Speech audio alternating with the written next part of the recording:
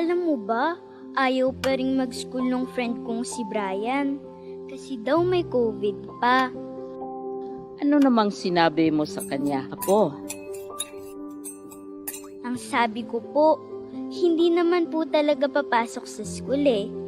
Sa bahay lang mag-aaral hanggat may COVID pa. Ano namang sagot niya? Tapos sabi niya, paano daw mag-aaral sa bahay wala namang teacher sa bahay? Di ba nga Lola? Ano nga ulit yung tawag doon sa hindi naman papasok sa school pero mag-aaral pa rin? Apo, ang tawag niyan ay distance learning.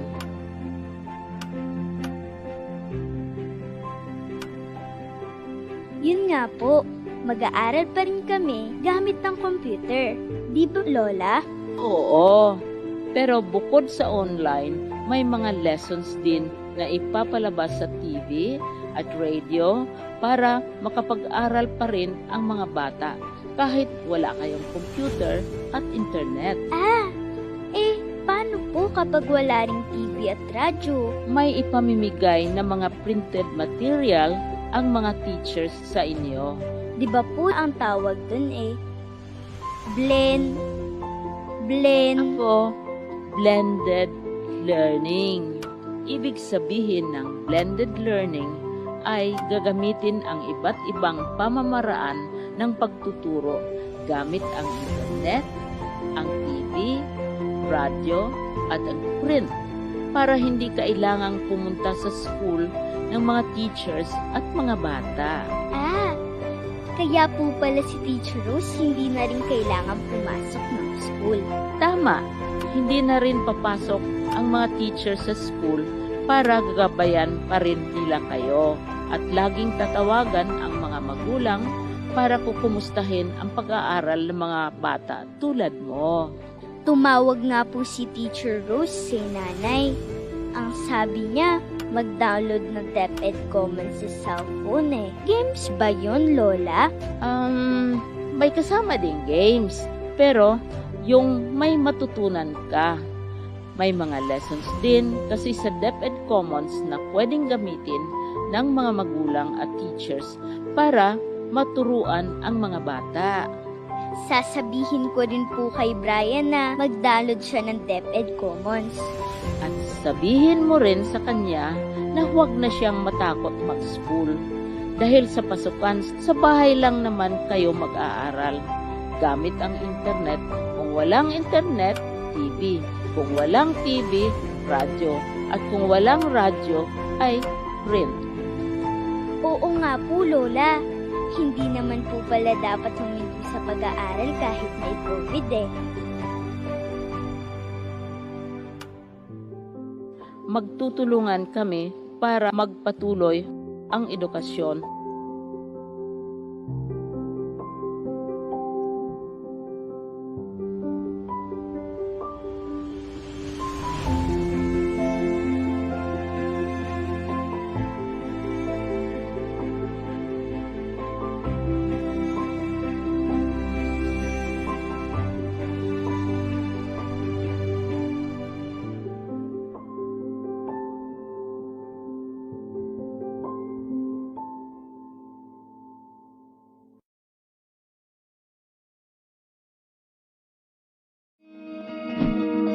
Para labanan ang banta ng COVID-19 sa ating bansa, mahalaga ang kooperasyon ng bawat isa. Ang pananatili sa loob ng bahay ay isa sa pinakasimple pero pinaka-epektibong paraan para hindi kumalat ang virus. Kunwari, ikaw ang tuldok na ito. Malusog ka at malakas. Lumabas ka ng bahay. Ang hindi mo alam, may nakasalamuha ka ng may COVID-19. Tandaan, mahirap malaman kung sinong may virus, pero madali itong maipasa sa iba. Pwedeng naipasa na pala niya ang virus sa iyo nung umubo siya, o bumahin. O baka naman ay nahawa na dahil humawa kayo sa parehong bagay na kontaminado. Ngayon ay mayroon ka na ring COVID-19. Isa ka ng carrier na makakahawa sa iba. Dahil maaaring ilang araw pa bago lumitaw ang sintomas na ubo, sipon, hirap sa paghinga at lagnat. Pwede ring wala kang nararamdamang sintomas, ngunit makakahawa ka pa rin. Pag-uwi mo sa bahay, maaari mong mahawahan ang iyong pamilya. Kasama na rito ang lolo at lola mo o ang mga magulang mo na may edad. Sila ang may pinakamahina na depensa laban sa virus. Ang mga may sakit sa puso, diabetes, high blood, at iba pang pre-existing conditions at mga buntis, mahina ang panlaban sa COVID-19. Kapag na-infect ang taong mahina ang immune system, posibleng magkaroon siya ng malalang karamdaman at kailanganing dalhin sa ospital. Sa patuloy na paglabas ng bahay at pagpunta sa pampublikong lugar, tinatayang maaari kang makahawa ng 3 pang tao at sila makakahawa ng mas marami pang iba. 20% ng mga nahawa ay maaaring maospital at dadami ng dadami ito habang mas kumakalat pa ang virus. Bukod sa dumaraming COVID-19 patients, marami pang ibang may sakit ang nasa mga pagamutan.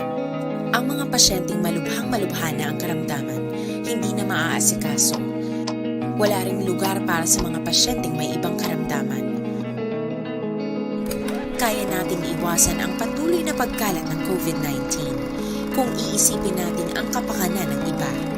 Kailangan nating isipin at kumilos na parang bitbit na natin ang virus para hindi ito kumalat pa sa iba. Sundin ang social distancing. At hanggat maaari, manatili sa loob ng bahay. Kung talagang kinakailangang lumabas, panatilihin ang 1 metrong layo sa ibang tao.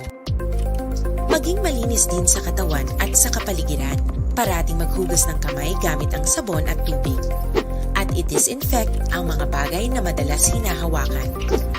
Ang mahalaga, mapabagal natin ang pagkalat ng COVID-19 para mas kakaunti ang mga kailangang magpa-ospital at mabawasan ang mga Pilipinong magkakasakit. Magiging epektibo lamang ito kung mananatili tayo sa bahay. Sundin ang social distancing. Isang maliit na sakripisyo para sa buhay ng kapwa nating Pilipino. Tulong-tulong tayo. Let's beat COVID-19.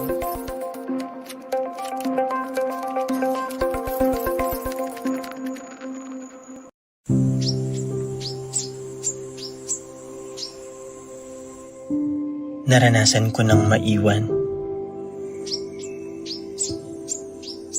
Hindi ko na mabilang kung ilang beses akong nakiusap hanggang sa maubos ang pangungusap. Naisip ko na ring sumuko dahil sa sunod-sunod na bagyo. Parang walang katapusan itong kalbaryo. Saan nga ba ako patungo? Saan ba ang dulo nito? Sa paglalakbay, muntik na akong huminto. Pero sinalubong mo ko.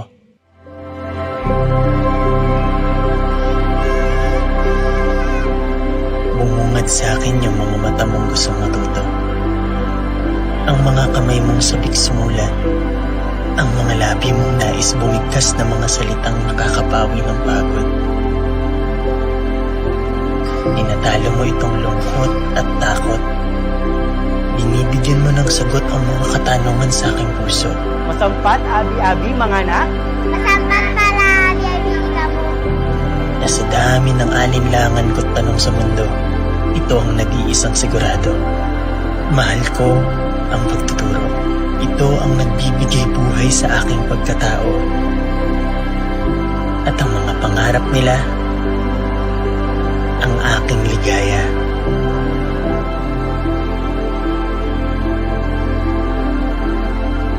Minsan na rin akong naiwan. Nagsaaman.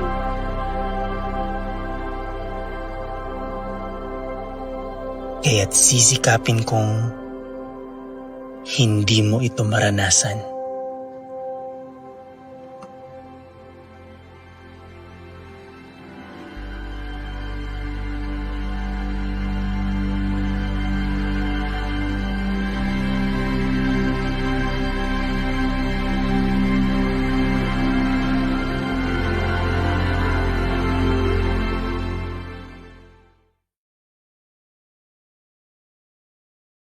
De Luna, Present. Herrera, Present. Valera, Present. Handa ba tayo sa school year 2020? Ngayong taon, ang edukasyon tuloy pa rin. Sa tulong ng DepEd, mga guro at mga magulang, ang handang isip, handa bukas. Tuloy-tuloy ang pag-aaral. May mga lessons para sa iba't ibang antas. Sa government TV, maging sa radyo. Mahalagang ligtas ang ating mga estudyante at guro. Kaya kahit nasa bahay, tuloy ang edukasyon. Kung tulong-tulong, may paraan, may aralan. Handang isip, handa bukas. Bisitahin ang DepEd Philippines sa Facebook at ang deped.gov.ph.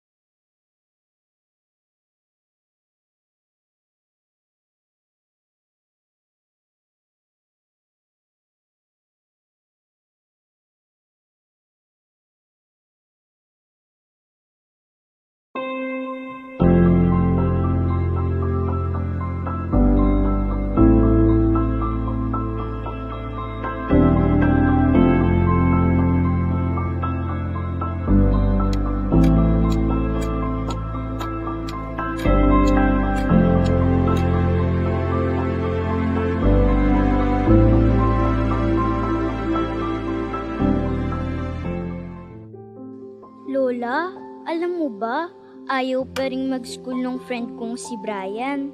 Kasi daw may COVID pa. Ano namang sinabi mo sa kanya, Apo? Ang sabi ko po, hindi naman po talaga papasok sa school eh. Sa bahay lang mag-aaral hanggat may COVID pa. Ano namang sagot niya? Tapos sabi niya, paano daw mag-aaral sa bahay wala namang teacher sa bahay? Di ba nga Lola? Ano nga ulit nung tawag dun sa hindi naman papasok sa school pero mag-aaral pa rin? Apo, ang tawag niyan ay distance learning.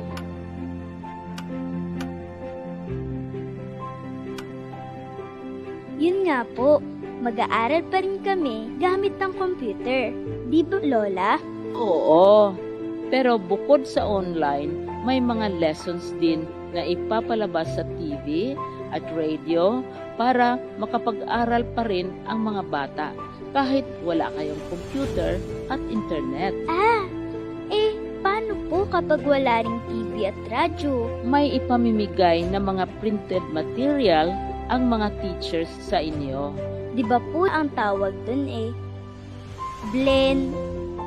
Ako, blended learning. Ibig sabihin ng blended learning ay gagamitin ang iba't ibang pamamaraan ng pagtuturo gamit ang internet, ang TV, radyo, at ang print para hindi kailangang pumunta sa school ng mga teachers at mga bata. Kaya po pala si Teacher Rose hindi na rin kailangan pumasok ng school. Tama, hindi na rin papasok ang mga teachers sa school para gagabayan pa rin nila kayo at laging tatawagan ang mga magulang para kukumustahin ang pag-aaral ng mga bata tulad mo. Tumawag nga po si Teacher Rose sa nanay. Ang sabi niya, mag-download ng DepEd Commons sa cellphone Games ba yun, Lola?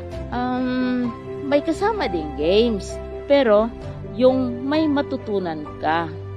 May mga lessons din kasi sa DepEd Commons na pwedeng gamitin ng mga magulang at teachers para maturuan ang mga bata. Sasabihin ko rin po kay Brian na mag-download siya ng DepEd Commons. At sabihin mo rin sa kanya na huwag na siyang matakot mag-school. Dahil sa pasukan, sa bahay lang naman kayo mag-aaral. Gamit ang internet. Kung walang internet, TV. Kung walang TV, radyo. At kung walang radyo, ay print. Oo nga po, Lola. Hindi naman po pala dapat huminto sa pag-aaral kahit may COVID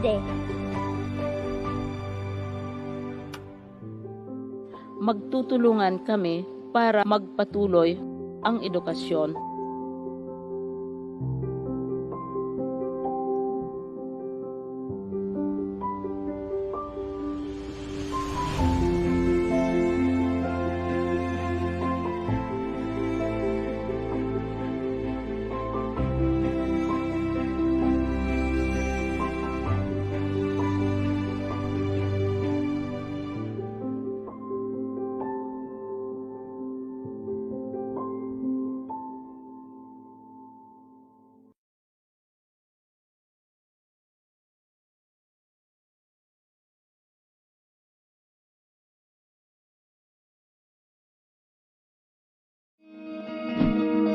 Para labanan ang banta ng COVID-19 sa ating bansa, mahalaga ang kooperasyon ng bawat isa. Ang pananatili sa loob ng bahay ay isa sa pinakasimple pero pinaka-epektibong paraan para hindi kumalat ang virus. Kunwari, ikaw ang tuldok na ito. Malusog ka at malakas. Lumabas ka ng bahay. Ang hindi mo alam, may nakasalamuha ka ng may COVID-19. Tandaan, mahirap malaman kung sinong may virus, pero madali itong maipasa sa iba. Pwedeng naipasa na pala niya ang virus sa iyo nung umubo siya, o bumahin. O baka naman ay nahawa na dahil humawa kayo sa parehong bagay na kontaminado. Ngayon ay mayroon ka na ring COVID-19. Isa ka ng carrier na makakahawa sa iba. Dahil maaaring ilang araw pa bago lumitaw ang sintomas na ubo, sipon, hirap sa paghinga at lagnat. Pwede ring wala kang nararamdamang sintomas, ngunit nakakahawa ka pa rin. Pag-uwi mo sa bahay, maaari mong mahawahan ang iyong pamilya. Kasama na rito ang lolo at lola mo o ang mga magulang mo na may edad. Sila ang may pinakamahina na depensa laban sa virus. Ang mga may sakit sa puso, diabetes, high blood, at iba pang pre-existing conditions at mga buntis, mahina ang panlaban sa COVID-19. Kapag na-infect ang taong mahina ang immune system, posibleng magkaroon siya ng malalang karamdaman at kailanganing dalhin sa ospital. Sa patuloy na paglabas ng bahay at pagpunta sa pampublikong lugar, tinatayang maaari kang makahawa ng 3 pang tao at sila makakahawa ng mas marami pang iba. 20% ng mga nahawa ay maaaring maospital at dadami ng dadami ito habang mas kumakalat pa ang virus. Bukod sa dumaraming COVID-19 patients, marami pang ibang may sakit ang nasa mga pagamutan. Ang mga pasyenteng malubhang-malubha na ang karamdaman, hindi na maaasikaso. Wala ring lugar para sa mga pasyenteng may ibang karamdaman. Kaya nating iwasan ang patuloy na pagkalat ng COVID-19 kung iisipin natin ang kapakanan ng iba. Kailangan nating isipin at kumilos na parang bitbit na natin ang virus para hindi ito kumalat pa sa iba. Sundin ang social distancing. At hanggat maaari, manatili sa loob ng bahay. Kung talagang kinakailangang lumabas, panatilihin ang 1 metrong layo sa ibang tao. Maging malinis din sa katawan at sa kapaligiran. Parating maghugas ng kamay gamit ang sabon at tubig. At i-disinfect ang mga bagay na madalas hinahawakan. Ang mahalaga, mapabagal natin ang pagkalat ng COVID-19. Para mas kakaunti ang mga kailangang magpa-ospital at mabawasan ang mga Pilipinong magkakasakit. Magiging epektibo lamang ito kung mananatili tayo sa bahay. Sundin ang social distancing. Isang maliit na sakripisyo para sa buhay ng kapwa nating Pilipino. Tulong-tulong tayo. Let's beat COVID-19.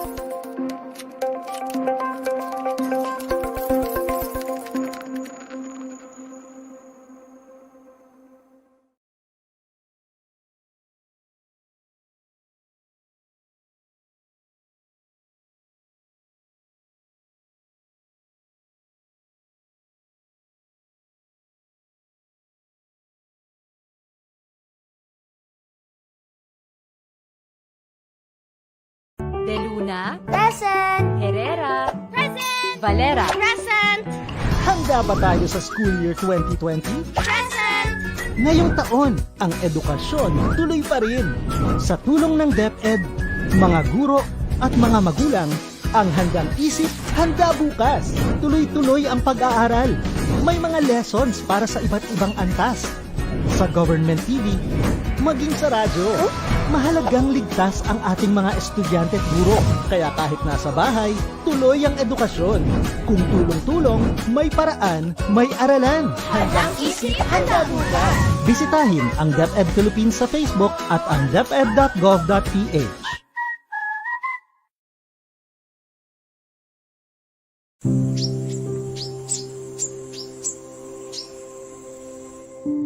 Naranasan ko ng maiwan.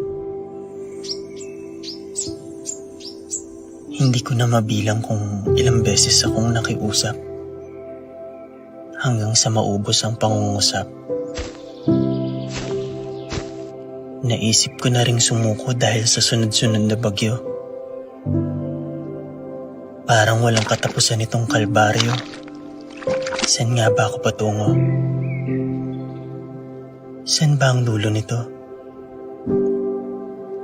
Sa paglalakbay, muntik na akong huminto. Pero sinalubong mo ko.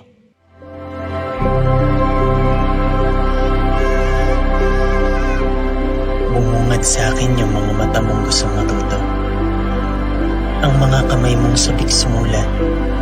Ang mga labi mong nais bumigkas ng mga salitang nakakapawi ng pagod.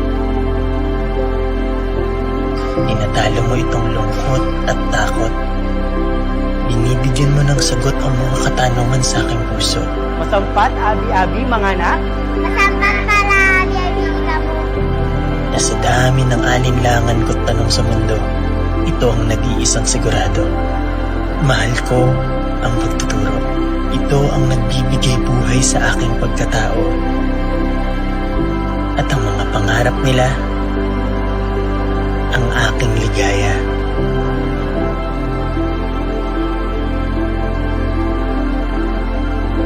Minsan na rin akong naiwan.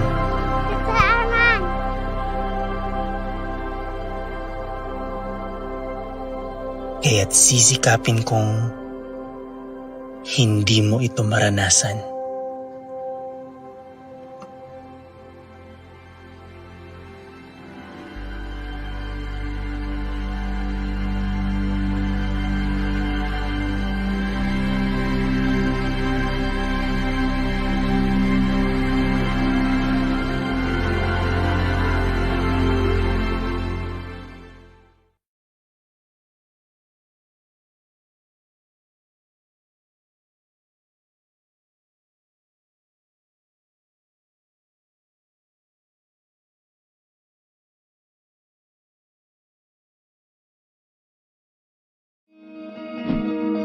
Para labanan ang banta ng COVID-19 sa ating bansa, mahalaga ang kooperasyon ng bawat isa.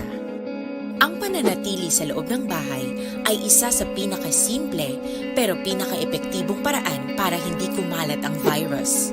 Kunwari, ikaw ang tuldok na ito. Malusog ka at malakas. Lumabas ka ng bahay. Ang hindi mo alam, may nakasalamuha ka ng may COVID-19. Tandaan, mahirap malaman kung sinong may virus, pero madali itong maipasa sa iba. Pwedeng naipasa na pala niya ang virus sa iyo nung umubo siya, o bumahin. O baka naman ay nahawa na dahil humawa kayo sa parehong bagay na kontaminado. Ngayon ay mayroon ka na ring COVID-19. Isa ka ng carrier na makakahawa sa iba. Dahil maaaring ilang araw pa bago lumitaw ang sintomas na ubo, sipon, hirap sa paghinga at lagnat. Pwede ring wala kang nararamdamang sintomas, ngunit nakakahawa ka pa rin. Pag-uwi mo sa bahay, maaari mong mahawahan ang iyong pamilya. Kasama na rito ang lolo at lola mo o ang mga magulang mo na may edad. Sila ang may pinakamahina na depensa laban sa virus. Ang mga may sakit sa puso, diabetes, high blood, at iba pang pre-existing conditions, at mga buntis, mahina ang panlaban sa COVID-19. Kapag na-infect ang taong mahina ang immune system, posibleng magkaroon siya ng malalang karamdaman at kailanganing dalhin sa ospital. Sa patuloy na paglabas ng bahay at pagpunta sa pampublikong lugar, tinatayang maaari kang makahawa ng 3 pang tao at sila makakahawa ng mas marami pang iba. 20% ng mga nahawa ay maaaring maospital at dadami ng dadami ito habang mas kumakalat pa ang virus. Bukod sa dumaraming COVID-19 patients, marami pang ibang may sakit ang nasa mga pagamutan. Ang mga pasyenteng malubhang-malubha na ang karamdaman, hindi na maaasikaso. Wala ring lugar para sa mga pasyenteng may ibang karamdaman. Kaya nating iwasan ang patuloy na pagkalat ng COVID-19 kung iisipin natin ang kapakanan ng iba. Kailangan nating isipin at kumilos na parang bitbit na natin ang virus para hindi ito kumalat pa sa iba. Sundin ang social distancing. At hanggat maaari, manatili sa loob ng bahay. Kung talagang kinakailangang lumabas, panatilihin ang 1 metrong layo sa ibang tao. Maging malinis din sa katawan at sa kapaligiran. Parating maghugas ng kamay gamit ang sabon at tubig. At i-disinfect ang mga bagay na madalas hinahawakan. Ang mahalaga, mapabagal natin ang pagkalat ng COVID-19. Para mas kakaunti ang mga kailangang magpa-ospital at mabawasan ang mga Pilipinong magkakasakit. Magiging epektibo lamang ito kung mananatili tayo sa bahay. Sundin ang social distancing. Isang maliit na sakripisyo para sa buhay ng kapwa nating Pilipino. Tulong-tulong tayo. Let's beat COVID-19.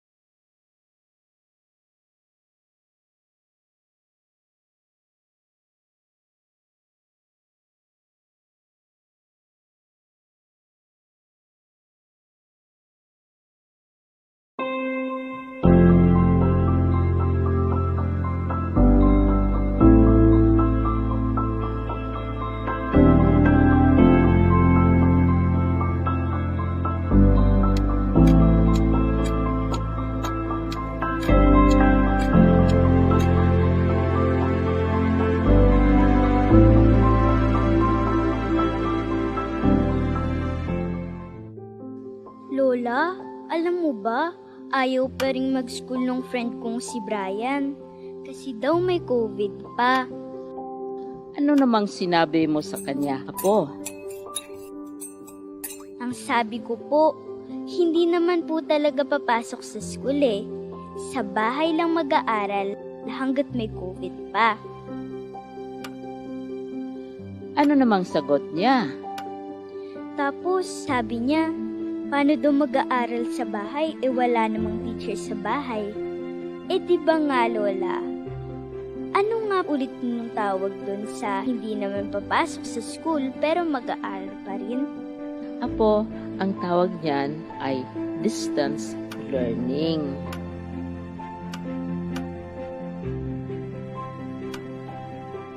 Yun nga po, mag-aaral pa rin kami gamit ng computer.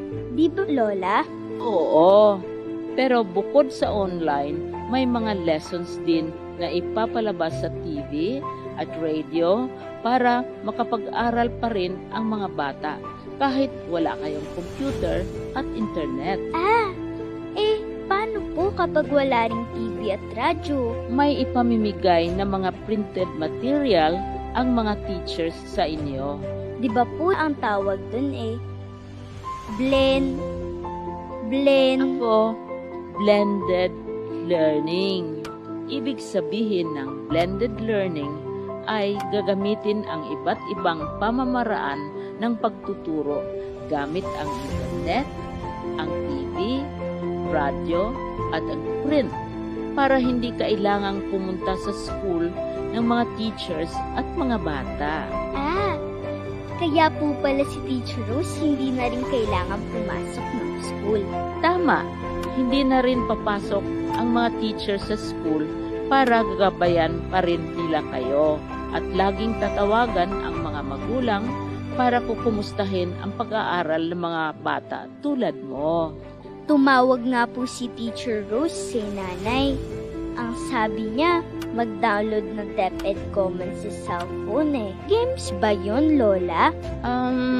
May kasama ding games, pero yung may matutunan ka. May mga lessons din kasi sa DepEd Commons na pwedeng gamitin ng mga magulang at teachers para maturuan ang mga bata.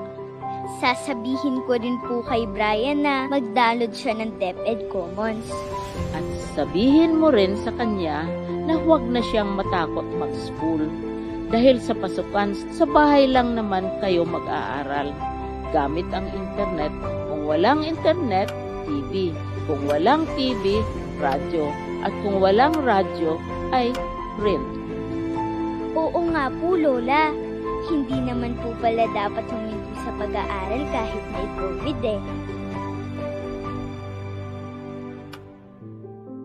Magtutulungan kami para magpatuloy ang edukasyon.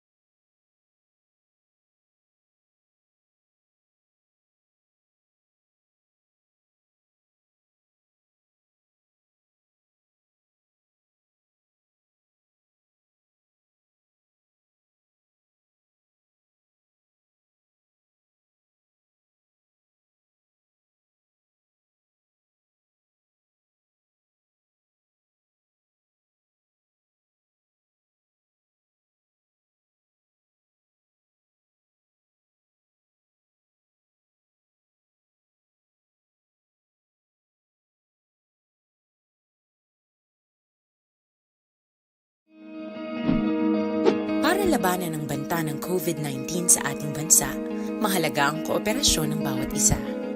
Ang pananatili sa loob ng bahay ay isa sa pinakasimple pero pinaka-epektibong paraan para hindi kumalat ang virus.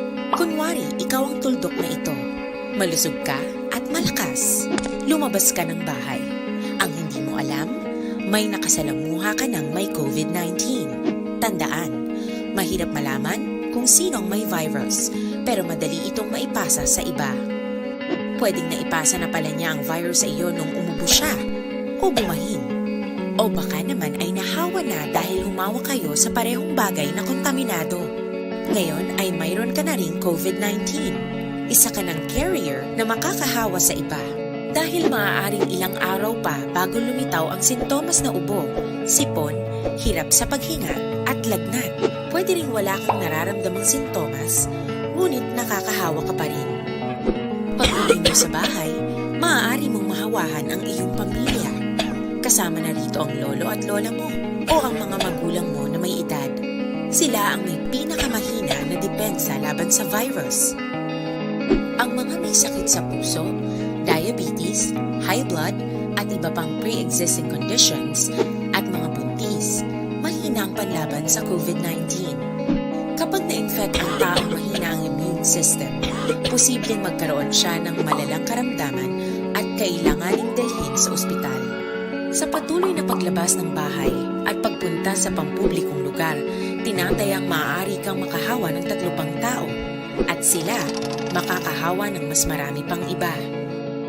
20% ng mga nahawa ay maaaring maospital at dadami ng dadami ito habang mas kumakalat pa ang virus. Bukod sa dumaraming COVID-19 patients, marami pang ibang may sakit ang nasa mga pagamutan. Ang mga pasyenteng malubhang-malubha na ang karamdaman, hindi na maaasikaso. Wala ring lugar para sa mga pasyenteng may ibang karamdaman. Kaya nating iwasan ang patuloy na pagkalat ng COVID-19 kung iisipin natin ang kapakanan ng iba. Kailangan nating isipin at kumilos na parang bitbit na natin ang virus para hindi ito kumalat pa sa iba. Sundin ang social distancing. At hanggat maaari, manatili sa loob ng bahay. Kung talagang kinakailangang lumabas, panatilihin ang 1 metrong layo sa ibang tao. Maging malinis din sa katawan at sa kapaligiran. Parating maghugas ng kamay gamit ang sabon at tubig. At i-disinfect ang mga bagay na madalas hinahawakan. Ang mahalaga, mapabagal natin ang pagkalat ng COVID-19 para mas kakaunti ang mga kailangang magpa-ospital at mabawasan ang mga Pilipinong magkakasakit. Magiging epektibo lamang ito kung mananatili tayo sa bahay. Sundin ang social distancing. Isang maliit na sakripisyo para sa buhay ng kapwa nating Pilipino. Tulong-tulong tayo. Let's beat COVID-19.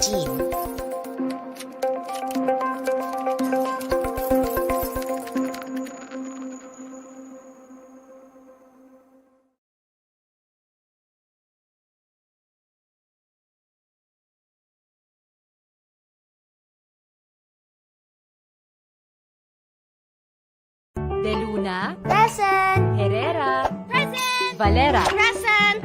Handa ba tayo sa school year 2020? Present! Ngayong taon, ang edukasyon tuloy pa rin. Sa tulong ng DepEd, mga guro at mga magulang, ang handang isip, handa bukas. Tuloy-tuloy ang pag-aaral. May mga lessons para sa iba't ibang antas. Sa government TV, maging sa radyo. Mahalagang ligtas ang ating mga estudyante at guro. Kaya kahit nasa bahay, tuloy ang edukasyon. Kung tulong-tulong, may paraan, may aralan. Handang isip, handa bukas. Bisitahin ang DepEd Philippines sa Facebook at ang deped.gov.ph.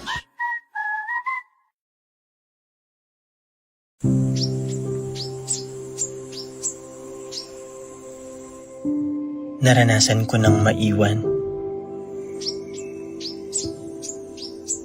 Hindi ko na mabilang kung ilang beses akong nakiusap hanggang sa maubos ang pangungusap. Naisip ko na ring sumuko dahil sa sunod-sunod na bagyo. Parang walang katapusan itong kalbaryo. Saan nga ba ako patungo? Saan ba ang dulo nito? Sa paglalakbay, muntik na akong huminto. Pero sinalubong mo ko.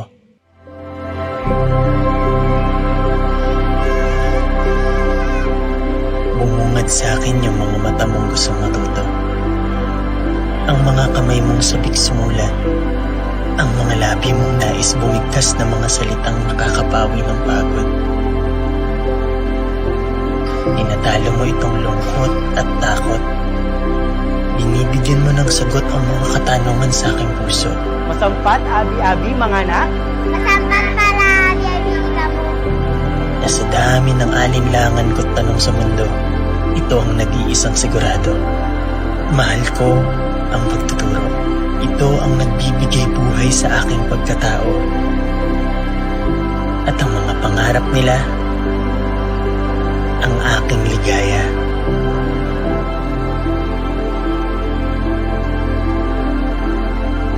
Minsan na rin akong naiwan.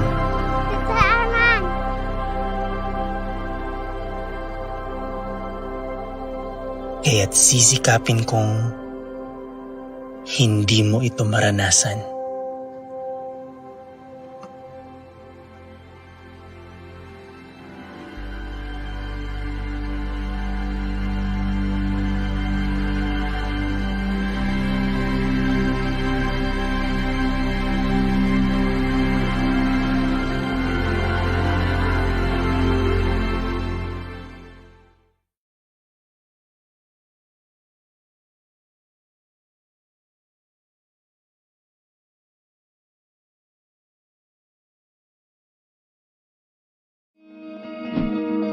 Para labanan ang banta ng COVID-19 sa ating bansa, mahalaga ang kooperasyon ng bawat isa.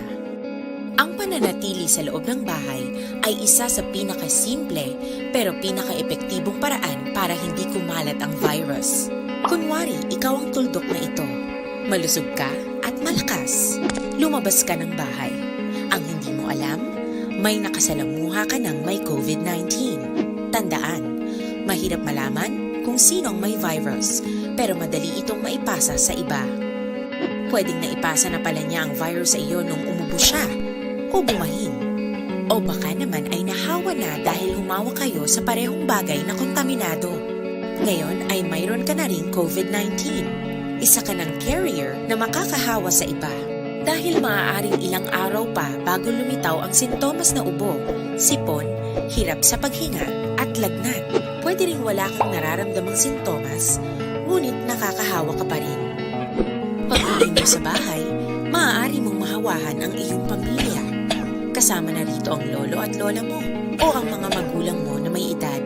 Sila ang may pinakamahina na depensa laban sa virus. Ang mga may sakit sa puso, diabetes, high blood, at iba pang pre-existing conditions at mga buntis, mahina ang panlaban sa COVID-19. Kapag na-infect ang taong mahina ang immune system, posibleng magkaroon siya ng malalang karamdaman at kailanganing dalhin sa ospital. Sa patuloy na paglabas ng bahay at pagpunta sa pampublikong lugar, tinatayang maaari kang makahawa ng 3 pang tao at sila makakahawa ng mas marami pang iba. 20% ng mga nahawa ay maaaring maospital at dadami ng dadami ito habang mas kumakalat pa ang virus.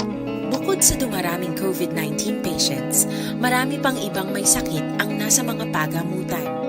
Ang mga pasyenteng malubhang-malubha na ang karamdaman, hindi na maaasikaso. Wala ring lugar para sa mga pasyenteng may ibang karamdaman. Kaya nating iwasan ang patuloy na pagkalat ng COVID-19 kung iisipin natin ang kapakanan ng iba. Kailangan nating isipin at kumilos na parang bitbit na natin ang virus para hindi ito kumalat pa sa iba. Sundin ang social distancing. At hanggat maaari, manatili sa loob ng bahay. Kung talagang kinakailangang lumabas, panatilihin ang 1 metrong layo sa ibang tao. Maging malinis din sa katawan at sa kapaligiran. Parating maghugas ng kamay gamit ang sabon at tubig. At i-disinfect ang mga bagay na madalas hinahawakan. Ang mahalaga, mapabagal natin ang pagkalat ng COVID-19 para mas kakaunti ang mga kailangang magpa-ospital at mabawasan ang mga Pilipinong magkakasakit. Magiging epektibo lamang ito kung mananatili tayo sa bahay. Sundin ang social distancing. Isang maliit na sakripisyo para sa buhay ng kapwa nating Pilipino. Tulong-tulong tayo. Let's beat COVID-19.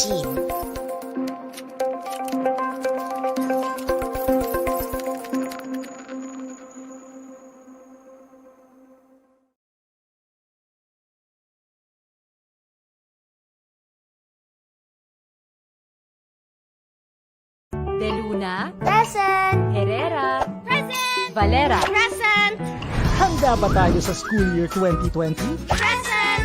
Ngayong taon, ang edukasyon tuloy pa rin. Sa tulong ng DepEd, mga guro at mga magulang, ang handang isip, handa bukas. Tuloy-tuloy ang pag-aaral. May mga lessons para sa iba't ibang antas. Sa government TV, maging sa radyo. Mahalagang ligtas ang ating mga estudyante at guro. Kaya kahit nasa bahay, tuloy ang edukasyon. Kung tulong-tulong, may paraan, may aralan. Handang isip, handa bukas. Bisitahin ang DepEd Philippines sa Facebook at ang deped.gov.ph.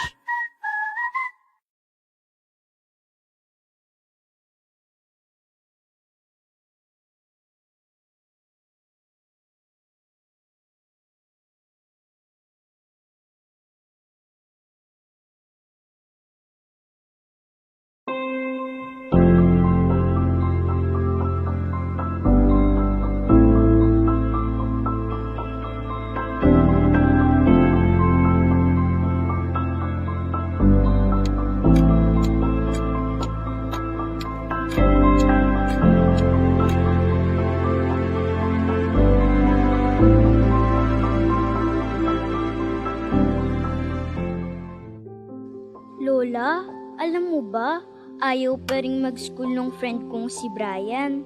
Kasi daw may COVID pa. Ano namang sinabi mo sa kanya, Apo?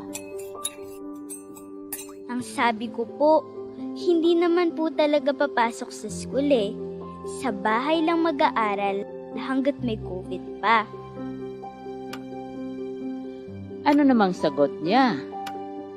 Tapos sabi niya, paano daw mag-aaral sa bahay wala namang teacher sa bahay? Di ba nga Lola? Ano nga ulit nung tawag dun sa hindi naman papasok sa school pero mag-aaral pa rin? Apo, ang tawag niyan ay distance learning.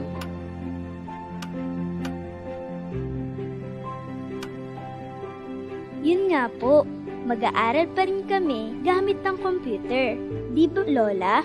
Oo, pero bukod sa online, may mga lessons din na ipapalabas sa TV at radio para makapag-aral pa rin ang mga bata kahit wala kayong computer at internet. Paano po kapag wala ring TV at radyo? May ipamimigay na mga printed material ang mga teachers sa inyo. Di ba po ang tawag dun blend. Ako, blended learning. Ibig sabihin ng blended learning ay gagamitin ang iba't ibang pamamaraan ng pagtuturo gamit ang internet, ang TV, radyo, at ang print para hindi kailangang pumunta sa school ng mga teachers at mga bata. Kaya po pala si Teacher Rose hindi na rin kailangan pumasok ng school. Tama, hindi na rin papasok ang mga teachers sa school para gagabayan pa rin nila kayo at laging tatawagan ang mga magulang para kukumustahin ang pag-aaral ng mga bata tulad mo. Tumawag nga po si Teacher Rose sa nanay. Ang sabi niya, mag-download ng DepEd Commons sa cellphone Games ba yun, Lola? May kasama ding games, pero yung may matutunan ka. May mga lessons din kasi sa DepEd Commons na pwedeng gamitin ng mga magulang at teachers para maturuan ang mga bata. Sasabihin ko rin po kay Brian na mag-download siya ng DepEd Commons. At sabihin mo rin sa kanya na huwag na siyang matakot mag-school. Dahil sa pasukan, sa bahay lang naman kayo mag-aaral. Gamit ang internet. Kung walang internet, TV. Kung walang TV, radyo. At kung walang radyo, ay print. Oo nga po, Lola. Hindi naman po pala dapat huminto sa pag-aaral kahit may COVID eh. Magtutulungan kami para magpatuloy ang edukasyon.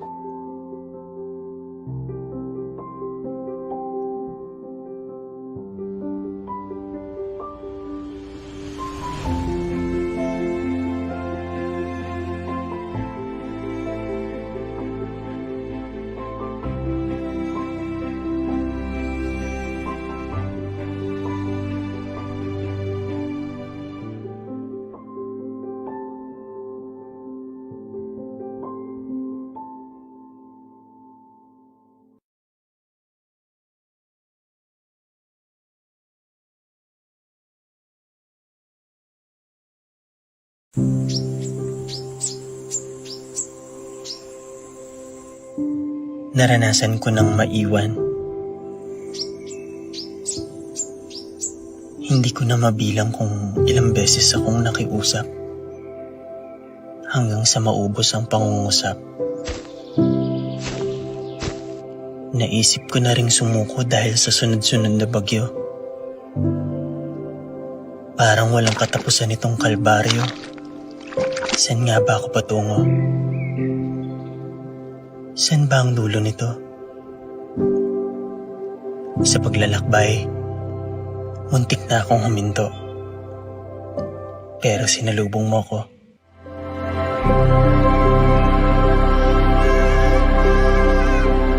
Bumungad sa akin yung mga mata mong gustong matuto. Ang mga kamay mong sabik sumulat.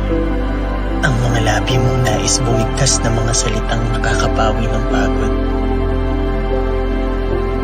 Tinatalo mo itong lungkot at takot. Binibigyan mo ng sagot ang mga katanungan sa aking puso. Masampat, abi-abi, mga anak. Masampat pala, Biabina mo. Na sa dami ng alinlangan ko't tanong sa mundo, ito ang nag-iisang sigurado. Mahal ko ang pagtuturo. Ito ang nagbibigay buhay sa aking pagkatao. At ang mga pangarap nila, ang aking ligaya.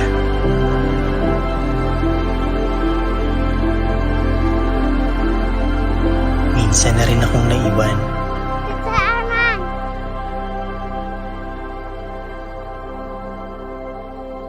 Kaya't sisikapin kong hindi mo ito maranasan.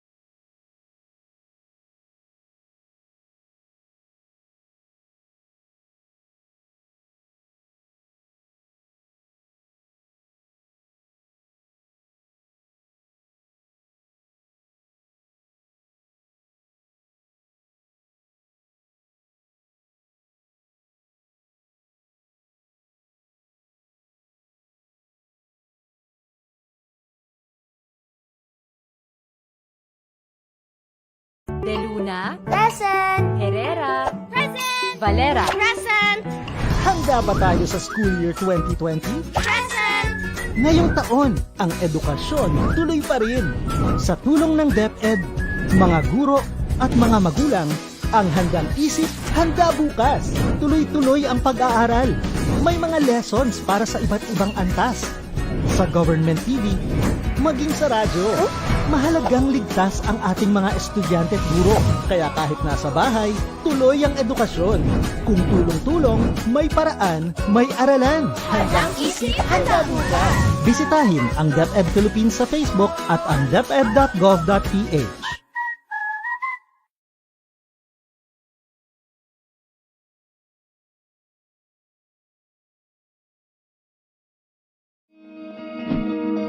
Para labanan ang banta ng COVID-19 sa ating bansa, mahalaga ang kooperasyon ng bawat isa. Ang pananatili sa loob ng bahay ay isa sa pinakasimple pero pinaka-epektibong paraan para hindi kumalat ang virus. Kunwari, ikaw ang tuldok na ito. Malusog ka at malakas. Lumabas ka ng bahay. Ang hindi mo alam, may nakasalamuha ka ng may COVID-19. Tandaan, mahirap malaman kung sinong may virus, pero madali itong maipasa sa iba. Pwedeng naipasa na pala niya ang virus sa iyo nung umubo siya, o bumahin. O baka naman ay nahawa na dahil humawa kayo sa parehong bagay na kontaminado. Ngayon ay mayroon ka na ring COVID-19. Isa ka ng carrier na makakahawa sa iba. Dahil maaaring ilang araw pa bago lumitaw ang sintomas na ubo, sipon, hirap sa paghinga at lagnat. Pwede ring wala kang nararamdamang sintomas, ngunit nakakahawa ka pa rin. Pag-uwi mo sa bahay, maaari mong mahawahan ang iyong pamilya. Kasama na rito ang lolo at lola mo o ang mga magulang mo na may edad. Sila ang may pinakamahina na depensa laban sa virus. Ang mga may sakit sa puso, diabetes, high blood, at iba pang pre-existing conditions at mga buntis, mahina ang panlaban sa COVID-19. Kapag na-infect ang taong mahina ang immune system, posibleng magkaroon siya ng malalang karamdaman at kailanganing dalhin sa ospital. Sa patuloy na paglabas ng bahay at pagpunta sa pampublikong lugar, tinatayang maaari kang makahawa ng 3 pang tao at sila makakahawa ng mas marami pang iba. 20% ng mga nahawa ay maaaring maospital at dadami ng dadami ito habang mas kumakalat pa ang virus. Bukod sa dumaraming COVID-19 patients, marami pang ibang may sakit ang nasa mga pagamutan. Ang mga pasyenteng malubhang-malubha na ang karamdaman, hindi na maaasikaso. Wala ring lugar para sa mga pasyenteng may ibang karamdaman. Kaya nating iwasan ang patuloy na pagkalat ng COVID-19 kung iisipin natin ang kapakanan ng iba. Kailangan nating isipin at kumilos na parang bitbit na natin ang virus para hindi ito kumalat pa sa iba. Sundin ang social distancing. At hanggat maaari, manatili sa loob ng bahay. Kung talagang kinakailangang lumabas, panatilihin ang 1 metrong layo sa ibang tao. Maging malinis din sa katawan at sa kapaligiran. Parating maghugas ng kamay gamit ang sabon at tubig. At i-disinfect ang mga bagay na madalas hinahawakan. Ang mahalaga, mapabagal natin ang pagkalat ng COVID-19. Para mas kakaunti ang mga kailangang magpa-ospital at mabawasan ang mga Pilipinong magkakasakit. Magiging epektibo lamang ito kung mananatili tayo sa bahay. Sundin ang social distancing. Isang maliit na sakripisyo para sa buhay ng kapwa nating Pilipino. Tulong-tulong tayo.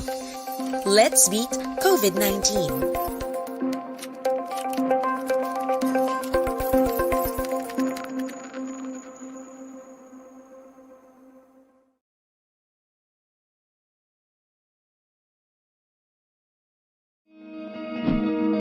De Luna, Present! Herrera, Present! Valera, Present! Handa ba tayo sa school year 2020? Present! Ngayong taon, ang edukasyon tuloy pa rin. Sa tulong ng DepEd, mga guro at mga magulang, ang handang isip, handa bukas. Tuloy-tuloy ang pag-aaral. May mga lessons para sa iba't ibang antas. Sa government TV, maging sa radyo. Mahalagang ligtas ang ating mga estudyante at guro. Kaya kahit nasa bahay, tuloy ang edukasyon. Kung tulong-tulong, may paraan, may aralan. Handang isip, handa bukas. Bisitahin ang DepEd Philippines sa Facebook at ang deped.gov.ph.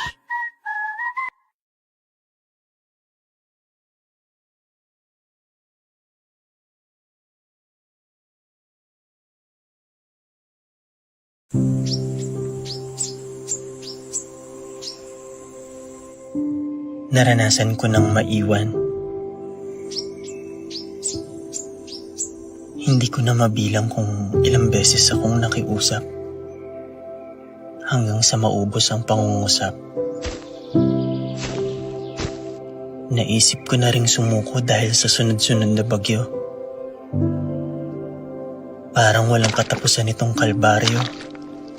Saan nga ba ako patungo? Saan ba ang dulo nito? Sa paglalakbay, muntik na akong huminto. Pero sinalubong mo ko.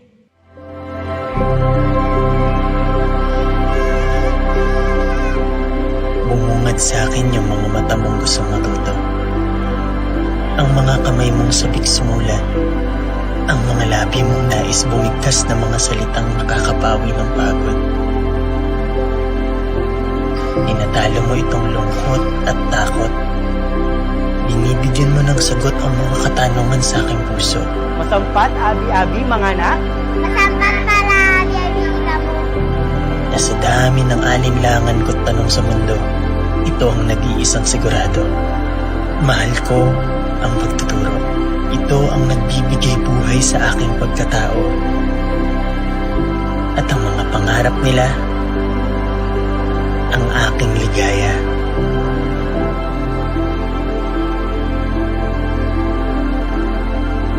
Minsan na rin akong naiwan.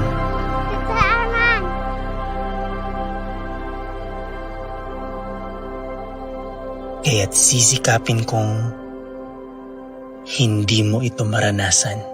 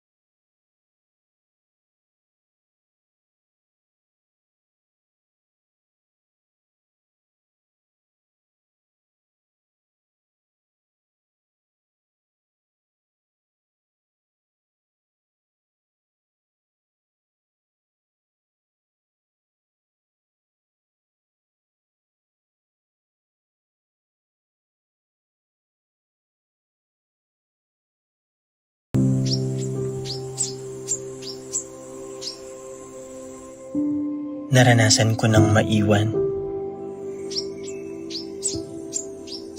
Hindi ko na mabilang kung ilang beses akong nakiusap hanggang sa maubos ang pangungusap. Naisip ko na ring sumuko dahil sa sunod-sunod na bagyo. Parang walang katapusan itong kalbaryo. Saan nga ba ako patungo? Saan ba ang dulo nito? Sa paglalakbay, muntik na akong huminto. Pero sinalubong mo ko.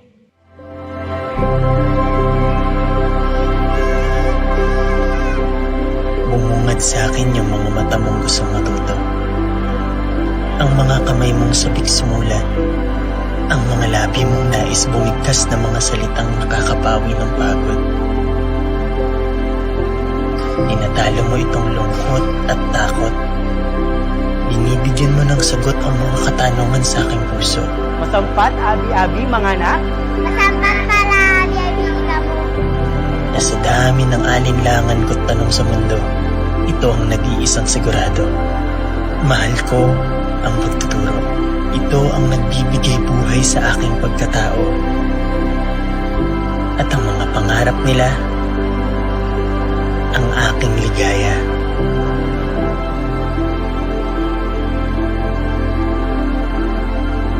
Minsan na rin akong naiwan.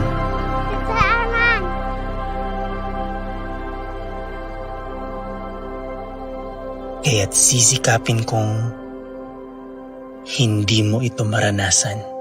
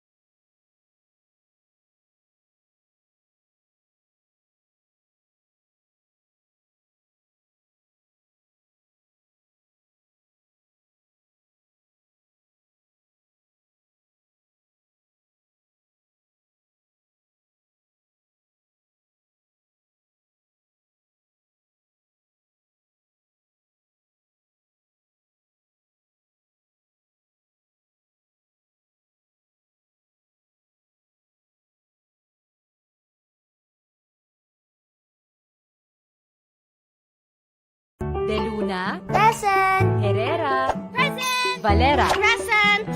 Handa ba tayo sa school year 2020? Present! Ngayong taon, ang edukasyon tuloy pa rin.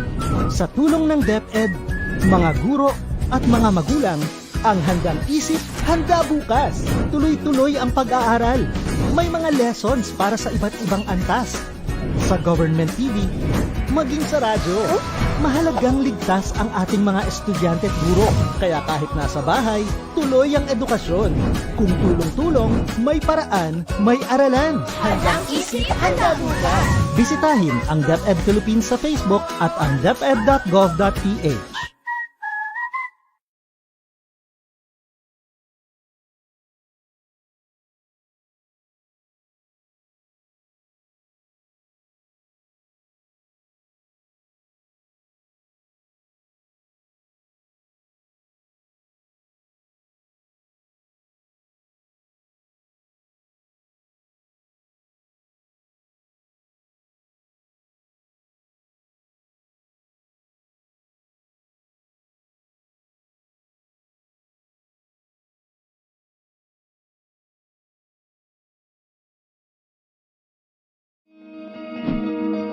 Para labanan ang banta ng COVID-19 sa ating bansa, mahalaga ang kooperasyon ng bawat isa.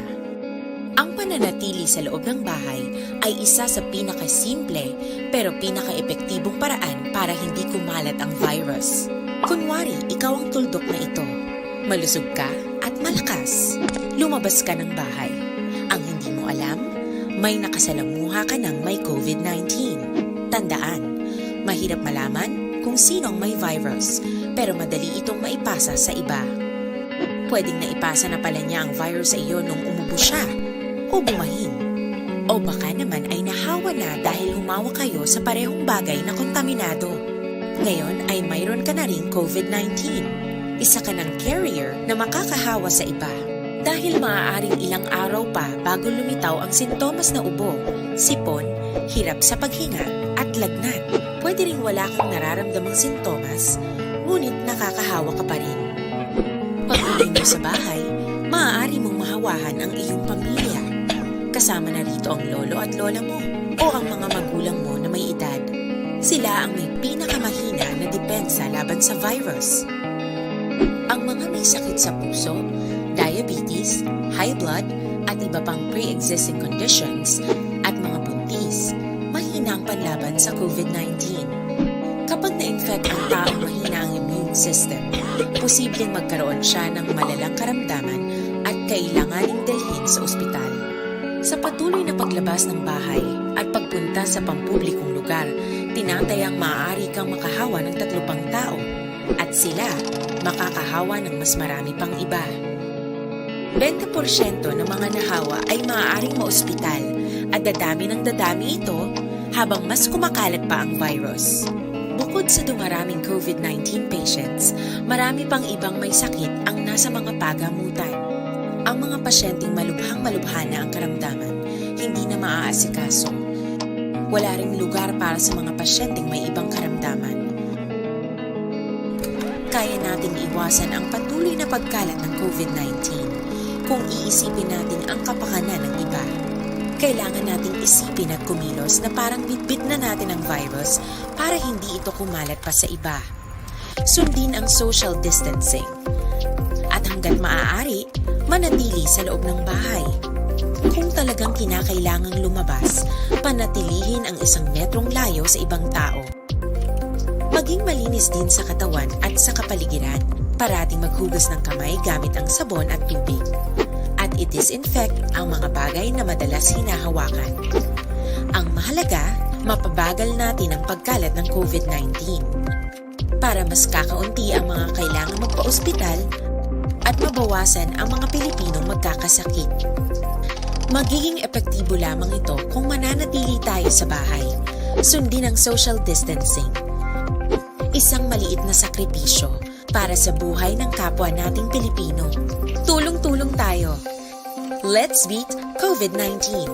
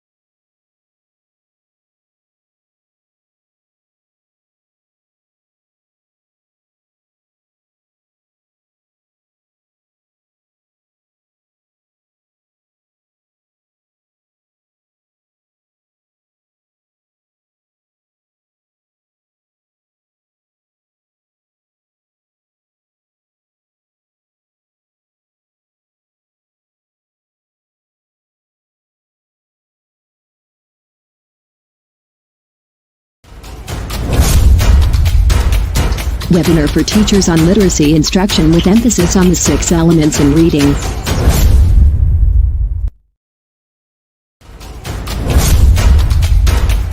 Webinar for teachers on literacy instruction with emphasis on the 6 elements in reading.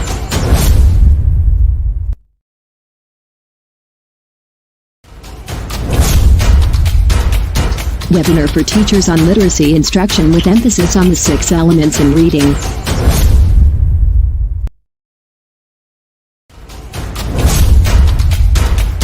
Webinar for teachers on literacy instruction with emphasis on the 6 elements in reading. Literacy in English. To answer the call of times. SDO Davao Occidental. CID. English Language Curriculum. Ventures.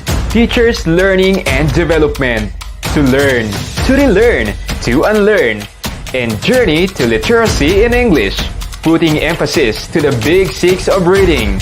Oral language, phonological awareness, phonics, vocabulary, fluency, comprehension. Join this webinar, Literacy in English.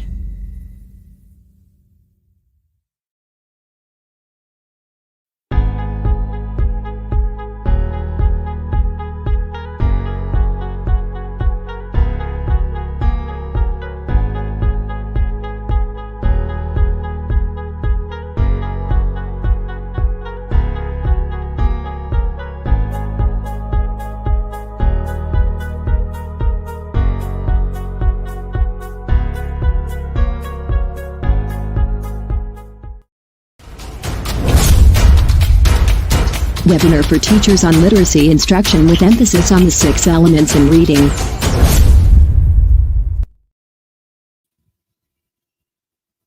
Good day and welcome to the second day of our webinar for teachers on literacy instruction with emphasis on the 6 elements of reading. And today is an exciting day for all of us.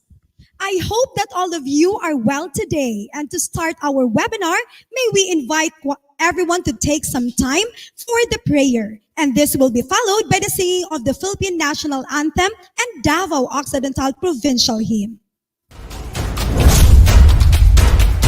Webinar for teachers on literacy instruction with emphasis on the 6 elements in reading.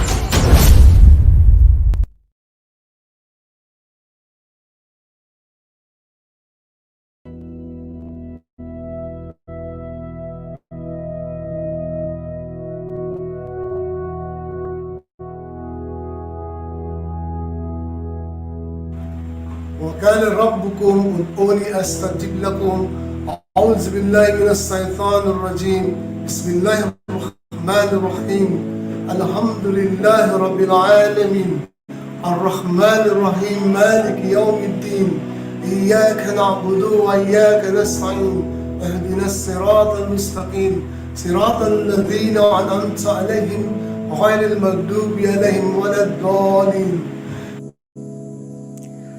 O tiba na matulos, sini kay bag, migpanapag kay bag kam mo. Pinamuyo ko bag ang tabang ni kau, pinamuyo na bag ang tulos ni kau.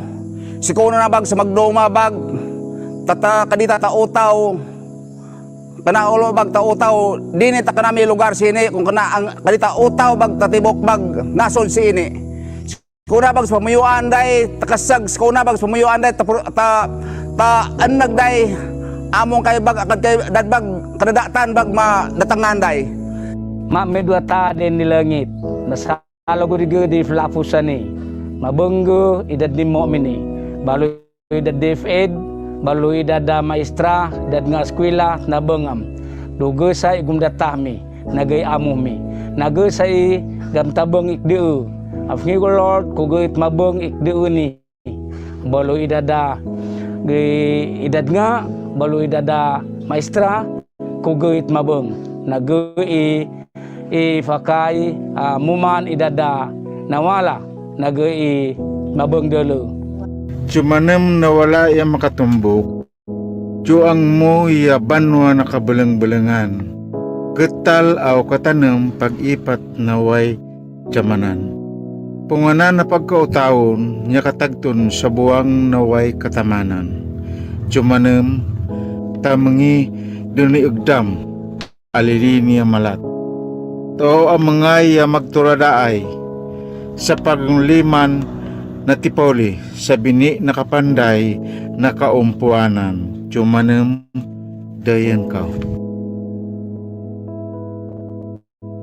In the name of the Father, and of the Son, and of the Holy Spirit. Amen. Almighty God, blessed are you, God of mercy, who through your Son Jesus gave us a marvelous example of charity and the great commandment of love for one another.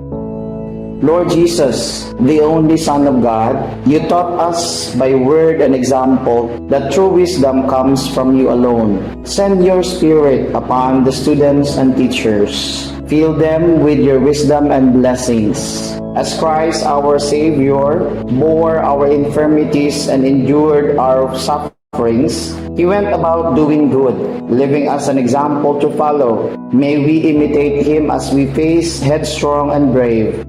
For teachers, that they more share their knowledge with gentleness, patience, and concern for their students. For parents, guardians, and catechists, the first teachers of their children, that their faith and love may be an example for us always. Lord, you want all people to share in the blessings you have brought. Stir the hearts of many among your people, among us, so that, moved by your love, may we gladly devote ourselves to assisting those in need and in misfortune. We ask this through Christ our Lord, who lives and reigns with you with the Holy Spirit, one God, forever and ever. Amen. In the name of the Father, and of the Son, and of the Holy Spirit. Amen.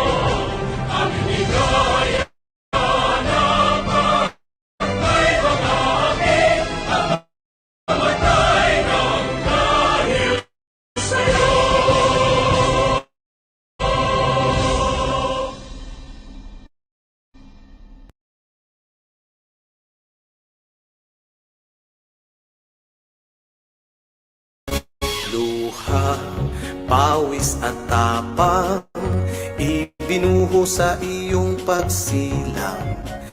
Pagsulong sa iyong kaunlaran, ang nasa puso namin magpakailanman. Handa kaming mag-alay ng buong katapatan, damdamin at kaisipan para sa iyong tagumpay. O lalawigang sinasamba, lupain ang antigong mamamayan, daay malawak tungo sa karagatan, di mo kanluran dito matatagpuan. Sulong Davao Occidental, hiyas ka noon pa man, at hanggang magpakailanman, ikaw ay aming minamahal. magaling at talino, mga ninuno ng bayang ito. Walang pagod sa pagtataguyod, makamtang bayan ang inaasam mo. Dama ang kinabukasan, sumasayaw dahon sa kagubatan. Malamig at sariwang hangin sa dalampasigan ng karagatan. O lalawigang sinasamba, lupain ang antikong mamamayan, daay malawak tungo sa karagatan. Di mo kanluran dito matatagpuan, sulong Davao Occidental.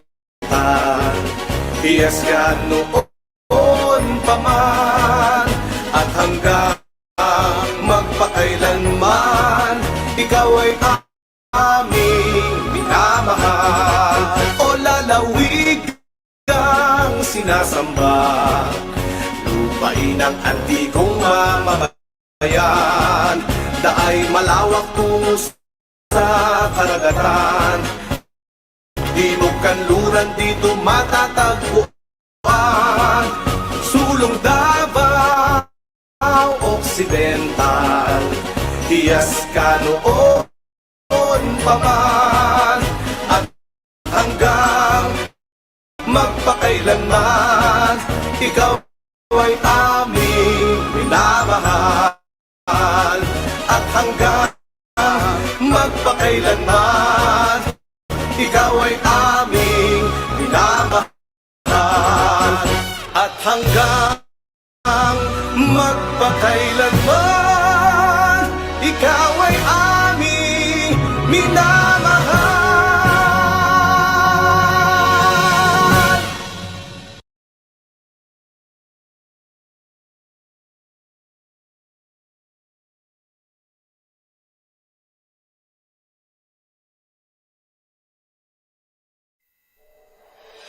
Literacy in English. To answer the call of times. SDO Davao Occidental. CID. English Language Curriculum. Ventures. Teachers Learning and Development. To learn, to relearn, to unlearn. And Journey to Literacy in English. Putting emphasis to the big six of reading. Oral language. Phonological awareness. Phonics. Vocabulary. Fluency. Comprehension. Join this webinar, Literacy in English.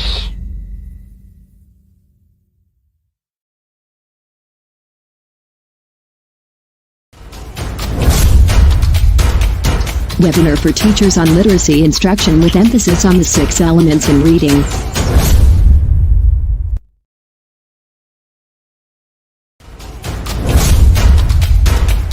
Webinar for teachers on literacy instruction with emphasis on the 6 elements in reading. Let's start the day right by greeting all our viewers, especially our dear teacher participants.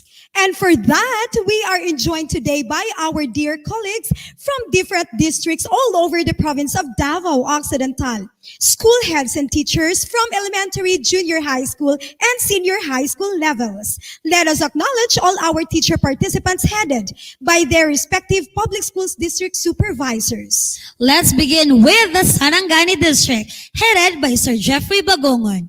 Just 1 district with their PSDS, Mr. Joel Villahermosa. Just 2 district and their PSDS, Ms. Merlene Yacon. From Don Marcelino District, headed by our PSDS, Mr. Aldrin G. Bueno. Santa Maria West District with Ma'am Antonita E. Corpus. And Santa Maria East District with their PSDS, Dr. Randy L. Piñaroya. Of course, we have teachers all the way from Malita West District, headed by Miss Irma P. Solpot. Malita South District with their PSDS, Mr. Jesus Q. Lascunia Jr. Malita East District, headed by Miss Fe Arlene D. Lagance. Malita North District with the PSDS, Dr. Ladislao T. Agawin. Let's also acknowledge our leaders and personnel from the Schools Division of Davao Occidental. So our Schools Division Superintendent, Dr. Lorenzo E. Mendoza, CISO 6. Assistant Schools Division Superintendent, Dr. Antonio P. de los Reyes. Chief of the Curriculum Implementation Division, Mr. Felix I. Anticristo. Chief of the School Governance Operations Division, Mr. Nilo L. Octura Sr. Our education program supervisors for the following learning areas. We have, for English, Dr. Raymond S. Aquino. Filipino, Dr. Nelia Q. Madelo. Edukasyon sa Pagpapakatao or ESP, Ms. Alerna O. Andoy. For mathematics, we have Mr. Romeo M. Pareño. For science, Dr. Irene C. Mahinay. MAPE, Mr. Rodrigo C. Melay. Araling Panlipunan, Ms. Jonathan C. Araneta. EPP, TLE, and TVL, we have Ms. Aurora O. Meliorida. Alternative Learning System, Mr. Nilo S. Octura Jr. For our Division Focal Person in Reading, we have Dr. Almer T. Davis. Division Focal Person in Alive and Madrasa, Ms. Marcia May D. Ibahan. We would also like to acknowledge our Education Program Supervisor for Learning Resource Management System, Mr. Ernie E. Agsaulio. Our OIC Education Program Specialist from the School Management Monitoring and Evaluation, Mr. Elvis Ryan C. Milan, and Ms. Hazel Disabelia. We are very grateful for being with us today, and we look forward for your active participation until tomorrow. Let me remind everyone to keep posting this event in your respective social media accounts. Of course, Ma'am Abby. And together with your social media posts, kindly use the official hashtags. Again, it's hashtag English Literacy and hashtag DavOc. And we will try our very best to broadcast your postings during the course of this training. And to formally open the second day of our virtual learning and development, here is our Education Program Supervisor in English, Dr. Raymond S. Aquino. Webinar for teachers on literacy instruction with emphasis on the 6 elements in reading.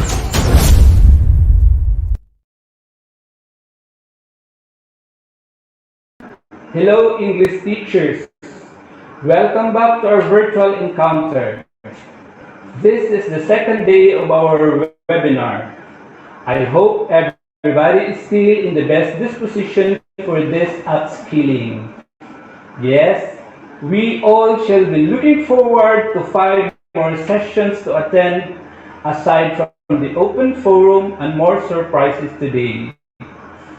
Again, my courtesy to our Regional Director, Dr. Alan G. Farnaso, and Assistant Regional Director, Dr. Maria Ines Asuncion, CL&D Chief, Dr. Mary Jean B. Aldiger, Regional Focal Person in English, Dr. Manuel P. Vallejo, and Regional Focal Person in Reading, Dr. Analisa Almasan.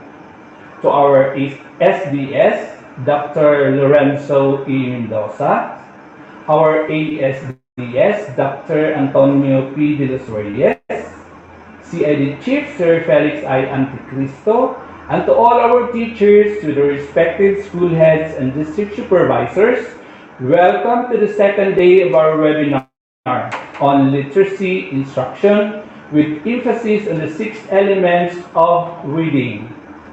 Today, May 20, 2021, with a full enthusiasm and yearning to improve our craft, we shall all enjoy the day full of new insights and a worthwhile virtual learning experience. There might be other teachers wanting to join this webinar, and yet they cannot do it for some valid reasons. They still can have this during your school lab sessions. The materials that we are presenting here can be accessed and downloaded from the YouTube after this upskilling is conducted. Webinar for teachers on literacy instruction with emphasis on the 6 elements in reading.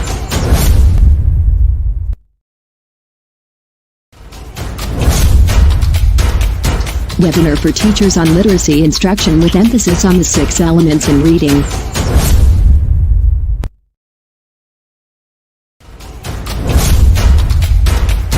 Webinar for teachers on literacy instruction with emphasis on the 6 elements in reading.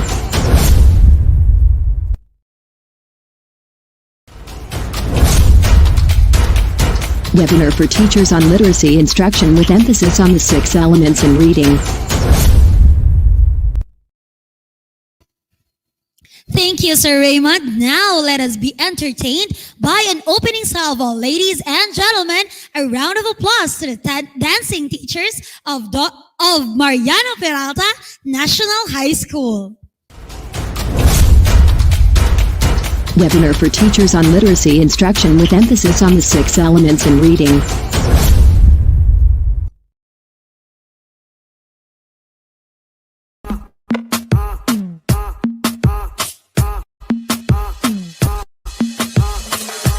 Il m'a dit t'es où, je te rejoins, t'es là. Moi je m'en bats les reins, j'ai besoin d'un vrai job. Il a vu mes copines, je crois qu'il a flashé. Je suis pas tout blanc bête, ma télé fessée. Je réponds à tous les appels, tu crois que je vais la fesser. Moi je m'en bats les reins, j'ai besoin d'un vrai job. Trop tard, trop tard. Je suis trop loin pour toi. Trop tard, trop tard. Je suis trop loin pour toi. Bonne de mes copines. À mes copines. À mes copines. Tu veux la plus bonne de mes copines. À mes copines. À mes copines. Je veux que bombarder. Bombarder. Je veux que bombarder. Bombarder.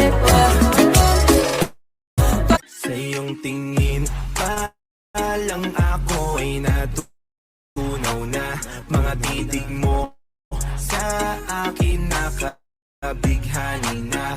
Di ko mapigil ang aking nadarama.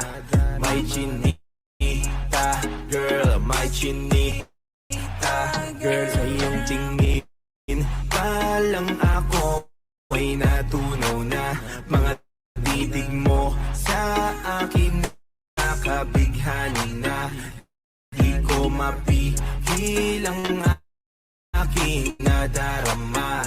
May chinita, girl, may chinita, girl.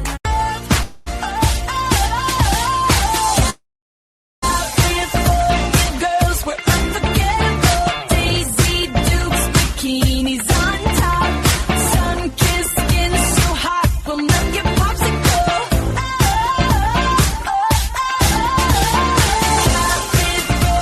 Girls,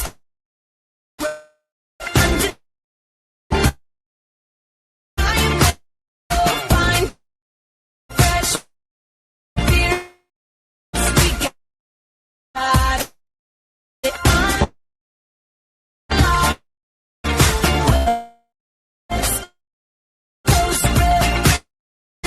Now put your hands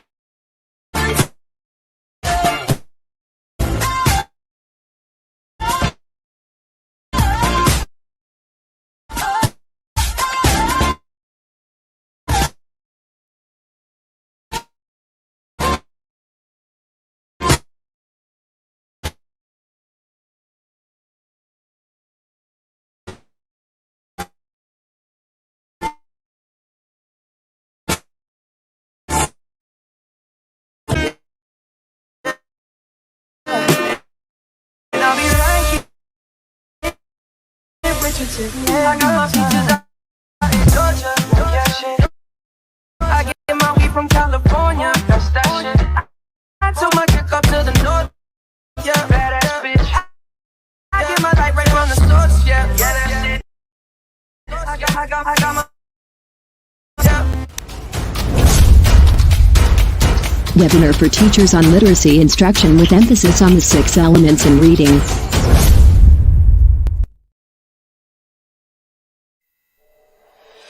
Literacy in English. To answer the call of times. SDO Davao Occidental. CID, English Language Curriculum. Ventures, Teachers Learning and Development. To learn, to relearn, to unlearn. And Journey to Literacy in English, putting emphasis to the big six of reading: oral language, phonological awareness, phonics, vocabulary, fluency, comprehension. Join this webinar, Literacy in English.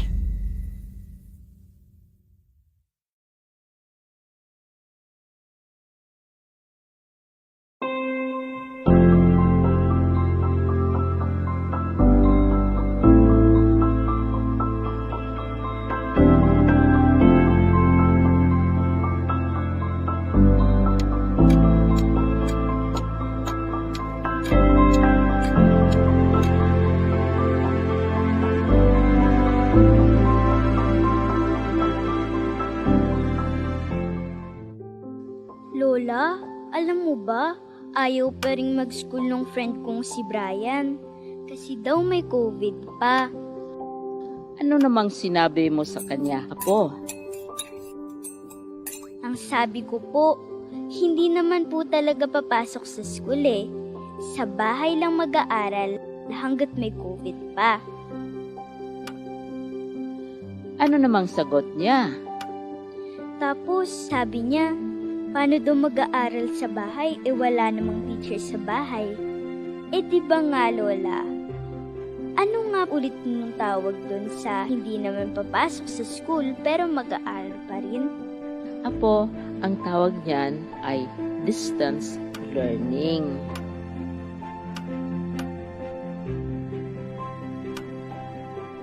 Yun nga po, mag-aaral pa rin kami gamit ng computer. Di ba Lola? Oo, pero bukod sa online, may mga lessons din na ipapalabas sa TV at radio para makapag-aral pa rin ang mga bata kahit wala kayong computer at internet. Paano po kapag wala ring TV at radyo? May ipamimigay na mga printed material ang mga teachers sa inyo. Di ba po ang tawag dun blend? Ako, blended learning. Ibig sabihin ng blended learning ay gagamitin ang iba't ibang pamamaraan ng pagtuturo gamit ang internet, ang TV, radyo at ang print para hindi kailangang pumunta sa school ng mga teachers at mga bata. Kaya po pala si Teacher Rose hindi na rin kailangan pumasok ng school. Tama, hindi na rin papasok ang mga teachers sa school para gagabayan pa rin nila kayo at laging tatawagan ang mga magulang para kukumustahin ang pag-aaral ng mga bata tulad mo. Tumawag nga po si Teacher Rose si nanay. Ang sabi niya, mag-download ng DepEd Commons sa cellphone Games ba yun, Lola? May kasama ding games. Pero, yung may matutunan ka. May mga lessons din kasi sa DepEd Commons na pwedeng gamitin ng mga magulang at teachers para maturuan ang mga bata. Sasabihin ko rin po kay Brian na mag-download siya ng DepEd Commons. At sabihin mo rin sa kanya na huwag na siyang matakot mag-school. Dahil sa pasukan, sa bahay lang naman kayo mag-aaral. Gamit ang internet. Kung walang internet, TV. Kung walang TV, radyo. At kung walang radyo, ay print. Oo nga po, Lola. Hindi naman po pala dapat huminto sa pag-aaral kahit may COVID Magtutulungan kami para magpatuloy ang edukasyon.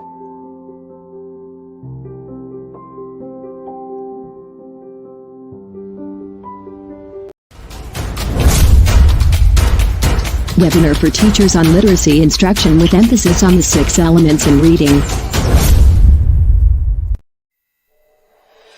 Literacy in English. To answer the call of times. SDO Davao Occidental. CID, English Language Curriculum. Ventures, Teachers Learning and Development. to learn, to relearn, to unlearn, and Journey to Literacy in English, putting emphasis to the big six of reading, oral language, phonological awareness, phonics, vocabulary, fluency, comprehension.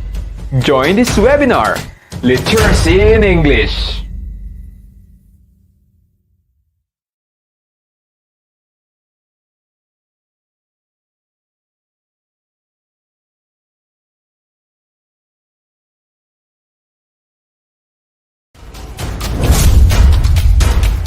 Webinar for teachers on literacy instruction with emphasis on the 6 elements in reading.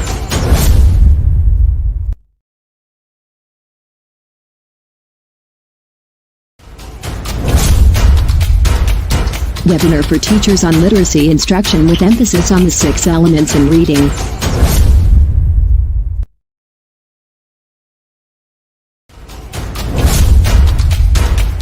Webinar for teachers on literacy instruction with emphasis on the 6 elements in reading.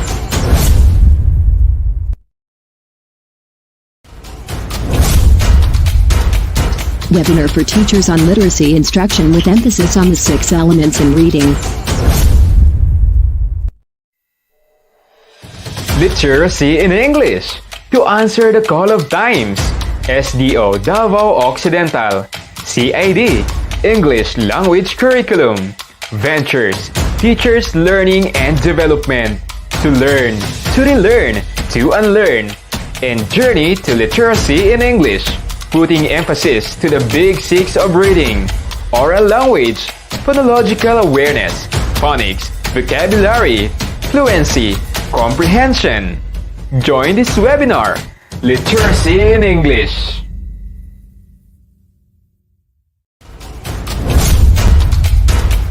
Webinar for teachers on literacy instruction with emphasis on the 6 elements in reading. Wow, that's very entertaining. Thank you so much, MP and HS dancing teachers. At this point, let us hear a message from our Assistant Schools Division Superintendent joining us today live po from the Schools Division Office, Dr. Antonio P. De Los Reyes. Webinar for teachers on literacy instruction with emphasis on the 6 elements in reading.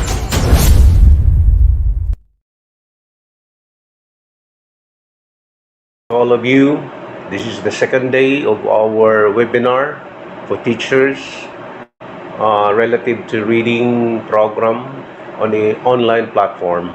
I'd like to commend the participants of this activity, especially to Dr. Raymond Aquino, who is our English supervisor and in charge of the reading activities in the division of Davao Occidental, in coordination with other reading coordinators in the various districts of this division, including our reading teachers. We are honored to have you in this division.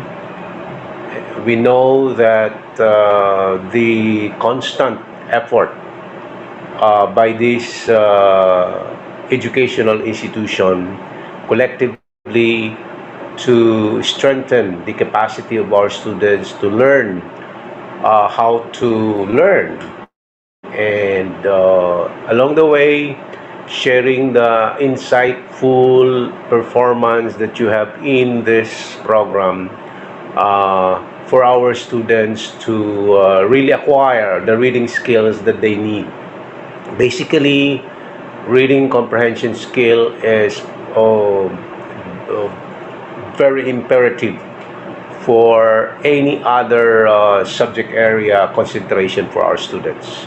So learning the second language, learning how the world evolves, reading comprehension skill is always part of it. That is why we are encouraging you to really share what you have in this program for the best interest of our students. Thank you so much.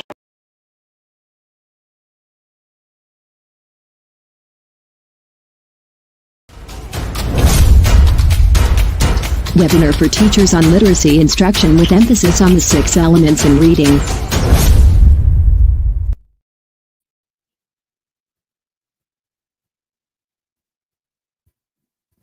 Thank you very much, Dr. Antonio de los Reyes. This time, let us hear another inspirational message from our Regional Education Program Supervisor and a focal person in campus journalism. Joining us today live from the regional office, Dr. Manuel P. Vallejo. Good morning, everyone. Can you hear me, ma'am? Can you hear me? Yes po, Doc. Good morning. Okay, thank you so much. I am actually, or we are having our face-to-face for the very first time, our training year at NIAP. So I'm secluding myself actually here dito sa maliit na room, kaya medyo madilim, so pasensya na. So what is important in us right now is to really that good connectivity, no? Okay, so this is actually 1 week on the development of contextualized learning resources, and with our development team in English, our writers. Okay, so before anything else, of course, I would like to say thank you and congratulations for the great support, no, of our schools division superintendent, SDS Dr. Lorenz Mendoza.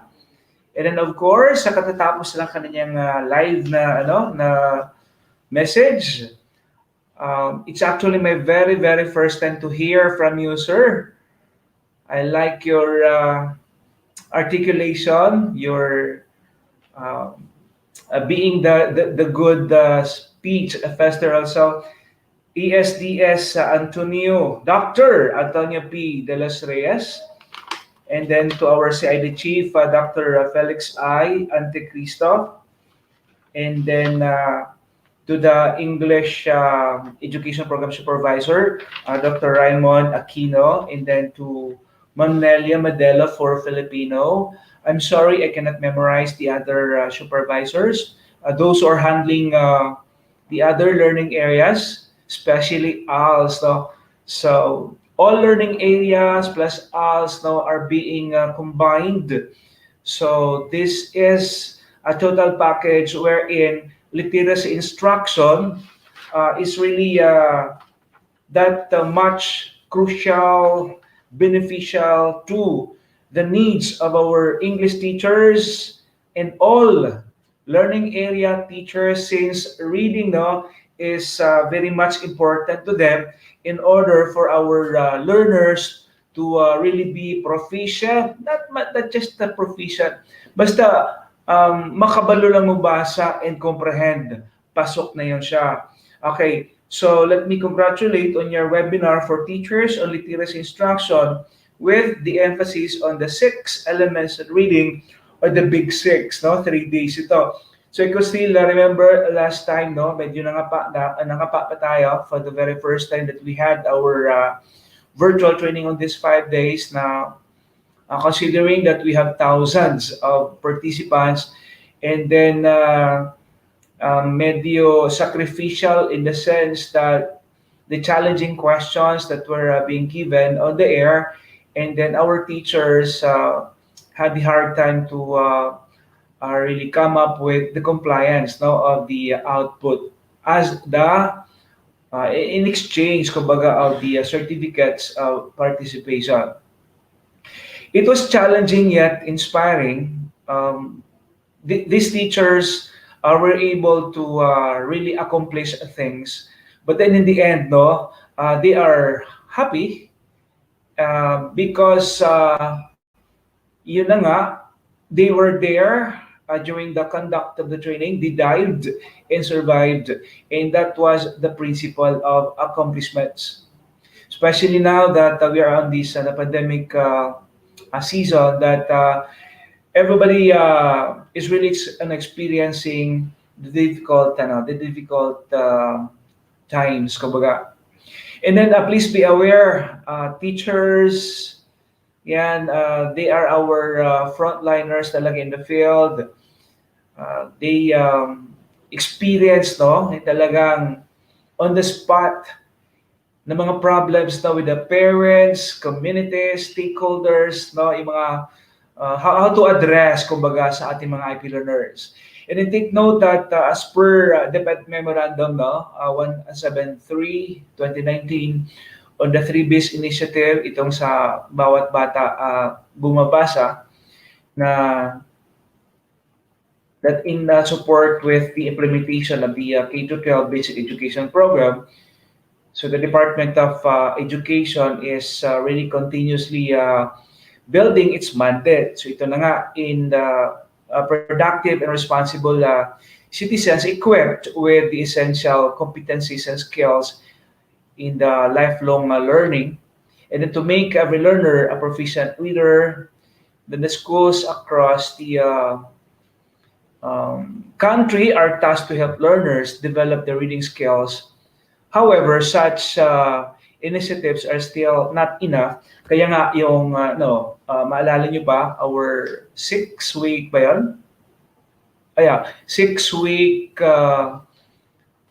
summer, that was a summer intensive reading, no? It was actually our first initiative wherein this intervention is really addressed to our IP learners. Kumbaga, the teachers in the field are the first ones to know the best initiative, what to do, because sila talaga ang unang nakaalam kung ano ang immediate needs ng ating IP learners. I can still remember when I was the reading coordinator in our school, that my small room, no, despite sa handicap of that venue for reading implementation, I was able to divide the room into 3. The first one is recreational. Itong areas pala na tatlo. The first one is for recreational, the second one is for developmental, and the third one is for remedial.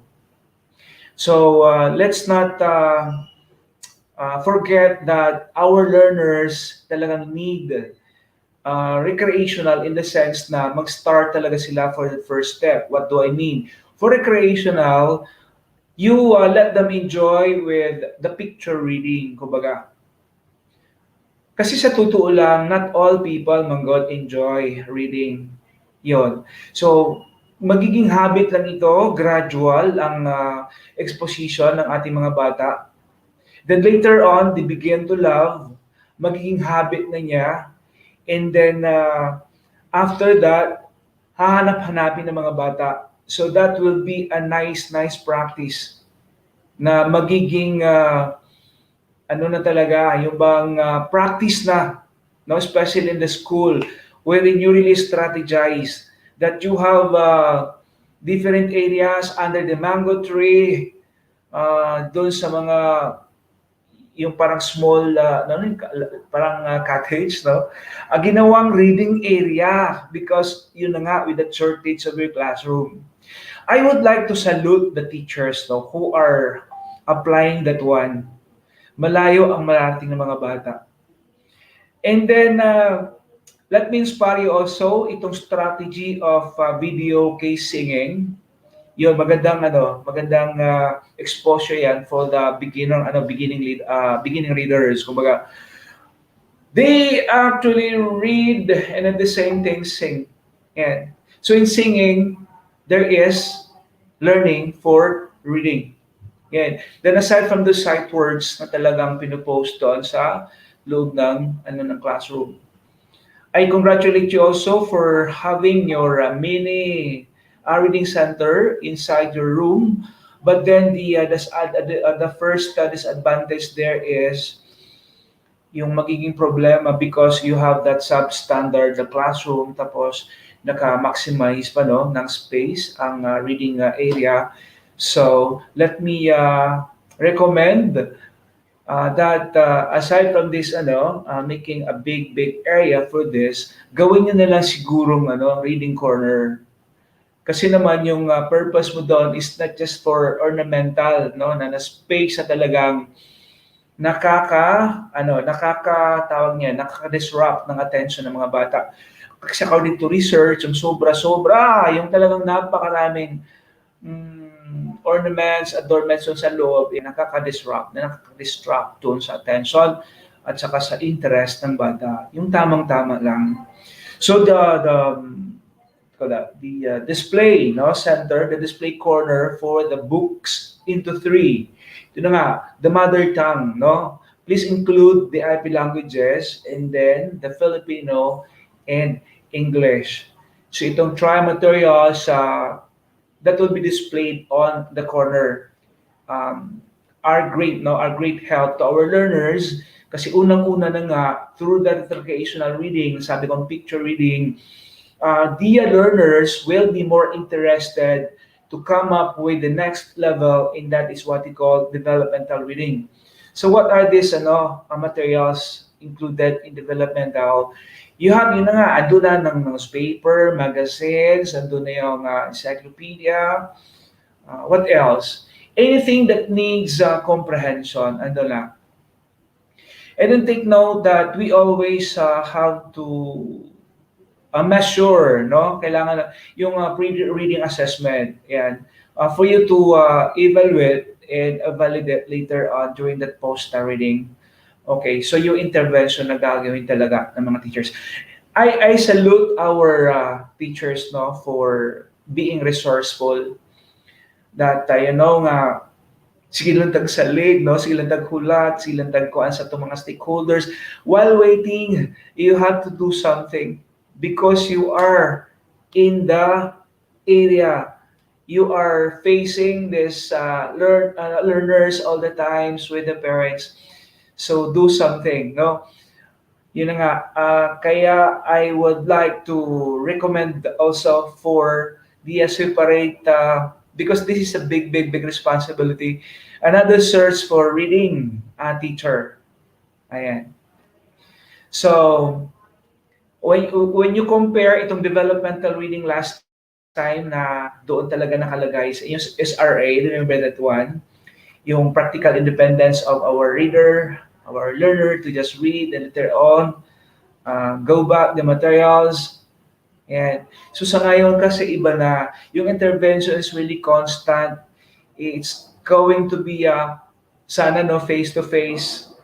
Yun na nga, in the absence of it, you can strategize things. Yun. So, I am very much happy because you are giving much emphasis on the 6 elements, the big 6 in reading. Kung malala nyo pa, ando ng fluency, comprehension, the phonemic awareness, the phonics, How nice would be it that the learner are being exposed, Unang-una, hindi nila alam magbasa, but because you are the instrument. Because of that, ma'am, that the learner learns how to read. You know what, teachers? God is happy for you. And I would say, you are the greatest. So, in closing, I would like to thank and congratulate you all, to all education program supervisors for handling the 8 learning areas. And then of course, to our partners, kahit nasa SGOD sila, kasi mostly sa CID, being our counterparts ng CLMD, how nice would be that we are in a big family wherein our mission, our vision is really for the development of our learners. Kumbaga sabi nila, you are doing this for the 2Bs, para sa bayan at bata. Yan. So whatever is it, your struggles, your challenges, sacrifices, don't you worry, ma'am, because these are all, what do you call that? From this, para bang, sa pamamagitan ng blessings from God, hindi lang in a form of money, but then because of the good health of the family, the joy, happiness, love, abundance, prosperity, good health, divine protection, yun, blessings na yun, ma'am, because of the interventions that you made for the learners. It's not with the presence of the material things. Ayan, kumbaga, why are you happy at all times? Why is it that your family is happy at all times? This is it. You are glorious because of the blessings bestowed upon you. Ito na nga, because reading is, implementation of reading is really a heroic act wherein you deserve to be the greatest. So, on and in behalf of our regional director, Dr. Alan G. Farnazo, our assistant regional director, Dr. Maria Ines Asuncion, and then of course our CLND chief, Dr. Mary Jean B. Aldegar, I myself together with my co-EPs in all learning areas, yan, ng CLND, I would like to congratulate you all, I salute you all, Davao Occidental, sa totoo lang, kayo pa lang ang nauna na mag-invite sa akin. Sir Raymond, congratulations, Ma'am Nelia, and all Division Fs. Wala kasi akong lista ng mga pangalan ninyo. I am happy. Congratulations! Ayan. God bless us all. Basta, dapat 11. Kanunay, abante. O isisingit ko lang, maraming salamat kahapon sa mga nanood ng the very first conduct this new normal, the 21st, the 2021 Regional Tribal Virtual Festival ng Indigenous Peoples Education. Ano siya? National level yung kung tutuusin kasi masaya ako kasi umabot ng 16,000 yung DepEd Pilipinas na viewers at saka yung iba pa, brigada, maraming thousands yun. Kumbaga, kung i-total mo, I am very happy. Kay Dato Bagi of Davao Occidental, ang ating regional CAB chair, kay Sir Roville Tagose, ang Division IPED Focal Person. Ito na sa ating SDS, Dr. Lorenzo Mendoza, ESDS, Dr. De Los Reyes, CID Chief, kay Sir, nakalimutan ko sandali. Kay Sir, CID Chief, Sir Felix Anticristo. Congratulations! Medyo overjoyed ako, pasensya na. God bless us all. I love you all. Bye-bye.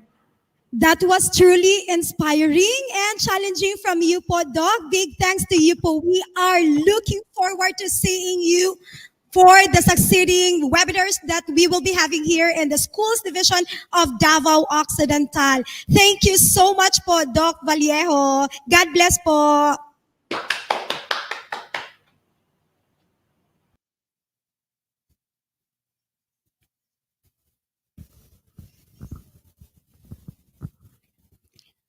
At this point, let us hear what has been transpired of yesterday's topics. Joining us today, Miss Kathleen Fernandez, Master Teacher 1 of Mariano Peralta National High School.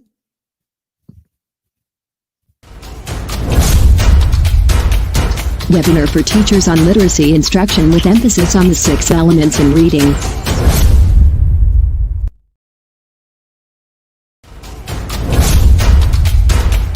Webinar for teachers on literacy instruction with emphasis on the 6 elements in reading.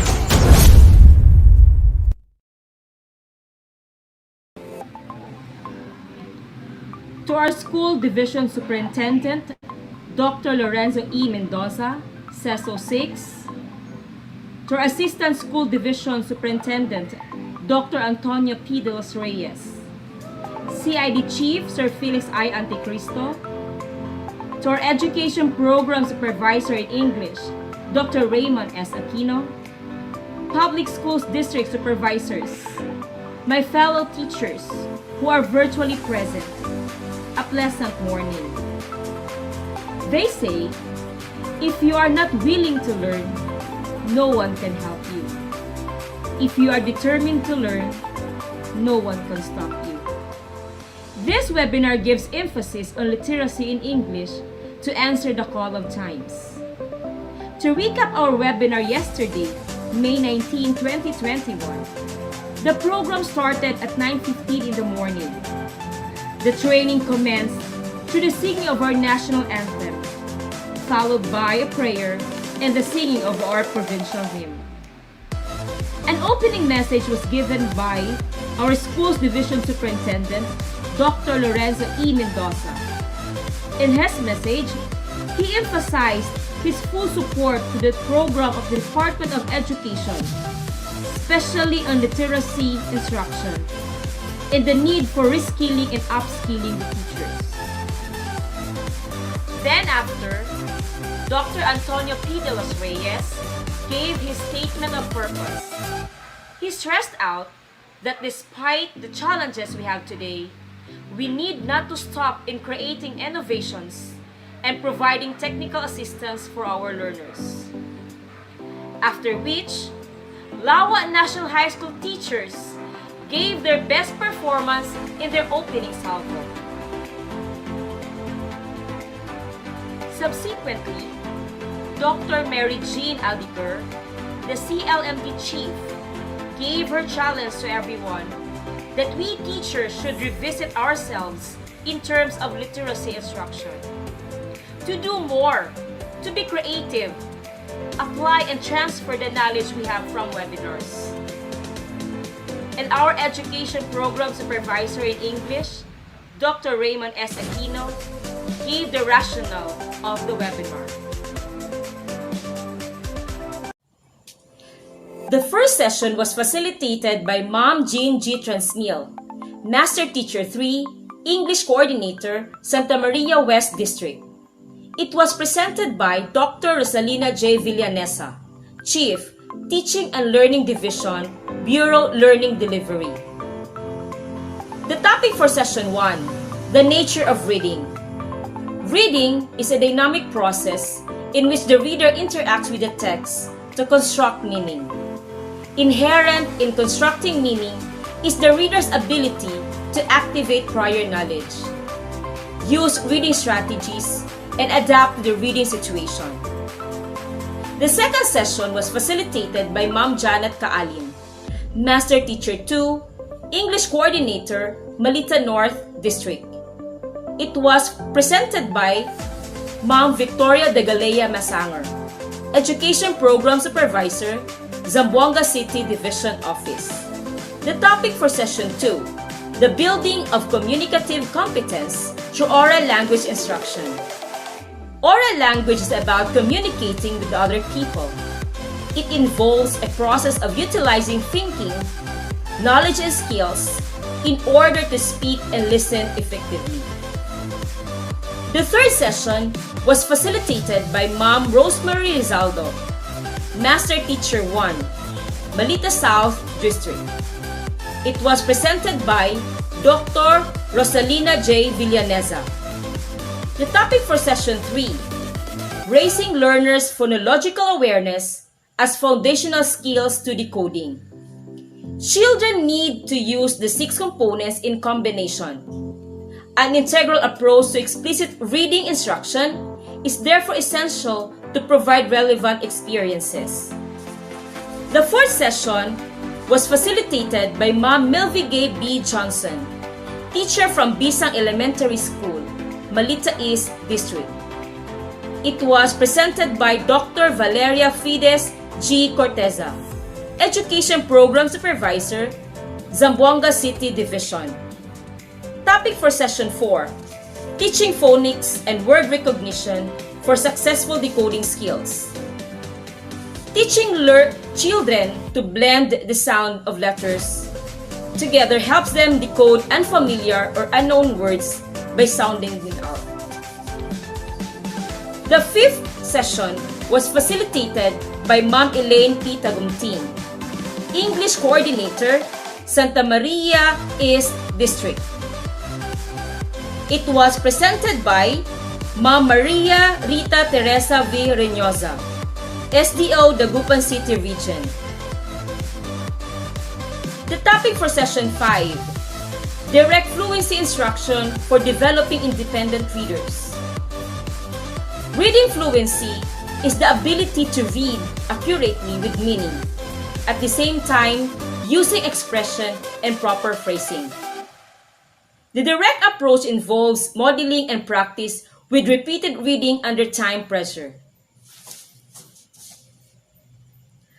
As we continue to confront the issues brought about by the pandemic, we, the teachers, are addressing challenges and still determined to learn and relearn.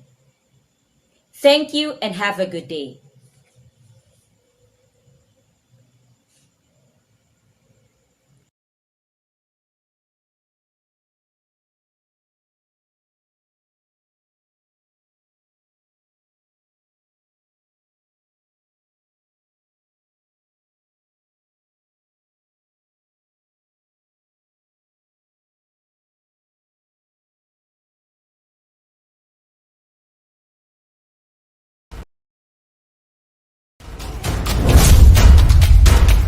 Webinar for teachers on literacy instruction with emphasis on the 6 elements in reading.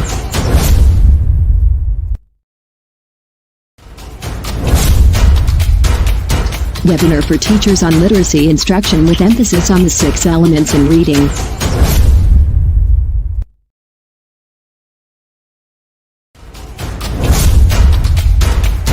Webinar for teachers on literacy instruction with emphasis on the 6 elements in reading.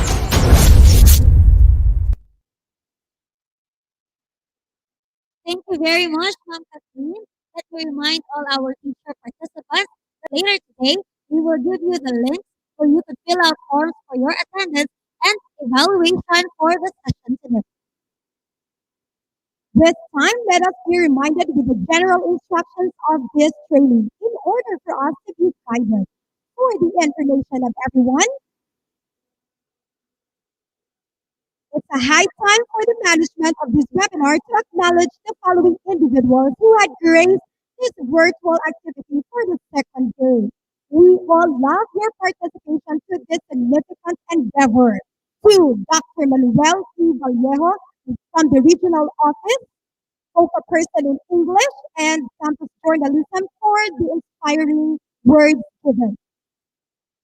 For the support afforded to the conduct of this virtual upskilling, great thanks to SDS Dr. Lorenzo E. Mendoza, CESO 6, ASDS Dr. Antonio P. De Los Reyes, Mr. Felix I. Anticristo, our CID Chief, Mr. Nilo Okuda, our SGOD Chief, Mr. Wenny P. Malanas, our SEPS HRD, Dr. Almer T. Davis, the Division Focal Person in Reading, Dr. Raymond S. Aquino, our EPS in English, for the welcome message. For sharing their talents to enliven the training, a special thanks to Mariano Peralta National High School teachers, Ms. Kathleen Fernandez, Master Teacher 1 of Mariano Peralta National High School, for the recapitulation. For the working with the team behind the scene of this virtual preparation and all the intricacies of its conduct, headed by the Division Digital Transformation Focal Person, Mr. Elvis Ryan J. Milan, Ms. Molly Crystal Gamba, Mr. Denley Pacifico, and Ms. Edwin Caldiva, and of course, Mr. Remar Behona.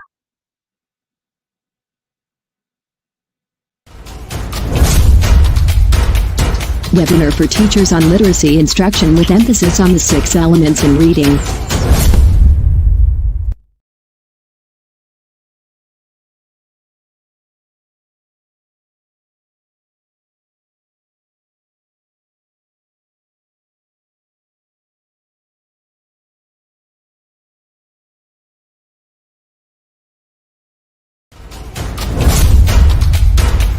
Webinar for teachers on literacy instruction with emphasis on the 6 elements in reading.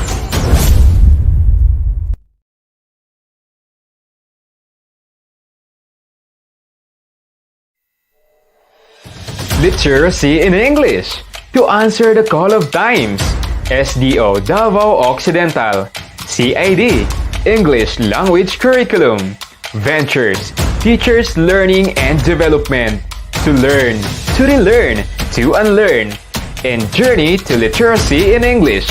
Putting emphasis to the big 6 of reading. Oral language, phonological awareness, phonics, vocabulary, fluency, comprehension. Join this webinar. Literacy in English.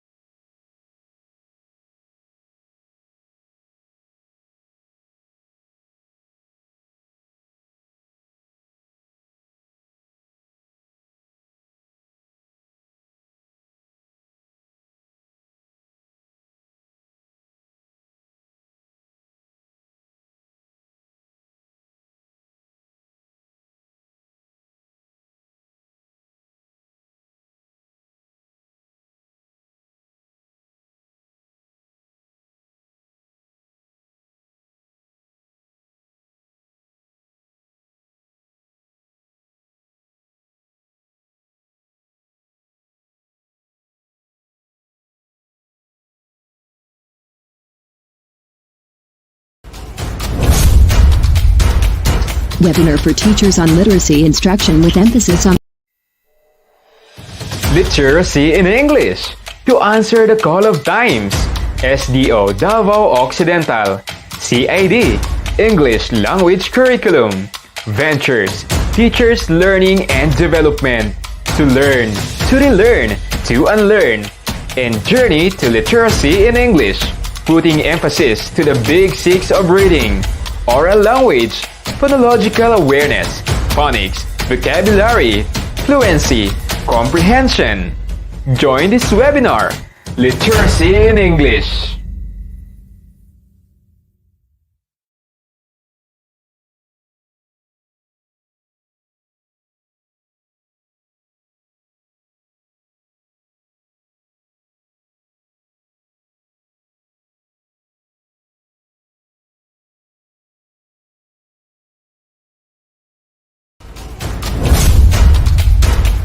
Webinar for teachers on literacy instruction with emphasis on the 6 elements in reading.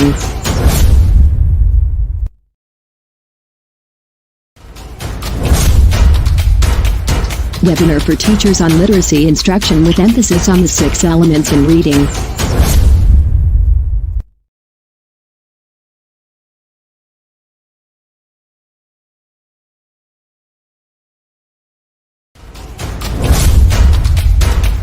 Webinar for teachers on literacy instruction with emphasis on the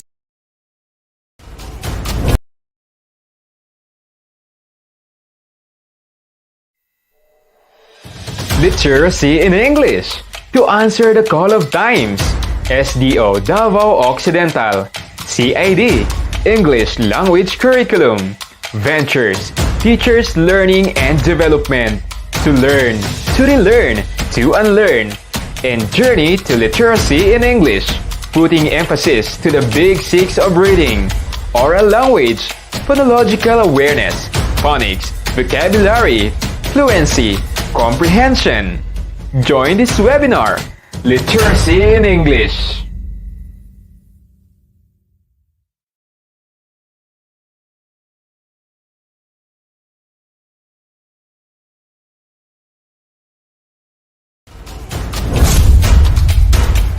Webinar for teachers on literacy instruction with emphasis.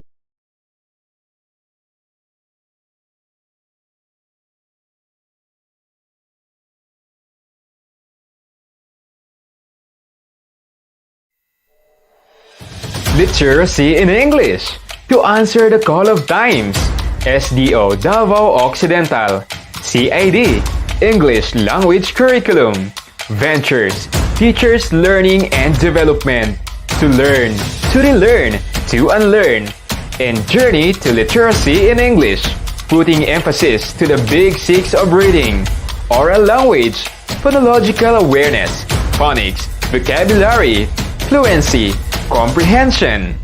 Join this webinar, Literacy in English. Webinar for teachers on literacy instruction with emphasis on the 6 elements in reading. Literacy in English. to answer the call of times. SDO Davao Occidental. CID, English Language Curriculum. Ventures, Teachers Learning and Development. To learn, to relearn. Webinar for teachers on literacy instruction with emphasis on the 6 elements in reading.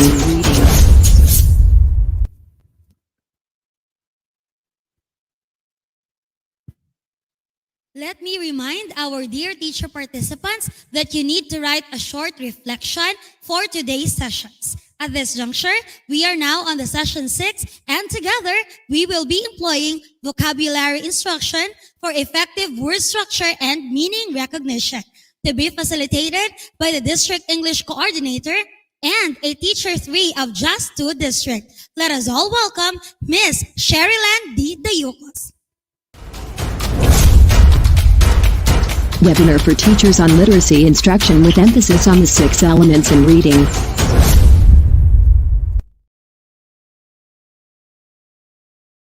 Vocabulary is one of the 6 essential elements in reading instruction. Hence, it stands as one of the literacy domains in the language arts curriculum. Building vocabulary is a foundation at any reading level. Research has revealed that vocabulary is strongly related to reading comprehension. In a conclusion of the 2000 report of the National Reading Panel, it stated that a large vocabulary is more specifically productive and reflective of high levels of reading achievement.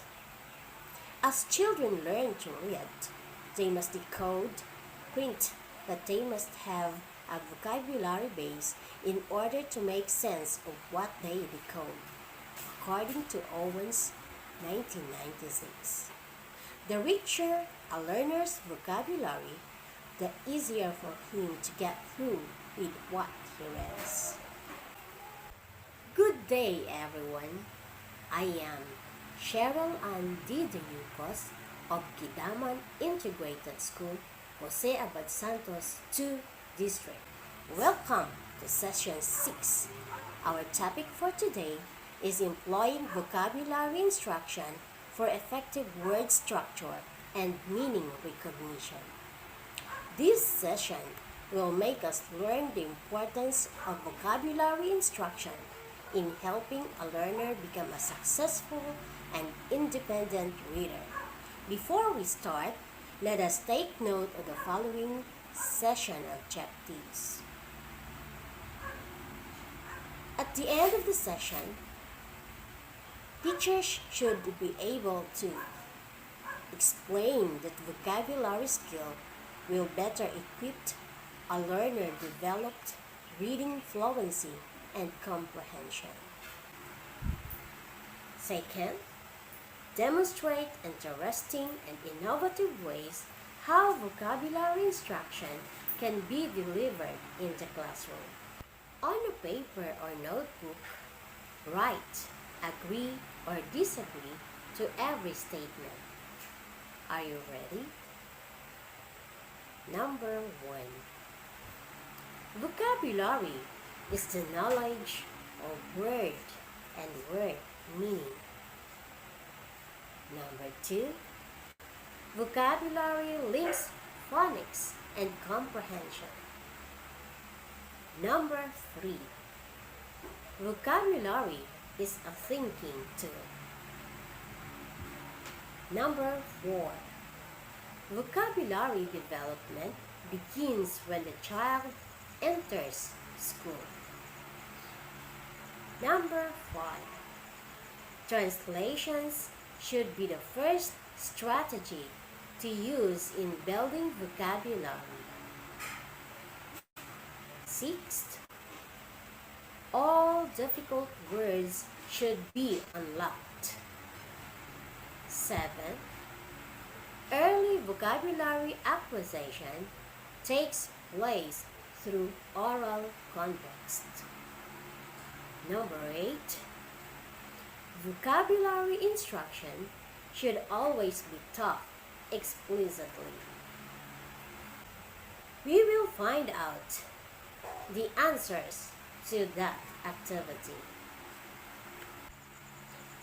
Before we will view the video of our resource speaker and vocabulary instruction, we will read the preview questions for our class. As we go along the lecture of our speaker, jot down your answers to the following questions. Number 1. What are the kind of vocabularies? Number 2. How do children acquire meaning vocabulary? Number 3. What kind of vocabulary will help learners go through their academic task? Number 4. How would learners use the receptive vocabulary, their expressive vocabulary? Number 5. What lays the foundation of vocabulary learning? Number 6. What are the ways vocabulary can be taught implicitly? Number 7. What are the techniques in explicit vocabulary instruction? Number 8. How would teachers create a rich print environment? Number 9. What are some of the ways that will foster word consciousness among the learners? Number 10. What will make picture clues as technique in developing vocabularies more effective? This time, friends, we will all view the video of the topic, Employing Vocabulary Instruction for Effective Word Structure and Meaning Recognition. Ladies and gentlemen, I am honored to introduce our resource person, Madame Gretel Laura M. Cacho, the Chief Trainer, National Training on Basic Literacy Instruction.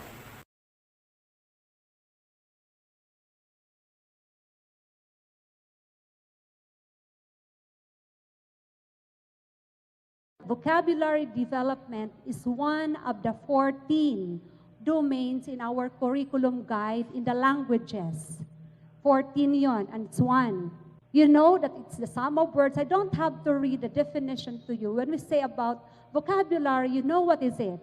It's the words that will facilitate learning, that will facilitate understanding of anything that is being said, anything that is being read, anything that is being listened to.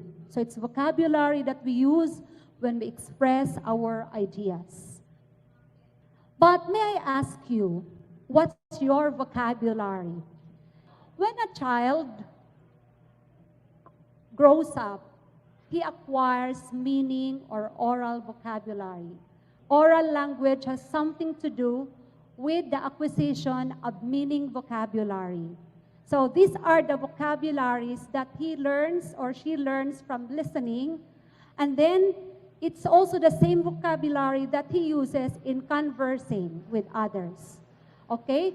This is acquired from the time the child is born, when he starts talking until he goes to school. That's what we call meaning vocabulary. Now, when the child is already in the school, he starts acquiring the literate or written vocabulary. As he learns literate vocabulary, okay, you know, when a child gets to school, he starts decoding, he starts reading, he starts writing. So, when a child starts writing and reading, he also starts acquiring his literate vocabulary. So, these are the vocabulary that will facilitate more comprehension in his reading in school. This will facilitate his academic task. These vocabularies can be used in two ways. It can be receptive vocabulary or it can be expressive vocabulary. The receptive vocabulary, these are the vocabularies that he may use while listening to some persons. So these are the same vocabularies that will make him understand when a person talks to him. The receptive vocabulary will also make him understand what he is reading. On the other hand, we have what we call expressive vocabulary. These are the vocabularies that the child uses when he speaks and when he writes. Okay, he writes a letter, he writes a paragraph. The expressive vocabulary is the one being utilized by the child. Therefore, in school, what is it that we need to develop among our students? In school, our main goal is for the child to improve, to enhance, to scale his literate vocabulary, because these are the same vocabularies that will help him go through his academic tasks.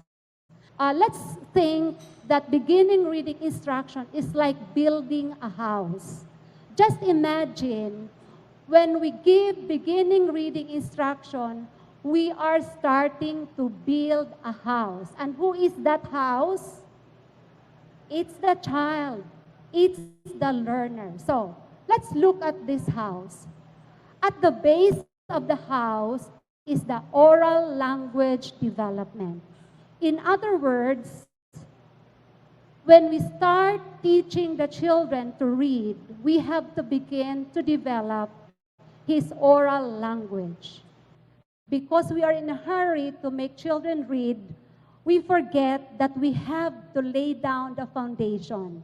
And this foundation is oral language. So, before we begin teaching vocabulary, oral language is even the foundation of learning vocabulary. Once the child keeps listening to words, he acquires vocabularies. Once a child is being talked to, he starts to learn new words. On the door is phonological awareness. The phonological awareness will lead the children to learn how to read. He is facilitated with his oral language. He keeps listening to the different sounds. He keeps listening to the different words. And it will develop in him phonological awareness. Now, phonological awareness, of course, will create the development of vocabulary. And look at where vocabulary is in the house. It's the pillars of the house. Very important is to teach, to develop among our learners the vocabulary skills. On the roof of the house is the comprehension. In other words, comprehends what he reads, comprehends what he is listening to, comprehends what he is writing.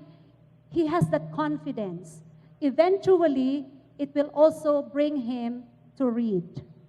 Word recognition, the phonics.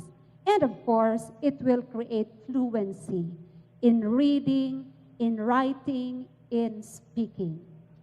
Vocabulary should not be underestimated. This is one of the skills that will bring success to our beginning reading instruction. That's the implication. There are some researches about this. It's the foundation of reading level. What else? It contributes to the acquisition of reading comprehension. There is a strong relationship between vocabulary and comprehension. That vocabulary is a tool for thinking. The big question is this one. We keep talking the what and why, but the most difficult, the problem actually is how. How do we do that? What are the things that we should do in order to teach our teachers vocabulary development, vocabulary skill? First, I would like to tell you that according to researches, there are two ways in which we can teach vocabulary competence. This is through implicit vocabulary instruction and explicit vocabulary instruction. So when we say implicit vocabulary, it's a spontaneous learning. Spontaneous lang siya. It may happen within or outside the learning process, the formal instruction. On the other hand, explicit instruction, it's an intentional planned instruction. It's not always that we teach vocabulary in an explicit manner. There are times that we have to teach vocabulary in an implicit or indirect ways. So what are these ways? What are these implicit vocabulary strategies? The first one is we engage learners in oral language experience. Kaya nga, based siya sa house. Because if you don't allow the children to learn through oral language opportunities, it will be very difficult for you to introduce words. Why is oral language very important? For example, when you are asking the children to read the word table, and the child has been listening to the word table many times, and it becomes part of his vocabulary, it will be very easy for him to decode the word table because it's already part of his mind. In other words, he could have that impression that what he can say, he can read. There is a specific symbol for the words that he is saying. Okay? That's why oral language is very important. Now, number two, we expose learners to read aloud activities. What are these read aloud activities? Okay, when you model how a poem is read, it's reading aloud. When you have shared reading of big books, that is reading aloud. But reading aloud can develop vocabulary because while the teacher reads a selection or a story, sometimes he would pause on certain words that may be difficult. Therefore, he would incidentally teach the meaning of this word. Okay, that's why read aloud is very important. Another is creating a rich print environment. How do you create a rich print environment? How do you do that? Labeling of objects in the classroom is developing vocabulary. This is a very powerful tool of developing vocabulary. The child keeps seeing these words. You don't have to teach window, but since the child keeps seeing the word, it will be impressive in his mind already. What else? How else can you create rich print? Creating word wall. Are our teachers still doing or creating word wall? What else? Word mobile. Have you seen a word mobile? When I was teaching grade 2, I used to create word mobile. Mga hanger lang siya. Tapos merong mga word card, nakabitin lang na mga word. Mga hanger, clip hanger. Tapos nakalagay lang sa classroom. That's a word mobile. Word calendar and many others. Another creating rich print is putting a mini library inside the classroom. Because when a child, especially for Key Stage 1, you provide picture books.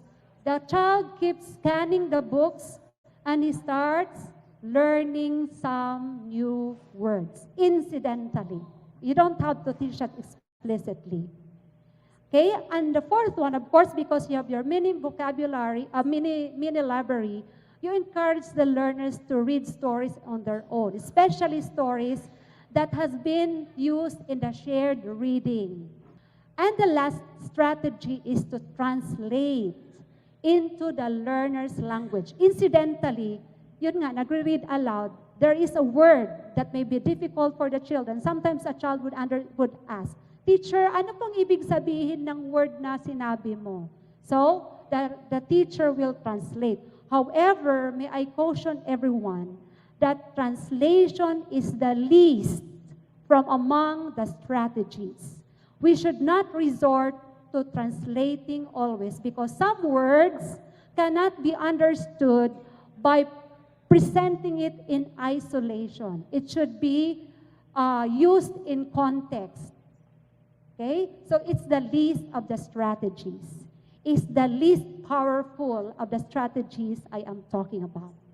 Okay, let's go to explicit instruction. Now, there are some varied ways how we can explicitly develop vocabulary. The first one is to provide specific word instruction. So, we select words to teach, but in our process of selecting words to teach, for example, prior to reading a story, we have what we call unlocking of word difficulties, isn't it?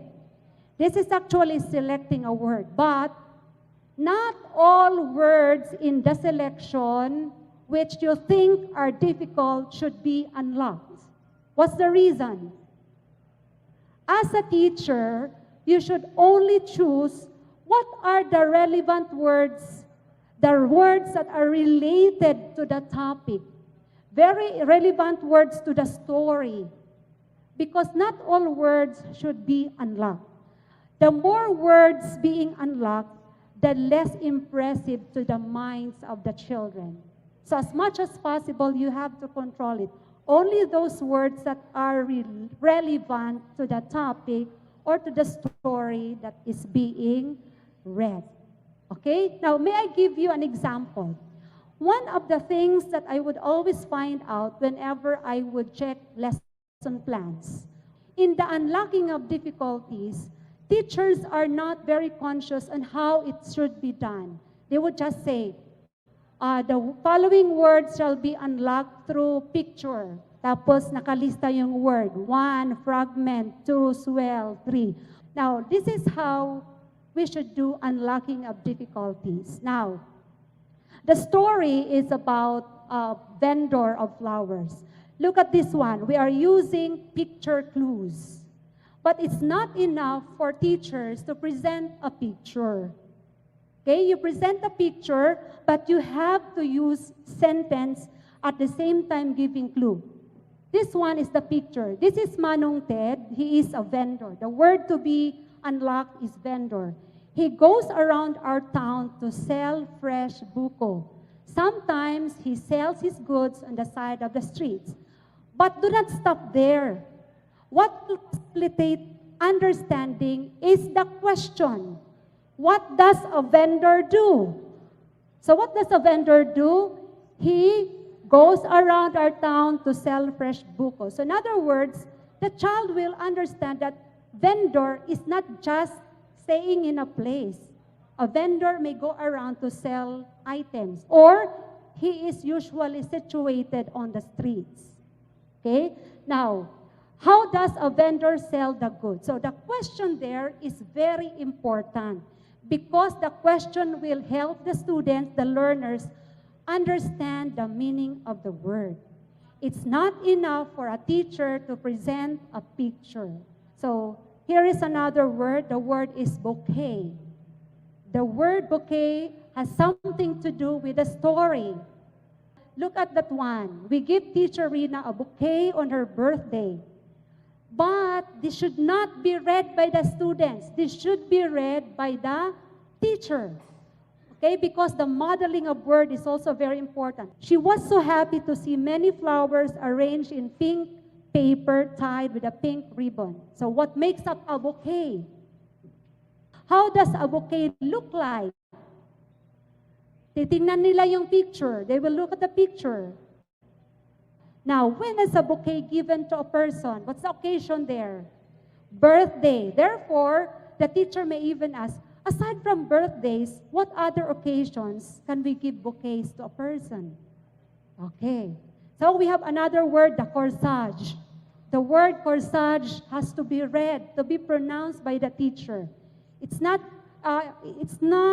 correct that the teacher say, read the word. Before the student read the word, he should model first how to pronounce the word. Okay, so what I am saying here is picture clue is not picture clue if there are no sentences that will give clues to the meaning of the picture, and at the same time facilitated with questions, scaffolded by questions. So this is one sample. But I would like you to try this. Structural clue. Answer the first one. Give me the word. The word is seed. It is produced by plants where new plant grows. So what's the word? It's seed. Okay? The children analyze it through structural clue. What's the word? The word is seal. Now, teachers can create exercises like this. Teachers should be creative enough to create games like this so that learning a vocabulary will not be boring, will not be traumatic, will not be something scary to our learners. Let's have another technique. Number 2 is utilizing word learning strategies. Are we still allowing our students to bring dictionaries or thesaurus to class? It's still good to allow our children to scan because dictionary will help them learn the etymology of the word, the history of the word, the pronunciation, the parts of speech, the meanings and variation. Okay? It's very important. That's one technique. Another technique is morphemic analysis. Through morphemic analysis. So, what is morpheme? It's the smallest part of word which has meaning. Now, words, children has to analyze, has to realize that words are created by combining morphemic elements. That it is composed of root word and base word. We have to teach our learners the word formation process, that there is process of creating words, that words can increase, words can be chunked through the base word and the suffixes and the prefixes. Actually, the word tasks, the tasks 1 and 2 are example of morphemic analysis activities. Okay? What did we do in the task 1? We created a word tree using the word dick. That's a root word. And then from the word dick, you created a lot of words. What are the words you have created? Dictionary. So the word dick means to speak. Diba? Predict. The word predict. What else? Contradict. To speak against. Contrary to what is. What else? Ano po?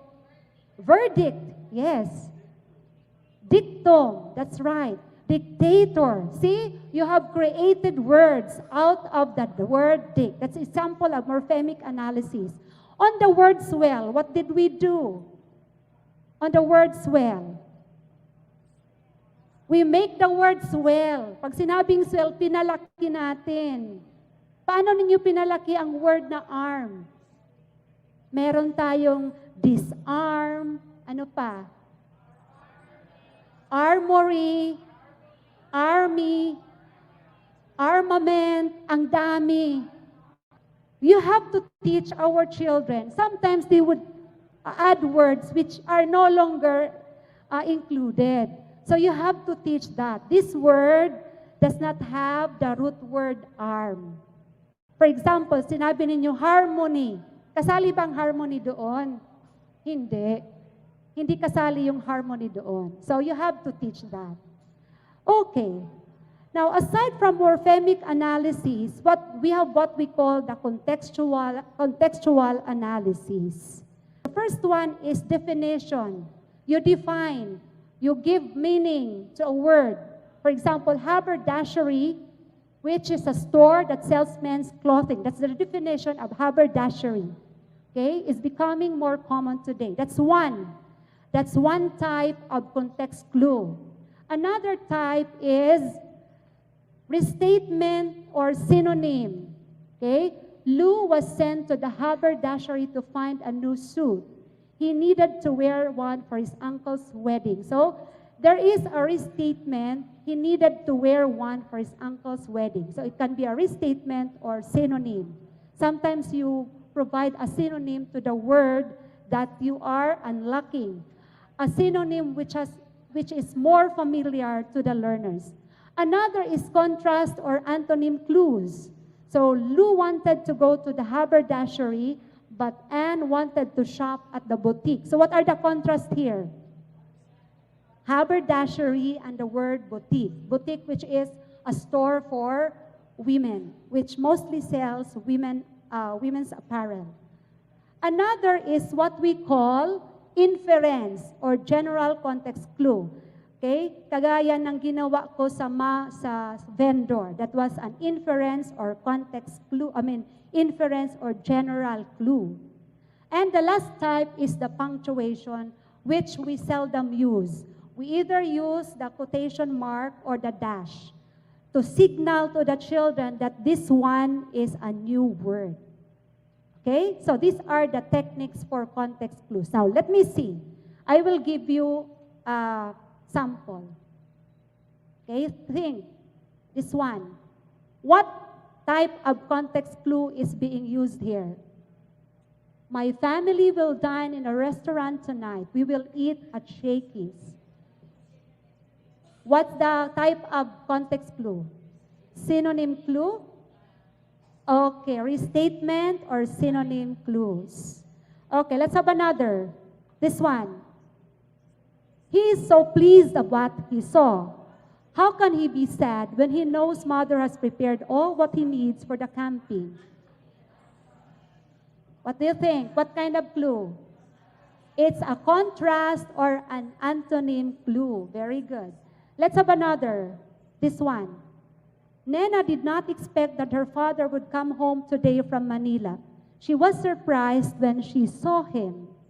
What do you think is the type of context clue? Anong context clue yan? Ano po? Inference? Okay, it's an inference or general context clue.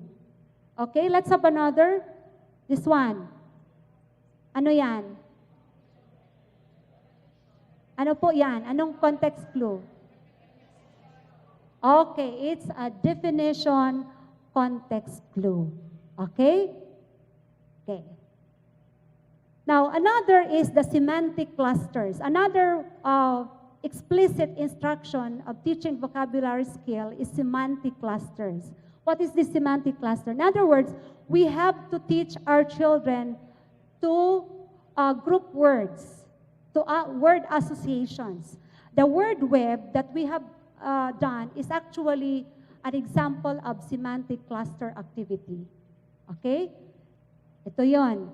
By using different graphic organizer, you can teach our students a semantic cluster technique in developing vocabulary skill. Now, for a start, you can create a semantic cluster like this, a graphic organizer, wherein you have some questions. Sometimes you leave it blank. And another technique for explicit instruction on vocabulary development is fostering word consciousness. What is this? Very important for us to foster word consciousness in our children. For example, games.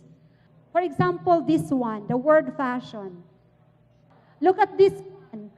Ginawa, when I did this to my class, I let the children bring index card, yung medyo malaki.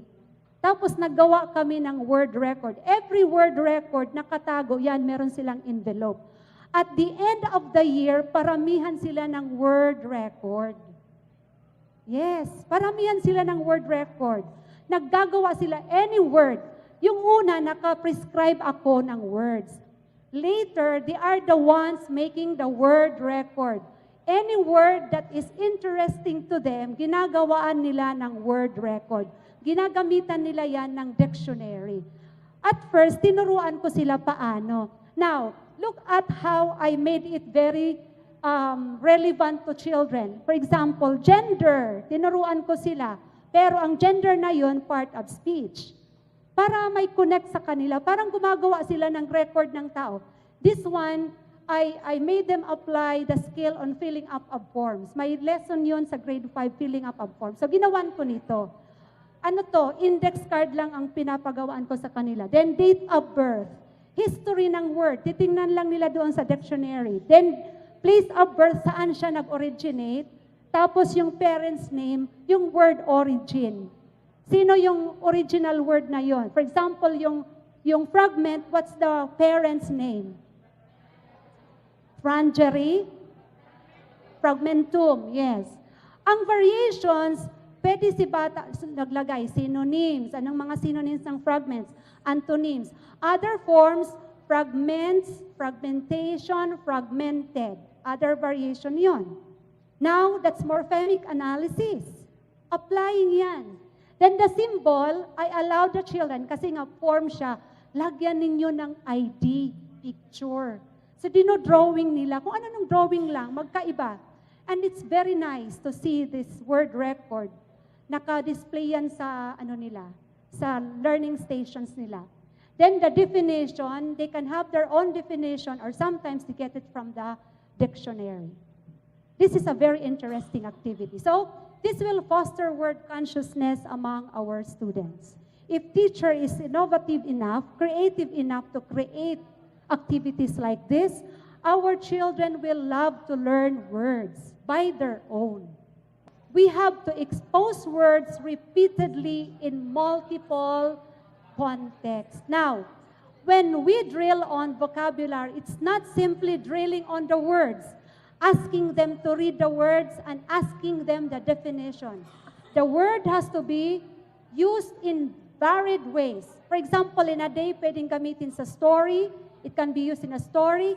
It can be used in a created song. It can be used in the way you converse with the students.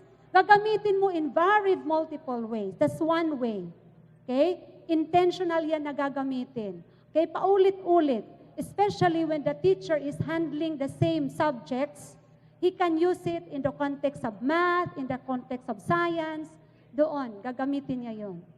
Okay, and the last pa pala, restructuring vocabulary tasks. Now, sometimes there are difficult selections that children would read. You can change some difficult words. Change the difficult words into something more familiar to them. But after that, you present the original text, yung kinunan mo ng mga words. Then let the children compare so that the words that you have changed, you have replaced, alam nila kasi nabasa nila yung simpler form. I know there are a lot of varied, innovative ways. What is needed only is for teachers to create, for teachers to be resourceful, for teachers to think. It's not enough to look at the books. According to research, the 6-year-old child typically has a 2,600 word expressive vocabulary and a receptive vocabulary of 20,000 to 24,000 words. Sabihin natin sa mother tongue yun. Mother tongue yun ha, we're talking about mother tongue. By the time a child is 12 years old, he or she will understand about 50 words. Now, if we start building vocabulary as early as grade 1, oral language in English, do you think he will acquire this? Oral language lang muna tayo sa grade 1. Huwag tayo magmadaling magpabasa. Kasi yun ang base para makabasa siya. Now, if he's already facilitated with the words, he understands the words, it will be easier for us to teach reading in English. That's our challenge because this is research-based. Now, my challenge, how would you make it possible for all children to achieve this? Each of us has a mandate and has something to do in order for this program to really be successful. Okay? A while back, we answered the checked-out questions. We answered agree or disagree to every statement. Now, let us check. Question number 1. Vocabulary is the knowledge of word and word meaning. The answer is agree. Number 2. Vocabulary links phonics and comprehension. The answer is agree. Number 3. Vocabulary is a thinking tool. The answer is agree again. Reading involves thinking. Number Number 4. Vocabulary development begins when the child enters school. Disagree. The child is already facilitated with meaning vocabulary when he enters school. Number 5. Translations should be the first strategy to use in building vocabulary.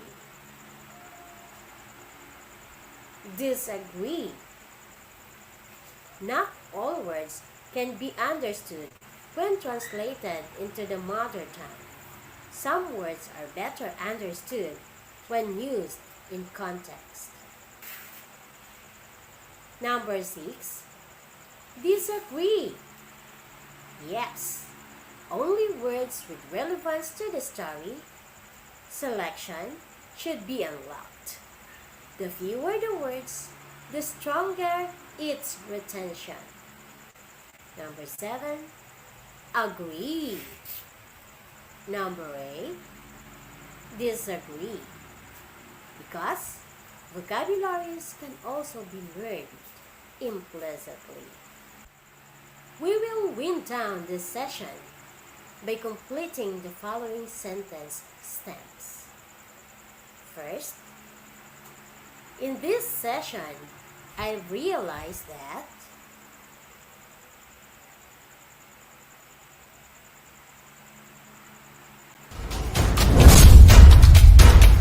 Webinar for teachers on literacy instruction with emphasis on the 6 elements in reading.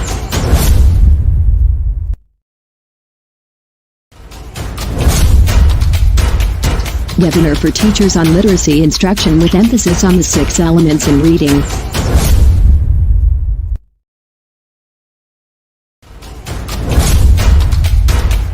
Webinar for teachers on literacy instruction with emphasis on the 6 elements in reading.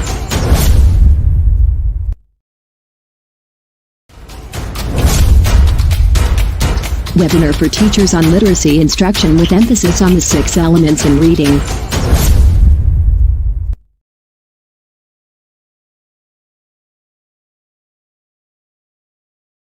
Cheryl and Dr. Greta Laura Mascari Cadiong. Before heading to the next topic, here's the general instructions for us to be guided. Let me remind our teacher participants that the certificate of participation shall be given only to those participants with complete attendance. This certificate will earn CPD units. The sessions of this webinar are expected to at exactly 9:30 in the morning and 1 o'clock in the afternoon. So let's all be conscious of our own time as we don't want to miss any of the activities of this 3-day webinar. Working break shall be observed. Thus, participants are advised to prepare the materials like pen and notebook, food and water you need. Intermittent Wi-Fi signal may be experienced along the way. Thus, participants are advised to stay on a place with stable signal and refrain from moving around so often. School heads are advised to monitor the participation of their respective teachers all the time. Part of the expected responses from you, participants, are the short reflections, a written report containing the gist of each session. It shall focus on the strategies given or suggested by the speakers, which will be collected by your respective school heads. Now, let's take a look on our session 7 entitled, Can You Read Between the Lines?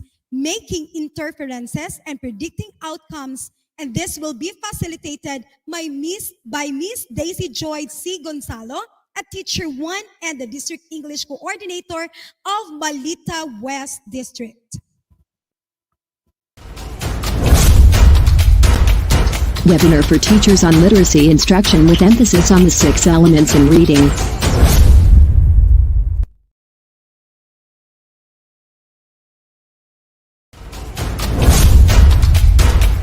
Webinar for teachers on literacy instruction with emphasis on the 6 elements in reading.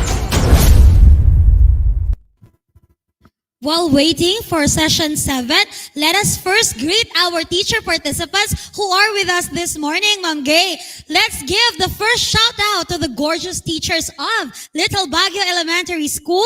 Namely, Ma'am Hilda Banyo, Ma'am Maria Nelchi Ong, Ma'am Arcely Maniksik, Ma'am Gemini Riquelme, Ma'am Eunice Landusan, Ma'am April Hope Sablay, Sir Julius Mangal, Ma'am Clirobel Modina, Ma'am Jennifer Saragosa, and Ma'am Jane Ann Muanya, as well as to their handsome school head, Sir Albert Imperial. Good morning po sa inyo dyan lahat sa Little Baguio. Yes, Ma'am Abby, and this time I would like also to greet all my friends and my co-teachers at Mana Central Elementary School, headed by our school principal 3, Dr. Milagros R. Ramos, and together with our head teacher, Sir Ruben B. Arnado. Hello to everyone also sa Bisang Elementary School, kay Sir Aris Fontanilla, hello po, and to all the schools of Malita East District, headed with our PSDS, Ma'am Fe Arlene D. Laganse. Ayan, Teacher Abby. Yes, another shout out to my own school, the teachers of Don Marcelino National High School who are watching right now, Ma'am Ranelyn Rolio Medrina, Ma'am Jennifer Valdez, Sir Kim Larubis, Sir Matt Cano, Ma'am Sherilyn Ventula, Sir June Rating, and Miss Imelda Eve Bansil, as well as to our very supportive principal, Sir Norberto O. Puri Jr. Good morning po sa inyong lahat dyan.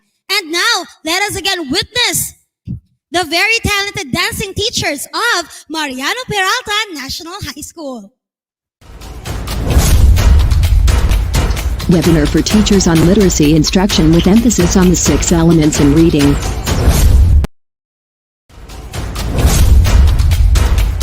Webinar for teachers on literacy instruction with emphasis on the 6 elements in reading.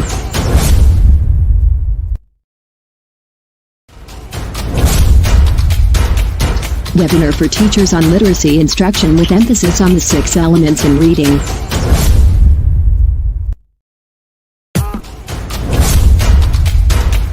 Webinar. Il m'a dit t'es où, je te rejoins, t'es là. Moi je m'en bats les reins, j'ai besoin d'un vrai job. Il a vu mes copines, je crois qu'il a flashé. Je suis pas tout blanc bête, à ma télé fessée. Je réponds à tes appels, tu crois que je vais la fesser. Moi je m'en bats les reins, j'ai besoin d'un vrai job. Trop tard, je suis trop loin pour toi. Trop tard, je suis trop loin pour toi. T'es la plus bonne de mes copines. Oh mes copines, oh mes copines. Mais tu es la plus bonne de mes copines. Oh mes copines, oh mes copines. Je veux que bombarder, bombarder. Je veux que bombarder, bombarder. Sa iyong tingin pa lang ako ay natunaw na. Mga titig mo sa akin nakabighani na. Di ko mapihil ang aking nadarama. May chinita, girl, may chinita, girl. Sa iyong tingin pa lang ako ay natunaw na. Mga titig mo sa akin nakabighani na. Di ko mapihil ang aking nadarama.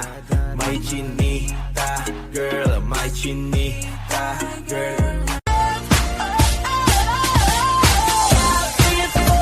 Girls, we're unforgettable. Daisy Dukes, bikinis on top. Sun-kissed skin so hot, we'll make it popsicle. California girls, we're undeniable. Fine, fresh, fierce, we got it unlocked. West Coast represent, now put your hands up. Yeah, and I'll be right here with you till the end. I got my features out in Georgia. Yeah, shit. I get my weed from California. That's that shit. I took my chick up to the north, yeah. Badass bitch. I get my light right from the source, yeah. Yeah, that's it. I got my. Yeah.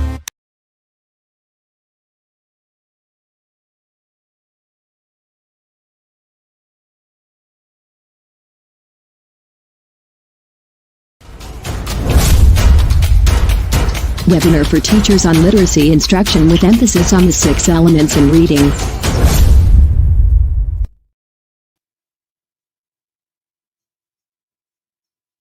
Thank you so much, talented dispensing teachers of Mariano Peralta National High School. And now let's read some comments. Ma'am Gay, starting with Ma'am Junalis Mait Mandreal. Shout out po from Maria Rita Medel Elementary School, Just 2 District, with our school head, Sir Crispin D. Mainit. Hello po, good morning po sa inyong lahat dyan from Just 2. Yes, Teacher Abby, another shout out po coming from Ma'am Feby Moreno Lumangkibe. Shout out to all my co-teacher from Sumaya Senon na umakyat pa ng bundok to attend this 3-day webinar session. Wow! Thank you so much. And another shout out coming from our teacher participant to Ma'am Karen De Los Santos. She is still watching from Tingulo Integrated School of Malita East District. Shout out din natin, ma'am, ang lahat ng teachers from Tubalan Elementary School. That's coming from Ma'am Silor Dichos. Hello po, good morning. They are also watching Ma'am Melrose Kumaling and Sir Ulsay Sedon from Kamalig Elementary School, Sarangani District. Yes, this time around, another shout out coming from our teacher participant. She is Ma'am Kimberly Gitalia Manait.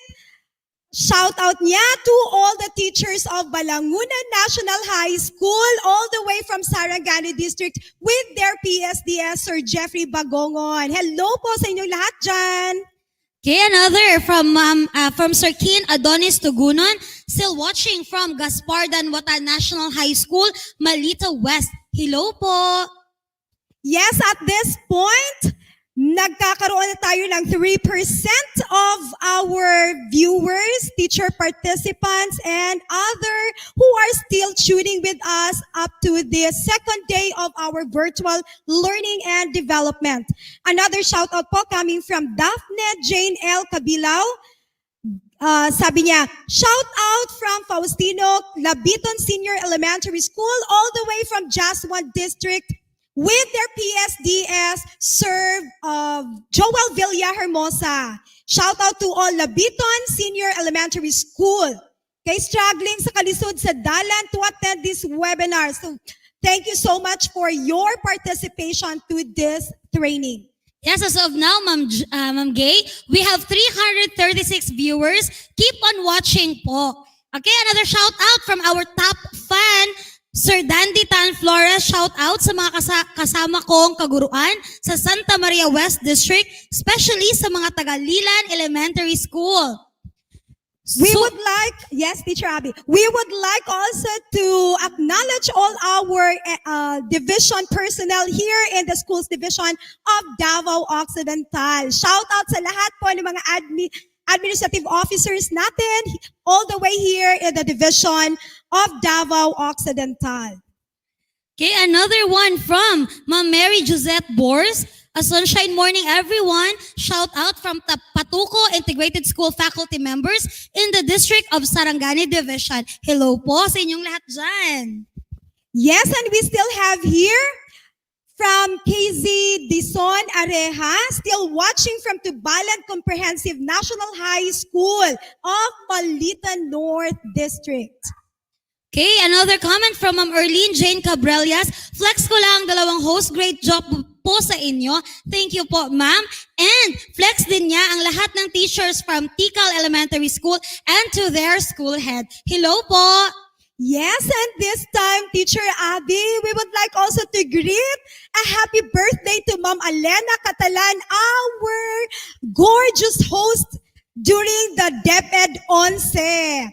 And another greetings to the teachers of Teodorico Lopez Senior Elementary School. Ayan. I know that you are well today and you are still alive participating with our virtual training. Okay, another comment from Ma'am Jean Dayanco Sultan. Shout out ko po ang mga kasamahan ko sa Eleuteria S. Castro Elementary School, Just 1 District. Hello po, headed by Sir Gemazeres O. Aragoncillo. Yes, another shout out coming from Ma'am Norma Calderon, still watching from Jose Abad Santos Central Elementary School. I think that's from just one district. Yeah. Yes, Ma'am Gay. And of course, wag natin kalimutan i-shout out ang lahat ng mga teachers from Mariano Peralta National High School, especially kay Ma'am Daisy May ang Fernandez Relias that's watching right now. Hello, all the teachers from Mariano Peralta National High School. Yes, Teacher Abby, we have also here from Ma'am Joshua Caps. Hello po, pa-shout out sa mga teachers from Basyawan Central Elementary School, Ma'am Nenita Kabatik Florami Pongase Escalante, Josel Albaracin Panglikmot, Mildred Bardos Nardo Ladesa. Ayan. Okay, Hello another po. shout out. Another shout out from Ma'am Maricel Day Papa. Still watching from Baluntaya Elementary School, Don Marcelino District. Hello po sa inyong lahat dyan sa Baluntaya Elementary School. Yes, and we have here another shout out coming from Ma'am Charity Bandetamonda. Shout out to all the teachers of Pedro Heverola Lucero Elementary School, formerly New Argao Elementary School, with their school head, school principal to Mr. Francis M. De Los Santos. And now, let us again be entertained by another set of talented dancing teachers from Malita East District. A big hand, please. Webinar for teachers on literacy instruction with emphasis on the 6 elements in reading.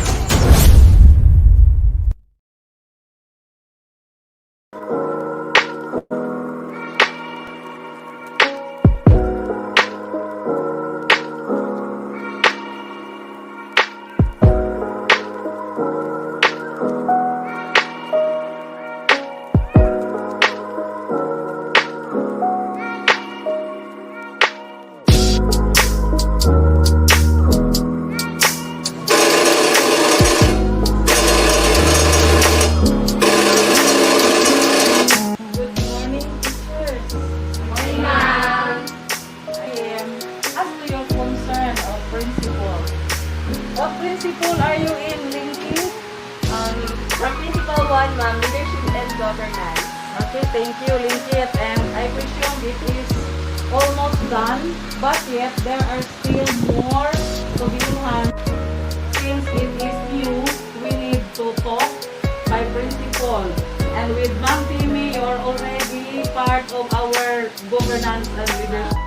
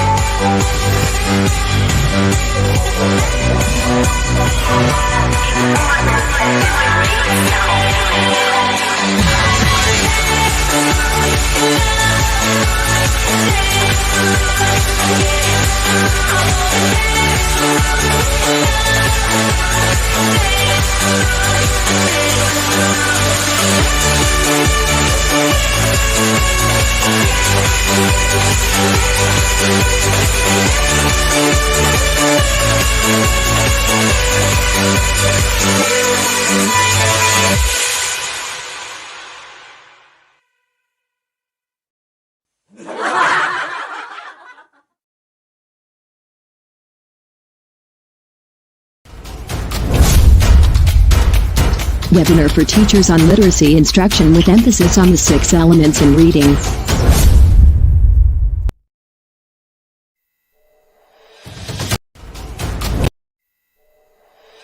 Literacy in English. To answer the call of times. SDO Davao Occidental. CID. English Language Curriculum. Ventures. Teachers Learning and Development. To learn, to relearn, to unlearn. And Journey to Literacy in English. Putting emphasis to the big 6 of reading. Oral language, phonological awareness, phonics, vocabulary, fluency, comprehension. Join this webinar, Literacy in English.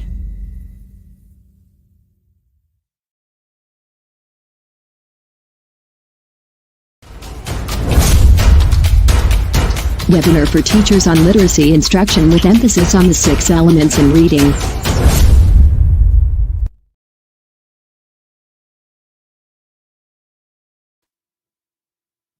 Thank you so much, very talented dancing teachers of Malita East District. Shout out sa kanilang lahat dyan, especially sa mga taga Benjamin V. Bautista Senior National High School, especially to their school head, Ma'am Euphemia Kamahalan, and to all the teachers. Pati na rin kay Ma'am Medeline, kay iyang tulog o pagmata, kay nakuratan siya. Hello! Okay, another shout out from to Amelita Bautista and Ma'am Joanne and Ma'am Gingging of Tobalan Comprehensive National High School. Hello po, good morning sa inyong lahat dyan.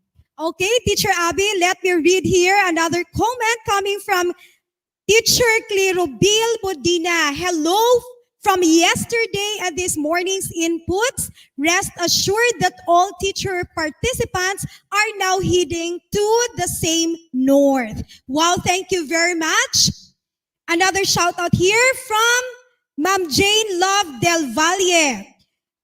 Papa shout out din siya to all the teachers of Mabuhay Elementary School of Don Marcelino District. Okay, nag-comment dito, nanonood pala. Si Ma'am Euphemia Miranda Campaner II. Hello, Ma'am. Congratulations daw, Benjaminians. Oo naman, ang galing-galing. Yes, another shout out to all Just One teachers, especially Malalan Elementary School teachers, headed by Ma'am Rebecca D. Castro. Okay, another comment from Ma'am Erlene Jane Cabrillas. Nice presentation, BBVS NHS. And another one from Ma'am RP May Alicarte. So proud of you, BVB SNHS dancing teachers. Yes, Teacher Abby, I'm pretty sure that those teachers who commented earlier are coming from the same district po ng Malita East District. Okay, this time another comment coming from Ma'am Margie Rebecca Basalo. Teachers, hello po to all Kalabantian ES Teaching Force. They are still watching up to this time. Yes, wag nating kalimutan i-shout out ang ating amegang, si Ma'am Jessa Torres Ibanez. Hello there, Ma'am. Happy watching. Regards daw, ingon ni Ma'am Molly. Yes, we have here from Sir Lif Ralex Campaner. Shout out to all teaching force of Balita East District headed by Ma'am Fe Arlene D. Laganse. And another shout out to all Tingolo Integrated School Teaching Force under the leadership of Sir Joseph Balinawa. Ayan po. Okay, we have another comment from Ma'am Heidi Y. Midel. Shout out to all Just One teachers, especially Jose Abad Santos Central Elementary School teachers, headed by Ma'am Luz E. Dalit. Yes, and let's not forget to show to the world that we are in by making sure that we are going to post this event in your respective social media accounts. Use the following hashtags. It's hashtag English Literacy and hashtag DavOc. Yes, another comment from our top fan, Sir Ronyan Robles Labis, still watching from TFS of Malandog Elementary School, Marita West District, SDO Davao Occidental. Hello po, Sir Ron. Yes, we have here Rosie Oy Robino. Shout out po sa lahat ng teachers ng Mariano Calungsod Regis Elementary School headed by Sir Jonito Rendon. Okay, we have one comment from Sir Leaf Ralex Campaner. Shout out to all teaching force of Malita East District, headed by Ma'am Fe Arlene Laganse, Benjamin Velasco Bautista Senior National High School. Hello, Sir Alex, and to all nakasama niya ngayong nanonood. Yes, we have here all the way from Malita West District. Shout out sa Tales Pilar nga naa sa ilalom sa punuan sa mangga. Wow! This is coming from Ma'am Joanne Jimenia Hugo. Hello there. I hope giganahan mo diha mga ma'am. Okay, another one from Ma'am Rosie Oy Robino. Shout out po sa mga teachers ng Mariano Calungsod Regis Elementary School headed by Sir Jonito Rendon. Hello po, good morning sa inyong lahat dyan. This time, another comment coming from Sir Rodel Fuentes. Good morning po. Shout out to all teachers from Sarangani District, Buksay, Sarangani, especially sa Patuco Integrated School teachers. Okay, another one from Ma'am Yami Mancinere. Shout out to all Kangko Elementary School teachers. Hello diha, ma'am. Yes, we have here Ma'am Neresa Barot Kalulot. Shout out naman po to Kidalapong Elementary School teachers, Ma'am Abby and Ma'am Gay, still following po. Wow, thank you so much for your active participation to our virtual learning and development. Up to this time, nagkakaroon na po tayo ng 338 viewers, so keep on posting and keep on liking us and sharing this event in your social media. Yes, speaking of share, Ma'am Gay, we have a comment from our sharer, Ma'am Noemi C. Guardados. Shout out to all MNHS teachers headed by Sir Leonard John Mark B. Baway. Thank you po. As of now, we have 162 comments. Keep on commenting po and we will find time to read all of them. Yes, the same thing with your media, social media posts. Just continue doing it because we will try our very best to broadcast your postings. Again, the official hashtags, it's hashtag English Literacy and hashtag DavOc. Okay, another shout out. Okay, from Heidi Y. Medel, shout out to our humble Just One PSDS, Sir Joel Villa Hermosa. Okay, this time from one of the finest hosts po ng Division of Davao Occidental, we have here Ma'am Obret Sano.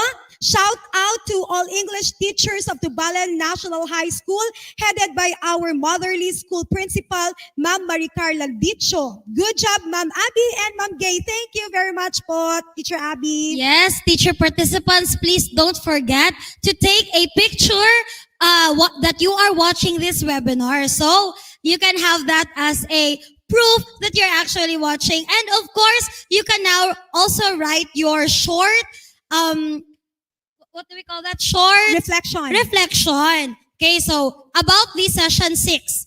Okay, so later on, you can pass that to your head teachers. Okay, another shout out.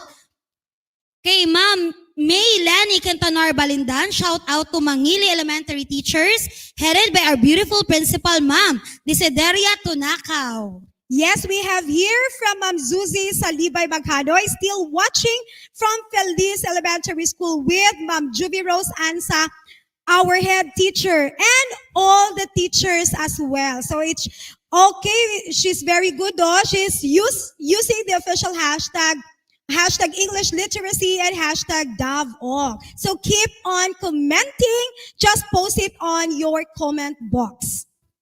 Okay, another shout out from Leia Sangre. Shout out sa Kadaatan Elementary School ug sa mga magtutudlo nga naa sa Bakilid para lang maka-appeal sa webinar. San Antonio Elementary School, Rose Jazz, Liza Lumain, and Ma'am Genevieve Duble. Hello po sa inyo dyan. Hinay-hinay lang ma'am, basi mga ligid ta ha. And I hope you enjoy watching this webinar. Yes. This time it's coming from all the way from Division of Davao del Sur. A teacher participant, another viewer. Sabi niya, still watching. It's from Doris Rabaya Cortez. Hello po sa lahat ng taga Davao del Sur. Okay, another shout out from Sir Alvin Juan Opo. Shout out sa tanang maapil sa home quarantine. Hala, pag-sure diha, sir. Oy, kamusta na nga itong mga bonsai diha, sir? Hello sa imo ha diha. Yes, we have here another comment coming from Ma'am Girly Bongatan Bacamante. Good day, everyone. Shout out to all the teachers of David La Chica Senior National High School of Just 2 District with their PSDS, Ma'am Merlin Yacon. Hello. Okay, another one from our sharer, Ma'am Carla Jane Manning Hildore. Still watching from Aldo Pagagaw Integrated School. Hashtag English Literacy. Hashtag DAVOC. Hello po, ma'am. Thank you for sharing this video and using our official hashtags. Hashtag English Literacy and hashtag DAVOC. Yes, Teacher Abby, we still have here a teacher participant coming from Just 1 District. This is from Ma'am Hazel Tagalog Yacon. Okay, she's still following with the hashtag Edukasyon Posible Diri sa DepEd 11 Division of Davao Occidental. Yes, of course, another one from Marivic Villegas Hondonero. Pa-shout out po sa Talugoy Pillars nga nag-webinar sa ilalom sa mangga. Okay, another one, ma'am? Yes, Teacher Ab, we have here from Ma'am Heidi Medel. Shout out to my colleagues here still watching with Ma'am Cherilyn Hazel, Sir Clyde, and Ma'am Lilibeth of Just 1 District. Yes, Ma'am Gay, while we are enjoying reading their comments, let me remind everyone that we will have a working lunch. So while you're listening to us, you can actually have your lunch right now. Kasi malapit ang mag-lunch break. Di ba, Ma'am Gay? Yes. That's it, Teacher Abby. Yes, we have one comment from the very beautiful Ma'am Jonna May Sarno, still watching from Pulo-Pulo Integrated School, Malita South District. That's all the way from Little Baguio. Hello po sa inyong lahat dyan. Yes, and we still have here one comment coming from Ma'am Jens Valdez, still watching from Don Marcelino National High School. Power na mga host. Thank you so much po, Ma'am Jen. And with their school head po, the school principal too, Sir Noy Pore. Hello to everyone. And this is coming from Ma'am Leia Sangre. Shout out sa Kadaatan Elementary School o sa mga magtutudlo nga naa sa Bakilid para lang maka-appeal sa webinar. That's for shout out to San Antonio Elementary School. Yan, thank you Ma'am Rose and Ma'am Leia. Okay, we have another comment from Ma'am Sir Amster Dave Escala Montera. Shout out to my co-teachers nga nikat-kat pa sa bukid para makapasignal o maka-join sa webinar. Hoy, thank you po kaayo. Naningkamot good para makasulod ani nga webinar. Thank you so much. Yes, we have here coming from Ma'am Hilda Renoblas. She is still watching together with her teachers po dyan sa Tikulan National High School. Hello. Hello, That's from Ma'am Malita. Hel. That's from Malita South District po with their PSDS, Mr. Jesus Q. Lascudia Jr. Yes, one of the most gorgeous head principals are all over Davao Occidental. Another comment from Sir J. Agbon Escabas. Shout out to Edna Guillermo Memorial National High School teachers and staff. Hello po. Yes, another comment coming from Ma'am Charity Tamonda. Shout out to my colleagues who are still watching. Christine Cueme, Jessie Segovia. We have Annalyn Estelioso, Francis De Los Santos, Charisma Herbas, Romney Kildore, Dilan Maneja. Love you both, Miss Gay and Abby. Thank you so much. Thank you. Okay, another one from Sir Julio Flores Clavido Jr. Still watching from Balis Elementary School, Malita West District. Hello po sa inyong lahat dyan. Yes, another comment, Teacher Abby, coming Yes, from Sir Ma'am Gay. James Mark Dayucos. Good day po, pa-shout out to all the teachers of Butulan Elementary School of Just 2 District. Wow! We are still live here in the Schools Division of Davao Occidental.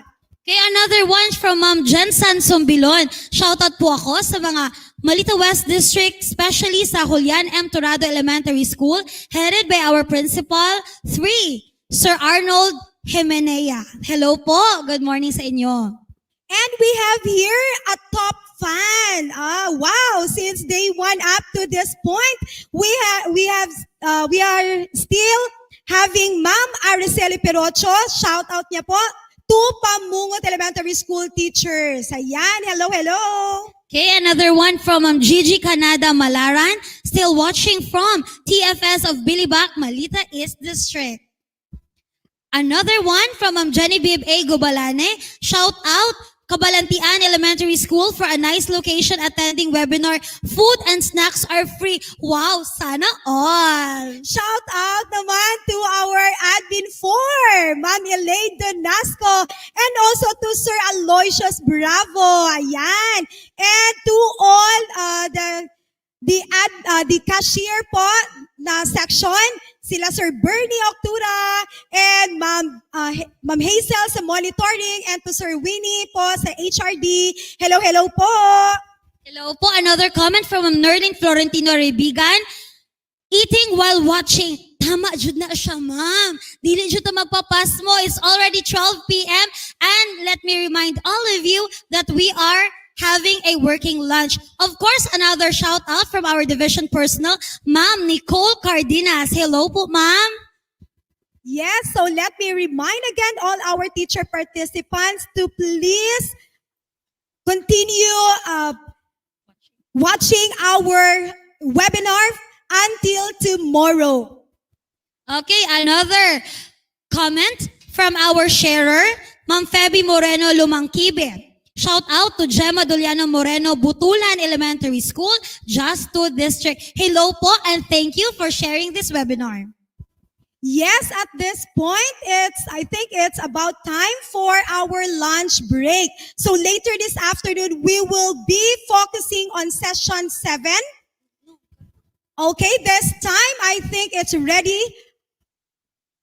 Let's look on the session 7 entitled, Can You Read Between the Lines, Making Interferences and Predicting Outcomes? And this will be facilitated by Miss Daisy Joy C. Gonzalo, a Teacher 1 and a District English Coordinator of Balita West.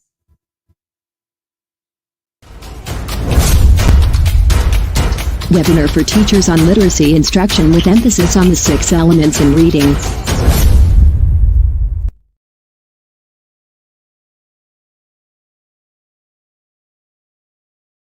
Hey everyone, I am Daisy Joy C. Gonzalo and I will be your training facilitator for session 7, Predicting Outcomes. Okay, our objectives for this session, number 1 is recognize the nature, principles, and process of predicting outcomes. Second, demonstrate a working knowledge on the use of DRTA as an instructional strategy for predicting outcomes. And the third one Explain how other reading comprehension skills help in predicting outcomes.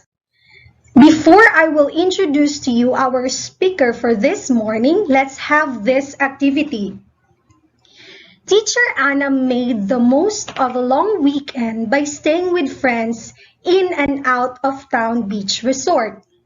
When she came home on Sunday evening, she was exhausted and she immediately fell asleep as soon as her head hit the pillow.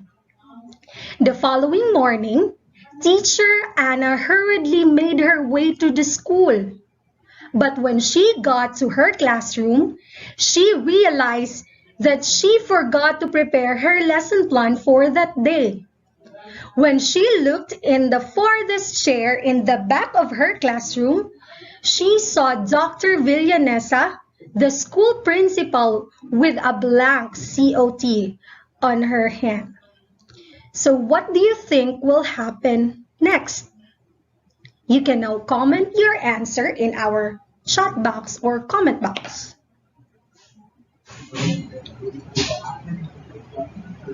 Okay. Next. Given this picture, what do you think will happen next?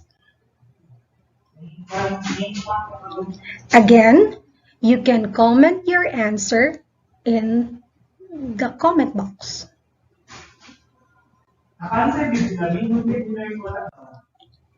Next, how about this picture?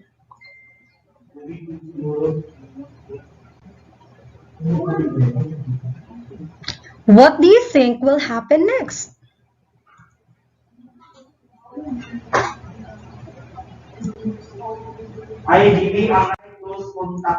Okay. So before I will introduce to you our speaker, I want you to take a picture of the following post-viewing questions. Number 1. What does predicting outcomes means as a reading comprehension skill? Number 2. What factors influence learners' prediction of text? Number 3. How does predicting outcomes contribute to reading as an active thinking process? Number 4. Why is predicting considered brain-compatible learning? How is this manifested among readers? Number 5.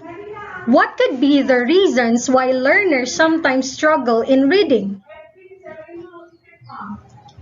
Number 6. Explain the process of DRTA. What are the teachers' and learners' tasks in each stage of DRTA? Number 7.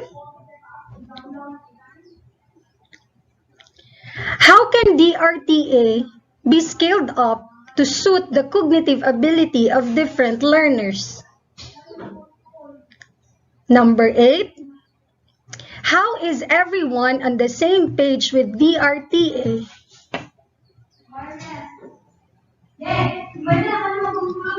Number 9.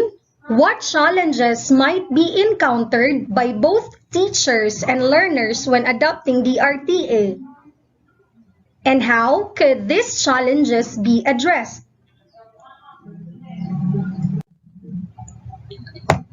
And now it is my honor to introduce to you our speaker this morning. She is the Supervising Education Program Specialist in the Teaching and Learning Division, Bureau of Learning. Please help me welcome Rosalie Estalio Bongan.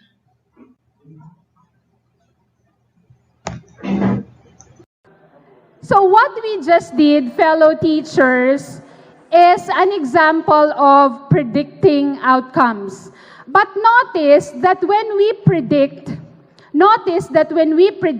it's not only limited to that particular reading comprehension skill. Because when we try to predict, there are still a number of reading comprehension skills that are required for us to do, right? Like, for example, before we were able to give our prediction, we made inferences. We even noted some details, right? And we even come up with analyzing the cause-effect relationships, right? So therefore, predicting outcome is not a standalone reading comprehension skill. But how do we define predictions? Okay? Predictions are the connecting links between prior knowledge and new information in the book. What does it mean to predict? A while ago, when you were predicting, you made use of your background knowledge, of your prior knowledge, and you married that background knowledge with what you see on the text, with what you see on that picture. So to predict also means that students use their prior knowledge and what they see in the text to be able to set up their expectations as to what is coming and to be able to prepare meaning, okay? Prepare meaning or come up with meanings as provided for in the text. But students also make use of their knowledge of the vocabulary, their concept, text organization, even the students' knowledge about the author styles, isn't it? If the students have been used to reading text prepared by a particular author, they probably get an idea as to how that author developed his stories, right? Now, there is this book entitled, What Teachers Need to Know About Reading and Writing Difficulties. Now, in that book, there is this author, Westwood, who emphasizes that reading comprehension is an active thinking process where the reader intentionally constructs, okay, meaning to form a deeper understanding of the text, okay? And upon extracting, they start also to construct meaning. So therefore, what is indicated in the text and what is stored in the head of our students are equally important, right? So in this process, the role of the teacher is crucial. How do we elicit that prior knowledge of our students? Because if we do not have the power to elicit that prior knowledge, a well-prepared text, a very fresh material, might not be able to serve its purpose for predicting outcomes. It is also said that predicting is a brain-compatible learning. The brain loves predicting, isn't it? The brain loves predicting, particularly when it involves stories or materials which grab our attention and draw our emotion, right? It's common even in ordinary conversation. We love to predict. We wouldn't even allow the person we are speaking with to finish what he or she is telling us. We would predict. We get so excited. And that is a normal process that happens in our brain. It is this element of guessing, right? It is this element of guessing that creates novelty and engages the reader. Well, you know it. You know, the brain seeks meaning by organizing words, forming patterns, okay? We would naturally look for patterns and we would want to, form or find those those missing pieces. Notice that when students survey narrative texts, strategic readers would look at the cover of the book, the illustration. We would look at the titles of the chapters, even the pictures, captions, even the italicized and bold-faced words. The first few paragraphs, we read them. This aid us in trying to see if the book will have that emotional hook, okay? Also, When students read expository texts, right? When students read expository texts, they still look at the chapter headings, they still try to see if the book is filled with text and if there are no illustrations. And sad to say, when students don't see illustrations, oftentimes, exactly ma'am, they don't get motivated to read. So the challenge remains in us teachers. How do we get our students become motivated and, sustain that interest in reading even if they don't see illustrations in the text? Okay? So therefore, it is not enough that we allow our students to guess. It is also essential that they are able to prove their predictions. Right? They are able to prove their guesses, that there has to be a valid support to their guess. We cannot allow illogical guesses unless otherwise we allow our students to explain, because it all depends upon their prior knowledge. If we do not get the expected prediction, we cannot blame the student. Maybe the student has another prior knowledge. And later on, when I introduce to you this classic yet very effective strategy, you will see how important it is to allow our students to take chances in our classroom. We also say that predicting is brain compatible even if we are not reading, even if we are just watching movies, isn't it? When we watch movies, sometimes there are fellow watchers who cannot avoid predicting, even up to the extent of interrupting you, right? And that is annoying, isn't it? Oh, there is a spoiler, according to Sir. That is annoying. On the other hand, probably we also have to appreciate that, because that means that they are not passive readers or passive listeners or passive watchers. That means that there is some kind of thinking processes that are, happening in their minds, isn't it? That are happening in their minds. And perhaps we really have to tolerate that among our students. However, despite the fact that predicting is a brain-compatible learning, and a great majority of us love predicting, this is a painful yet inescapable fact that still many of our students remain passive in reading. So readers sometimes struggle because they don't predict what the selection might be about. They don't think about what they already know about a topic. And they don't form images as they read. What they do, according to Beers, is that they open a book, look at words, and begin turning pages. Is that a common scenario in the classroom? Yes, it is. And when we see our students acting this way, we start to question our, effectiveness as teachers, isn't it? We start to question, what will motivate my students to read, to love reading? So it's another challenge for us. What do we do now as teachers? We have to seek the most productive way to support reading comprehension. An effort to challenge students is not only about memorizing, but also questioning, asking them to interpret, to create, to solve problems, to evaluate the material in the teaching-learning process. In other words, we have to explore the students' critical thinking in reading comprehension.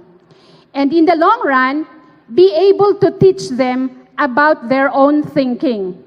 And that is what we call as metacognition. Teaching the students to learn on their own, learning to learn. This is essential type of assessment also.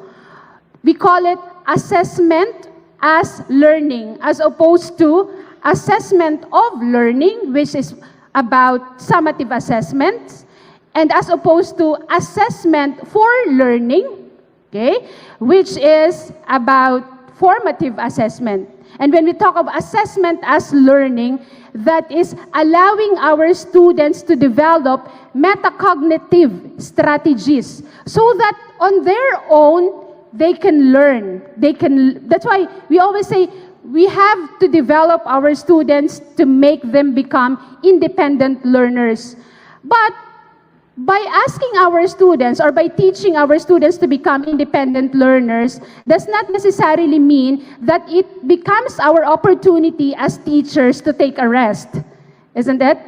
The more responsibility is upon us when we try to teach our students to think about their own learning. Now, for predicting outcomes, one of the classic yet have been repeatedly proven as an effective instructional strategy is called directed reading thinking activity. Okay? DRTA is a comprehension strategy that guides students in asking questions about a text, making predictions, and then reading to prove or disprove their predictions. DRTA encourages students to be actively engaged in text or with the text or story, enhancing comprehension, and leveraging prior and background knowledge. So, based on this definition, DRTA focuses on reading as a thinking process. Directing involves activating students' background and prior knowledge of a passage by skimming through to reflect on the title, chapter headings, illustrations, and other information. Now, how do we activate this prior knowledge of our students? We cannot just say, I am showing you this picture, you have to activate your prior knowledge and tell me what will happen next. It's not that. The role of the teacher is big, okay? And it involves our ability to throw thought-provoking questions, right? But we are not just limited to asking, what will happen next? What will happen next? Okay? There could be other thought-provoking questions that we can throw to our students in order to push their thinking and to elicit possible responses that might lead them to understanding the text. What could be these questions that might aid them in giving the most plausible predictions? Again, this could be questions that would require them to do close reading. And in doing close reading, students are required to make inferences, note details, identify cause-effect relationship, even distinguish fact from opinion so that they will be able to come up with more logical predictions. Reading suggests that the teacher creates chunks, okay? The text is divided into sections. There are predetermined breaks in the text or stories. After each predetermined breaks, the teacher asks questions and students give their predictions while they are listening or while they are reading independently or with teacher support. Okay? Thinking means that for each section, students evaluate or refine their prediction. Here we have to model how to use supporting statements from the text in order to be able to prove or disprove predictions. So typically, the teacher will read to students the passage, have them do the thinking and the predicting part.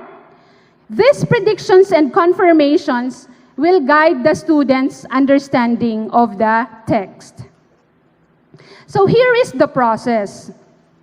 You will notice that the first one is introduce new portion of text. But perhaps prior to introducing new portion of text, the first thing that we have to do is to look for a fresh material. A text or a story that is unfamiliar to students. Otherwise, the purpose of predicting might be defeated. We have to look for a material which we think the students have not yet read. Okay? So we introduce the text, and then we give the first chunk. It might not be the first chunk, it might even be the cover page. It might even be the first illustration. And then we ask our students to predict the title of the text. What could be the text about? What do you think is the text? What type of story will it be? Okay? And then after that, the students read and check for understanding. Okay. In checking for understanding, it is the obligation now of the teachers to be able to clarify probably difficult words, right? What else? It becomes the role of the teacher also to allow students to recall if they have seen that particular illustration of a book. If it is the first chunk, unlock the difficult words. And then we start encouraging predictions. We throw questions, okay? This is our way now of encouraging predictions. In encouraging predictions, we accept all. We accept all.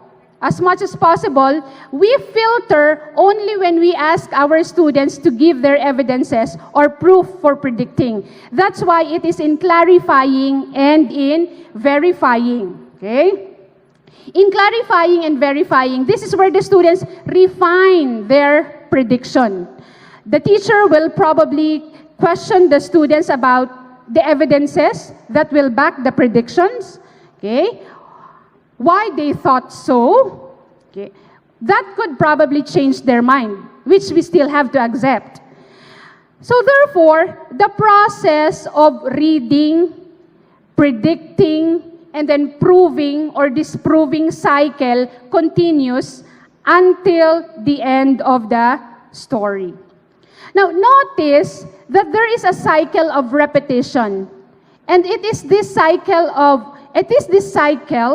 which makes DRTA effective for students with learning disabilities and for some of our students who are struggling readers, right? Struggling readers.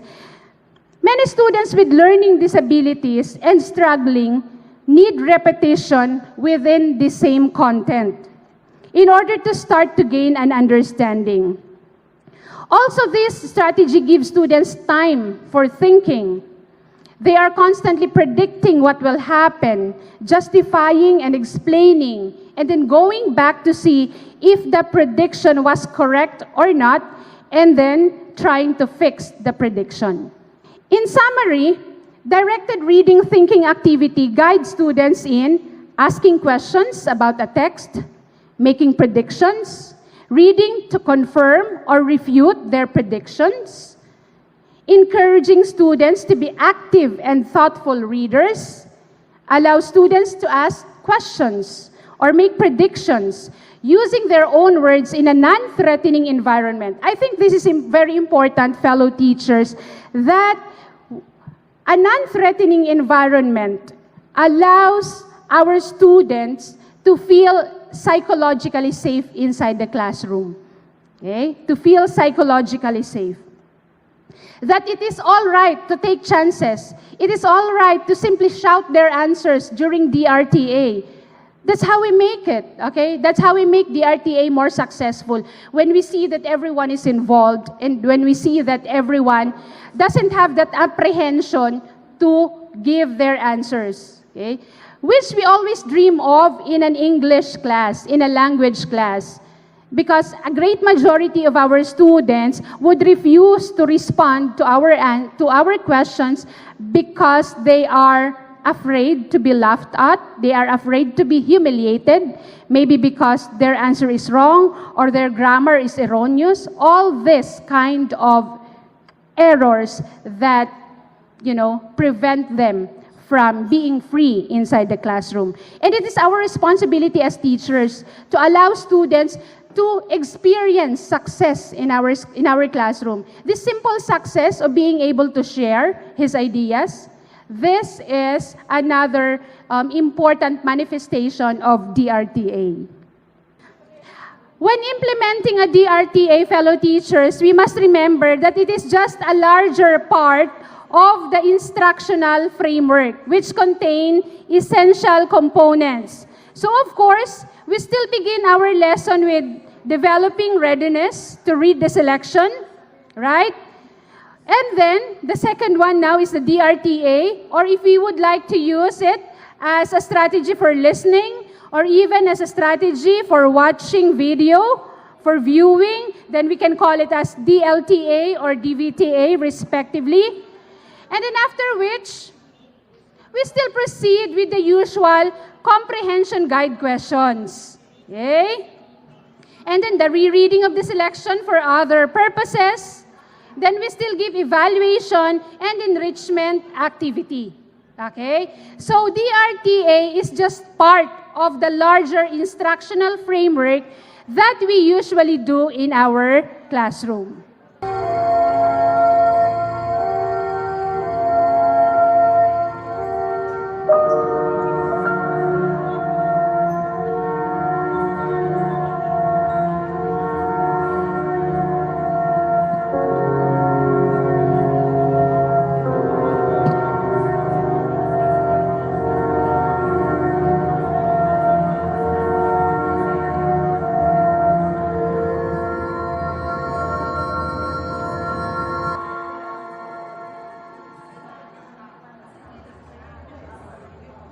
My aunt will be down presently, Mr. Nuttall. In the meantime, you must try and put up with me.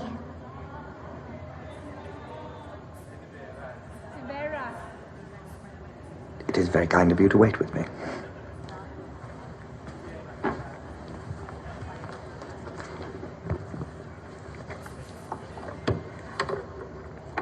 Your aunt, Mrs. Sappleton. I'm looking forward to meeting her, I'm sure. Do you know many of the people around here? Hardly a soul, I'm afraid. My sister stayed at the rectory 4 years ago, and she's given me some letters of introduction. Oh. Oh? Then you know practically nothing about my aunt. I know her name and address.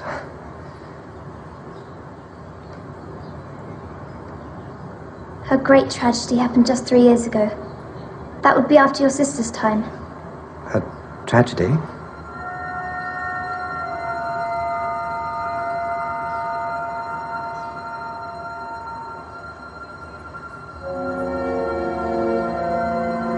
You may wonder why we keep these French doors open on such a cold afternoon. It is quite warm for the time of year.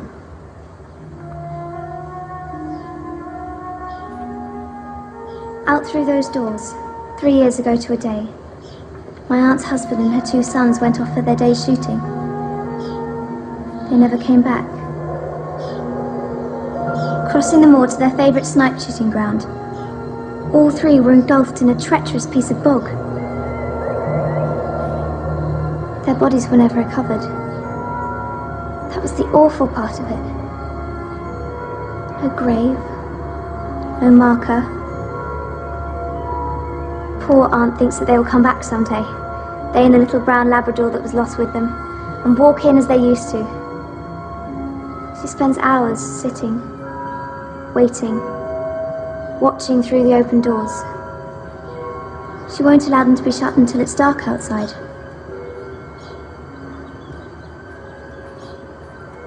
Oh, I'm sorry. Do sit down, Mr. Nuttall.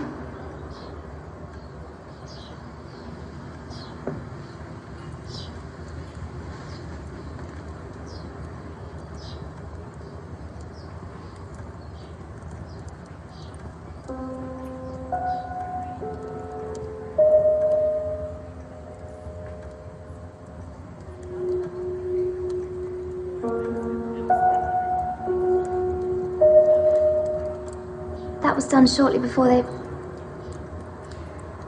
Poor dear aunt. She's often told me of how they went out. her husband with his waterproof coat over his arm, and Ronnie, her eldest son, teasing her.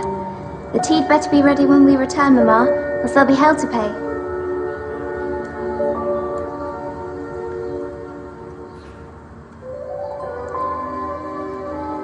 Do you know, sometimes, on still, quiet evenings like this, I almost get a feeling that they will all just walk in through those doors.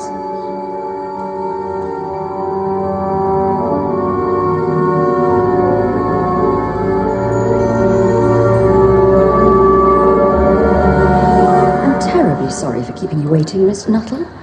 I hope Vera has been amusing you. She has been very interesting. Oh, I hope you don't mind the French doors. My husband and my sons will be home directly from shooting, and they always come in this way. Well, they've been out for snipe in marshes today, so they'll make a fine mess of my carpets. Typical of you menfolk, isn't it?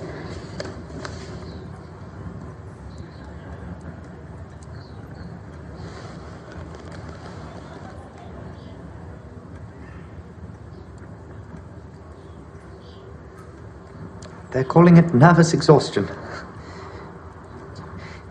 It's in the family. As you know, my sister...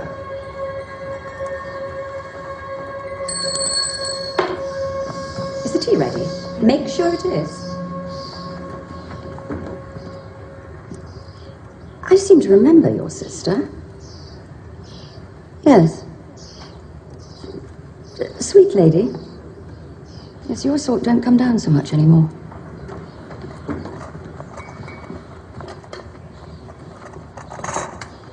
I hope your stay will be peaceful.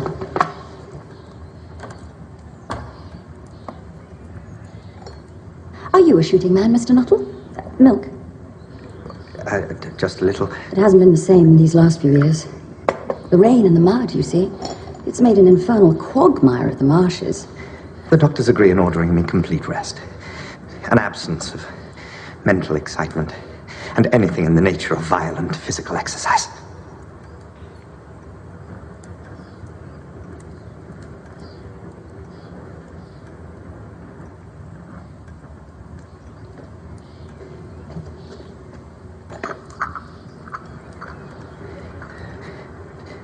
On the subject of diet, though, they are not in such agreement. No.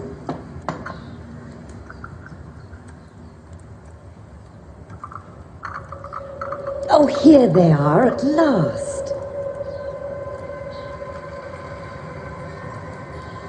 And don't they look as if they're muddy up to the eyes?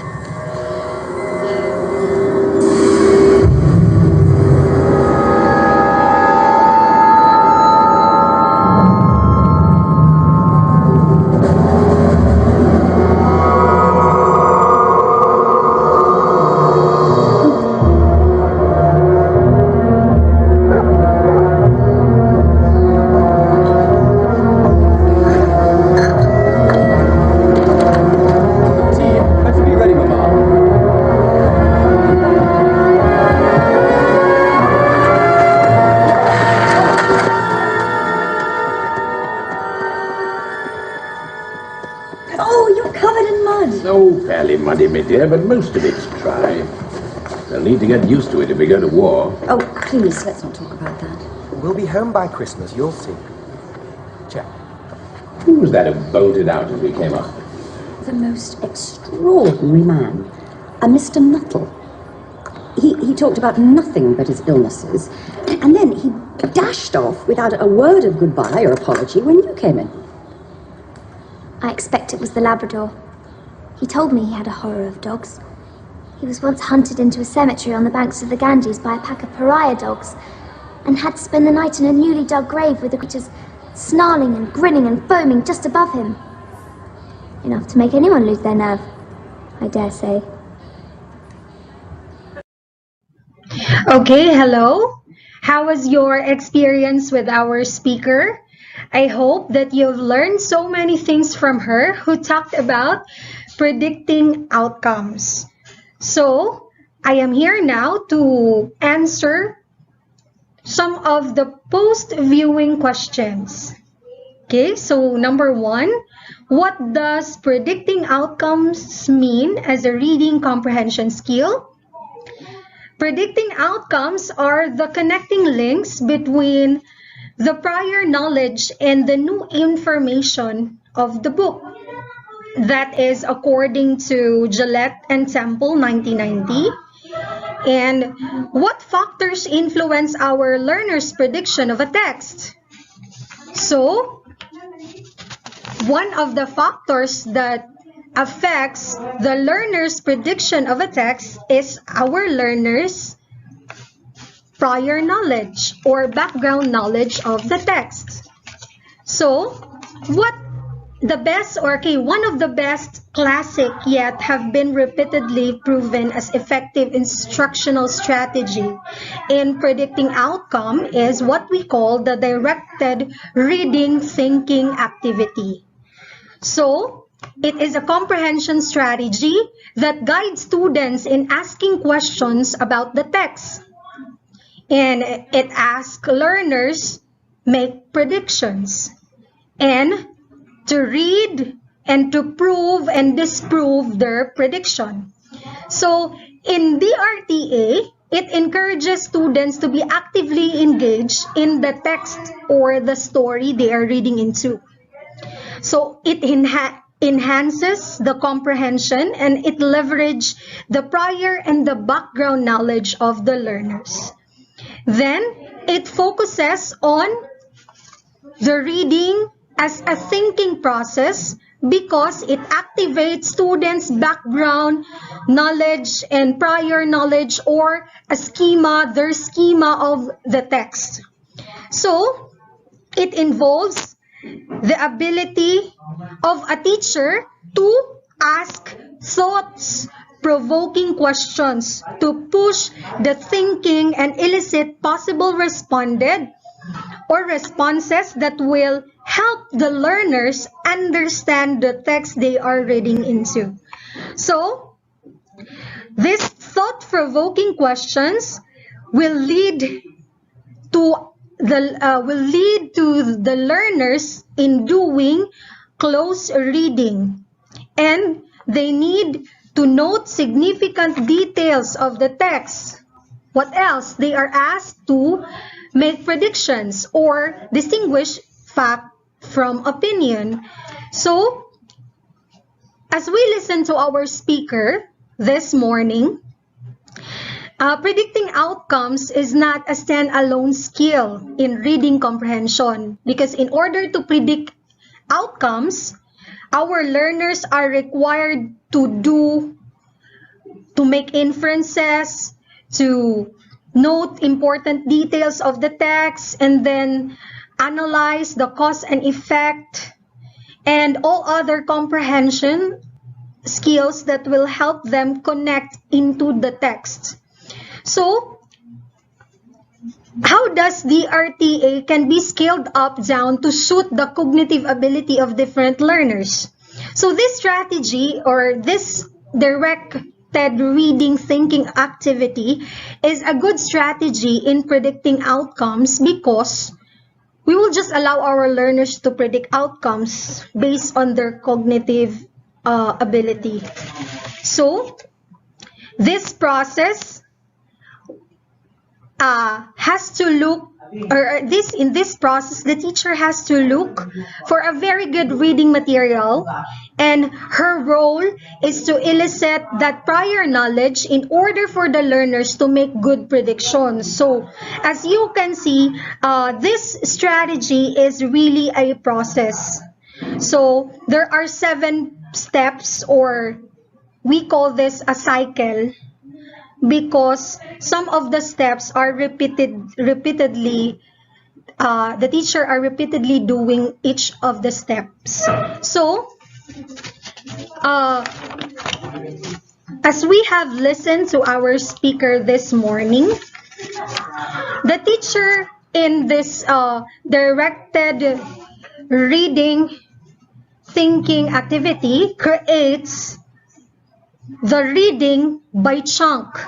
And there are what we call this predetermined breaks while the teacher asks questions to stimulate the background knowledge of the learners. So there will be predictions and confirmations, and this will guide learners in understanding the text. So it's a process. So first, the teacher introduced new portion of text. Then that process, the teacher has to look for a fresh material that is unfamiliar for the learners. Then second, students read and teach for understanding. Next, the teacher encouraged prediction. The number 4, clarify and verify. 5th, introduce next portion of text. 6, read and check for understanding. 7, confirm prediction. And number 8, encourage predictions. So, what factors influence a learner's prediction of the text? Of course, the factor is the background knowledge or the prior knowledge of the learners. So, I hope you did enjoy our session 7, Predicting Outcomes. Again, I am Daisy Joy C. Gonzalo from Malita West District.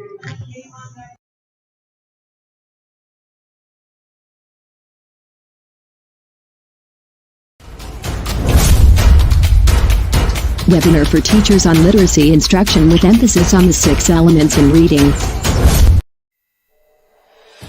Literacy in English. To answer the call of times.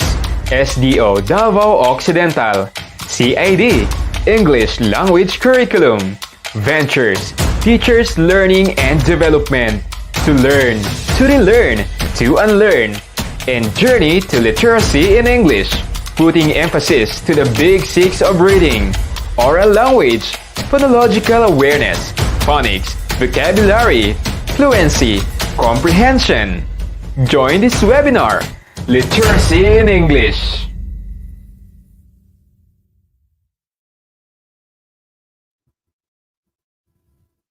Thank you so much, Ma'am Daisy Joy and Ms. Rosalie Ibungon for providing us new insights. At this point, we will read some questions from our teacher participants, and our facilitators will provide some information related to the questions. Once again, let's welcome our 2 facilitators for this morning.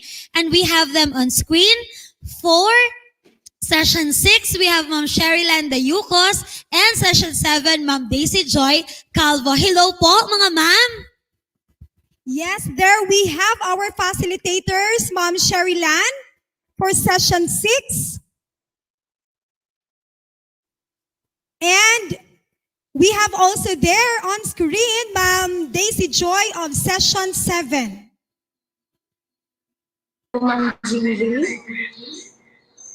Hello, Ma'am Daisy. Yes, Ma'am Daisy Joy. With a question. Shall we start with Session 7? Okay, we'll wait for Ma'am Sheryland. Okay, we're still connecting we are still connecting Ma'am Sheryland, so we'll wait for a bit. Yes, but before that, let me remind all our teacher participants to please have your reflection paper. It's a short reflection containing all the strategies. You have to focus on strategies suggested by the speakers. Yes, Ma'am Gay, for the morning session, we have 2 sessions, Session 6 and Session 7. And for the afternoon session, we will have Session 8, Session 9, and Session 10. And with that, i-shout out muna natin because we're still waiting for Ma'am Sheryland. Good day, good afternoon sa mga teachers from Biao Elementary School of Malita West District, to Ma'am Christine Joy Caligner, our school English coordinator, Ma'am Gretchen Pado, Ma'am April Rose Nunyal, Ma'am Arlene Lagazon, Ma'am Charlita Lucernas, Ma'am Cherry May Paraiso, Ma'am Nerik Nisnisan, and Ma'am Lady Lynn Elemento. That's coming from Wela Estrada.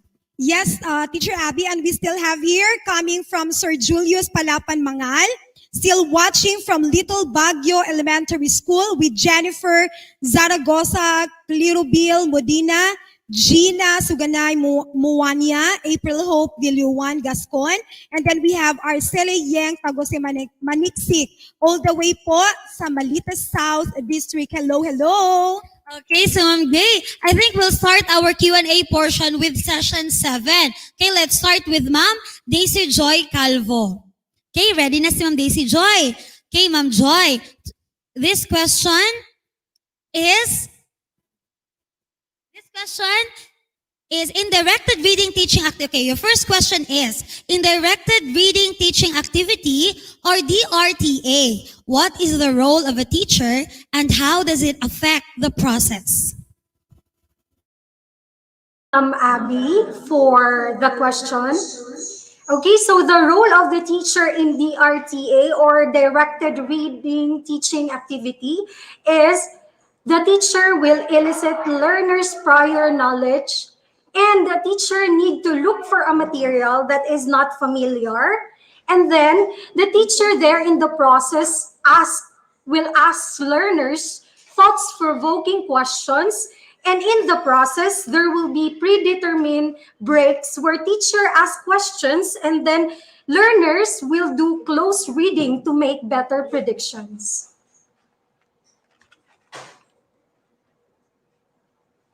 Thank you, Ma'am Joy. We have another question for you. The learner's prediction of a text. Influence the learner's prediction of a text is, of course, the learner's background knowledge. And this background knowledge is very important as they put meaning into the text. Okay, so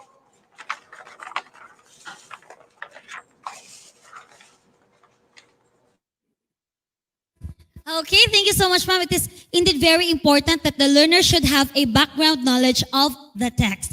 Now, I will ask you to please stand by because we will cater first the questions for our session 6 facilitator. Ma'am Gay?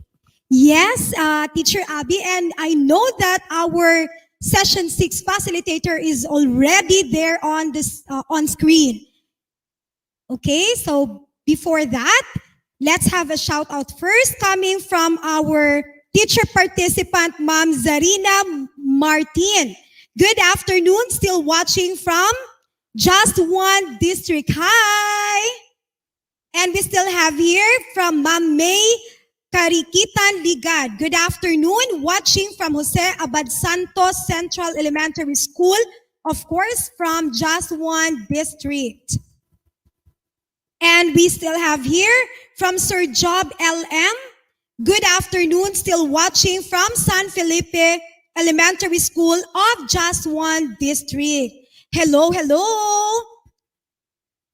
Again, to our teacher participants, please do not forget to continue supporting the Schools Division of Davao Occidental by posting this event in your respective social media accounts.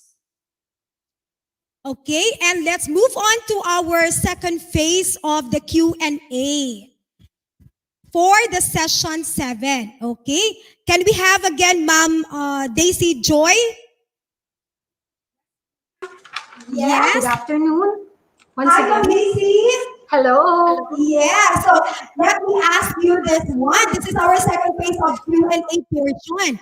If you are to teach the topic employing vocabulary instruction for effective word structure and meaning recognition, what teaching strategies you are going to employ?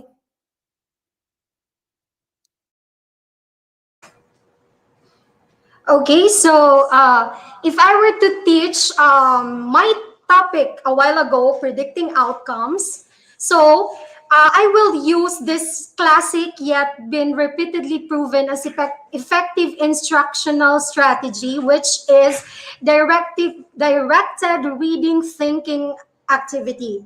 So this strategy is a comprehension strategy that guides students in asking questions about the text, and it encourages our learners to actively engage the text in the story, enhance the comprehension, and leverage prior and background knowledge. And it focuses on the reading as thinking process.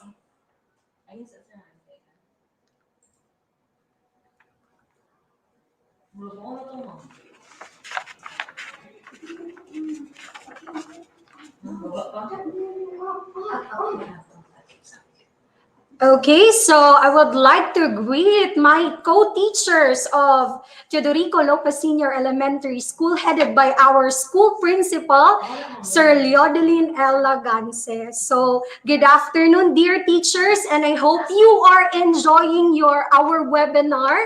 So, it's a time for us to refresh all the different strategies, comprehension strategies that will be employed in the future if we will have our face-to-face class.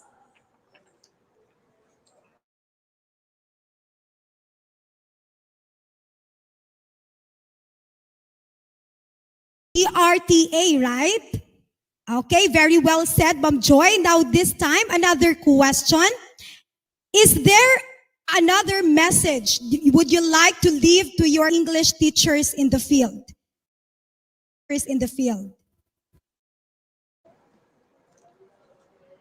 Thank you, Ma'am Jilly, for that wonderful question. So first and for all, my salute to all our teachers who are giving their best, putting their heart and their soul to teach their learners to read and comprehend.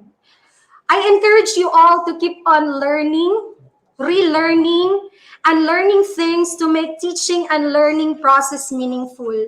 So I encourage you to always do your best and do your part as a teacher. And at the end of the day, you will be fulfilled and you will just be happy doing your part being a teacher. So I also would like to encourage that we should always do our best in relearning all the different strategies in teaching our learners, especially strategies employing teaching reading that would encourage our learners to do their best in reading, and at the same time, our learners will just feel that they are just so happy learning. So for all teachers out there who are doing their best, I would like to give all my salute to you, and you are doing your good job, and keep on working and happy working.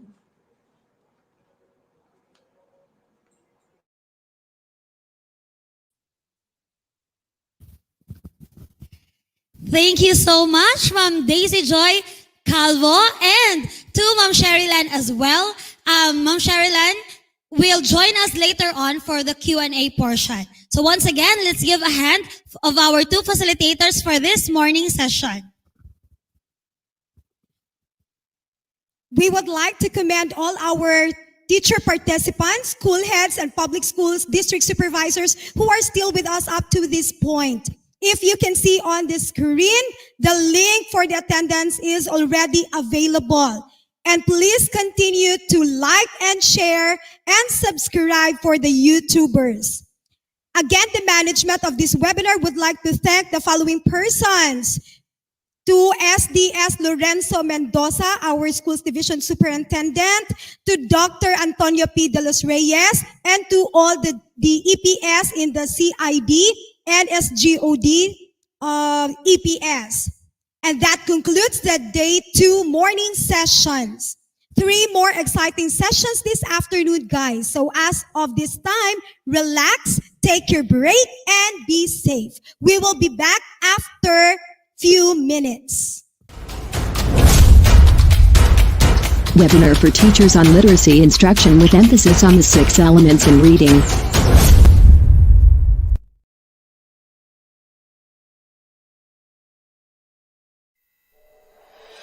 Literacy in English. to answer the call of times. SDO Davao Occidental. CID, English Language Curriculum. Ventures, Teachers Learning and Development. To learn, to relearn, to unlearn. And Journey to Literacy in English, putting emphasis to the big six of reading: oral language, phonological awareness, phonics, vocabulary, fluency, comprehension. Join this webinar, Literacy in English.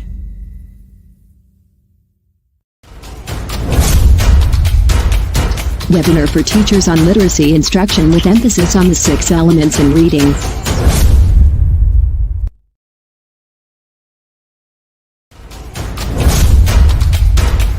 Webinar for teachers on literacy instruction with emphasis on the 6 elements in reading.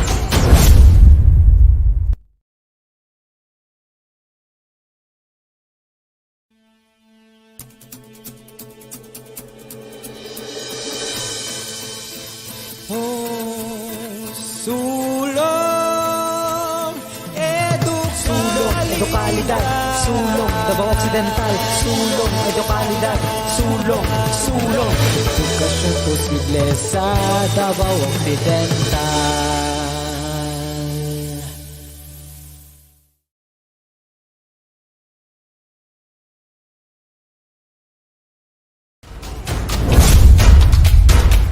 Webinar for teachers on literacy instruction with emphasis on the 6 elements in reading.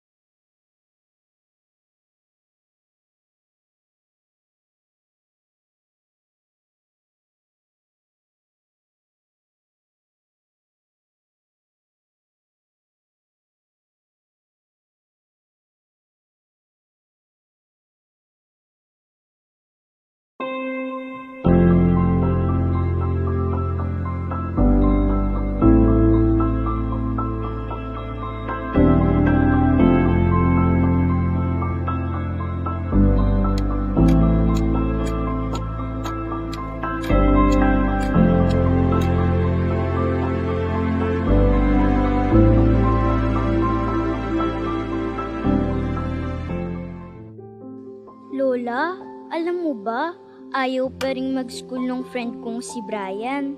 Kasi daw may COVID pa. Ano namang sinabi mo sa kanya, Apo? Ang sabi ko po, hindi naman po talaga papasok sa school eh. Sa bahay lang mag-aaral hanggat may COVID pa. Ano namang sagot niya? Tapos sabi niya, paano daw mag-aaral sa bahay wala namang teacher sa bahay? Di ba nga Lola? Ano nga ulit nung tawag dun sa hindi naman papasok sa school pero mag-aaral pa rin? Apo, ang tawag niyan ay distance learning.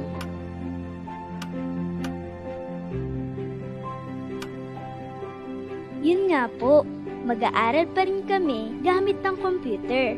Di ba Lola? Oo, pero bukod sa online, may mga lessons din na ipapalabas sa TV at radio para makapag-aral pa rin ang mga bata kahit wala kayong computer at internet. Paano po kapag wala ring TV at radyo? May ipamimigay na mga printed material ang mga teachers sa inyo. Di ba po ang tawag dun blend? Ako, blended learning. Ibig sabihin ng blended learning ay gagamitin ang iba't ibang pamamaraan ng pagtuturo gamit ang internet, ang TV, radyo, at ang print para hindi kailangang pumunta sa school ng mga teachers at mga bata. Kaya po pala si Teacher Rose hindi na rin kailangan pumasok ng school. Tama, hindi na rin papasok ang mga teachers sa school para gagabayan pa rin nila kayo at laging tatawagan ang mga magulang para kukumustahin ang pag-aaral ng mga bata tulad mo. Tumawag nga po si Teacher Rose si nanay. Ang sabi niya, mag-download ng DepEd Commons sa cellphone eh. Games ba yun, Lola? May kasama ding games, pero yung may matutunan ka. May mga lessons din kasi sa DepEd Commons na pwedeng gamitin ng mga magulang at teachers para maturuan ang mga bata. Sasabihin ko rin po kay Brian na mag-download siya ng DepEd Commons. At sabihin mo rin sa kanya na huwag na siyang matakot mag-school. Dahil sa pasukan, sa bahay lang naman kayo mag-aaral. Gamit ang internet. Kung walang internet, TV. Kung walang TV, radyo. At kung walang radyo, ay print. Oo nga po, Lola. Hindi naman po pala dapat huminto sa pag-aaral kahit may COVID eh. Magtutulungan kami para magpatuloy ang edukasyon.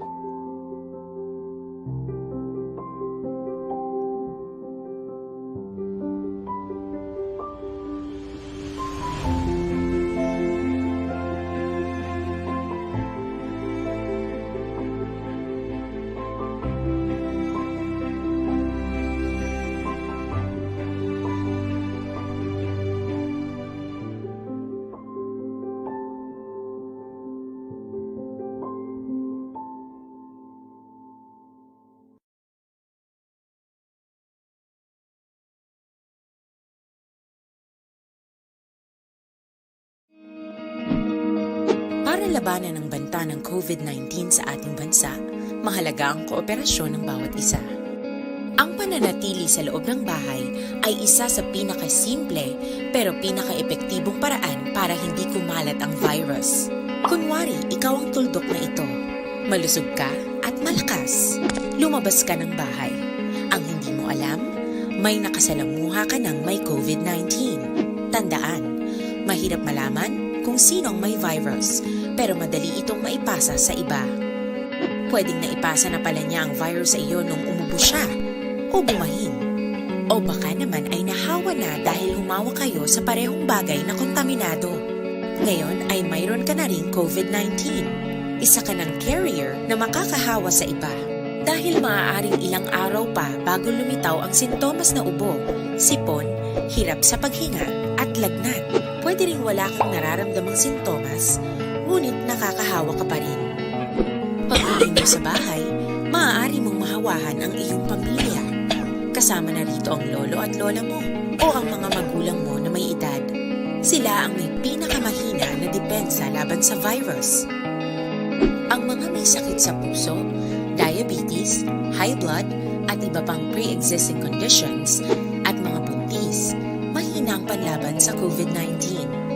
Kapag na-infect ang taong mahina ang immune system, posibleng magkaroon siya ng malalang karamdaman at kailanganing dalhin sa ospital. Sa patuloy na paglabas ng bahay at pagpunta sa pampublikong lugar, tinatayang maaari kang makahawa ng 3 pang tao at sila makakahawa ng mas marami pang iba. 20% ng mga nahawa ay maaaring maospital at dadami ng dadami ito habang mas kumakalat pa ang virus. Bukod sa dumaraming COVID-19 patients, marami pang ibang may sakit ang nasa mga pagamutan. Ang mga pasyenteng malubhang-malubha na ang karamdaman, hindi na maaasikaso. Wala ring lugar para sa mga pasyenteng may ibang karamdaman. Kaya nating iwasan ang patuloy na pagkalat ng COVID-19 kung iisipin natin ang kapakanan ng iba. Kailangan nating isipin at kumilos na parang bitbit na natin ang virus para hindi ito kumalat pa sa iba. Sundin ang social distancing. At hanggat maaari, manatili sa loob ng bahay. Kung talagang kinakailangang lumabas, panatilihin ang 1 metrong layo sa ibang tao. Maging malinis din sa katawan at sa kapaligiran. Parating maghugas ng kamay gamit ang sabon at tubig. At i-disinfect ang mga bagay na madalas hinahawakan. Ang mahalaga, mapabagal natin ang pagkalat ng COVID-19 para mas kakaunti ang mga kailangang magpa-ospital at mabawasan ang mga Pilipinong magkakasakit. nagkakasakit. Magiging epektibo lamang ito kung mananatili tayo sa bahay. Sundin ang social distancing. Isang maliit na sakripisyo para sa buhay ng kapwa nating Pilipino. Tulong-tulong tayo. Let's beat COVID-19.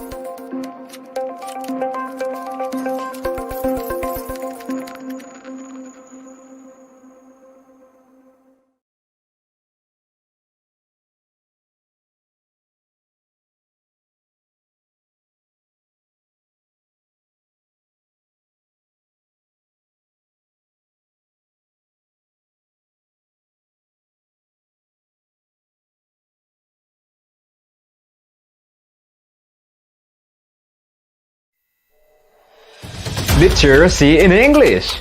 To answer the call of times. SDO Davao Occidental. CID. English Language Curriculum. Ventures. Teachers Learning and Development.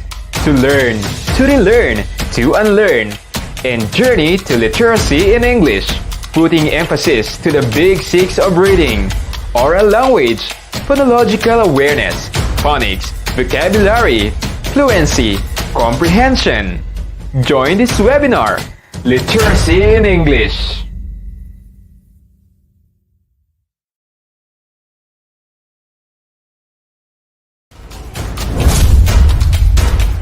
Webinar for teachers on literacy instruction with emphasis on the 6 elements in reading.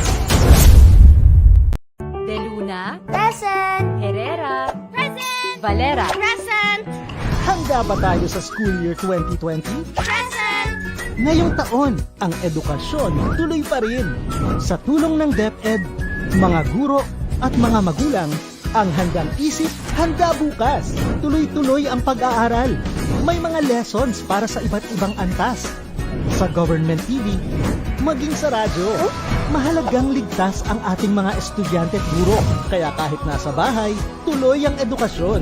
Kung tulong-tulong, may paraan, may aralan. Handang isip, handa bukas. Bisitahin ang DepEd Philippines sa Facebook at ang deped.gov.ph.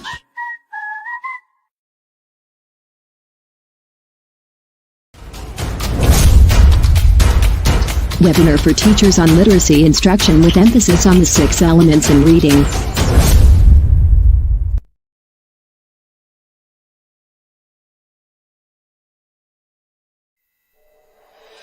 Literacy in English. To answer the call of times. SDO Davao Occidental. CID. English Language Curriculum. Ventures. Teachers Learning and Development. To learn, to relearn, to unlearn. And Journey to Literacy in English. Putting emphasis to the big six of reading. Oral language. Phonological awareness. Phonics. Vocabulary. Fluency. Comprehension. Join this webinar, Literacy in English.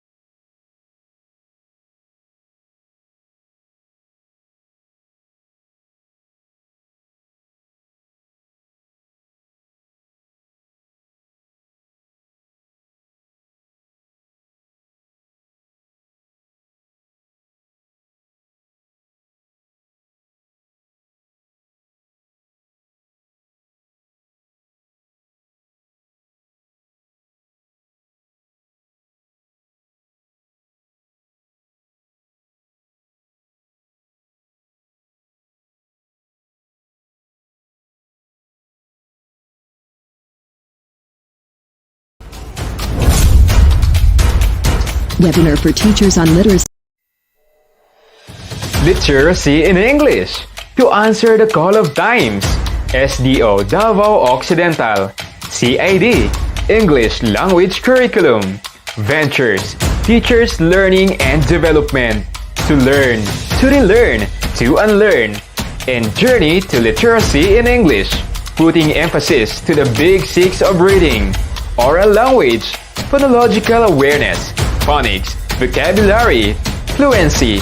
Comprehension. Join this webinar, Literacy in English.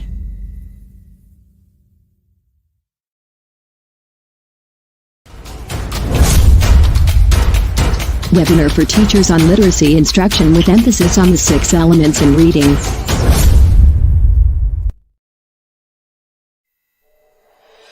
Literacy in English. To answer the call of times. SDO Davao Occidental. CID. English Language Curriculum. Ventures. Teachers Learning and Development. To learn, to relearn, to unlearn. And Journey to Literacy in English. Putting emphasis to the big six of reading. Oral language. Phonological awareness. Phonics. Vocabulary. Fluency. Comprehension. Join this webinar, Literacy in English.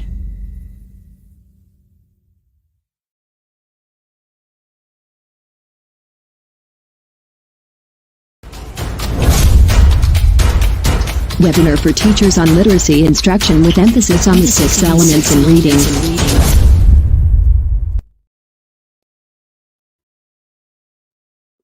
Welcome to our afternoon session of the webinar for teachers on literacy instruction with emphasis on the 6 elements of reading. Before we proceed, let me remind the teacher participants that later on we will show the links where you could access the attendance and evaluation forms.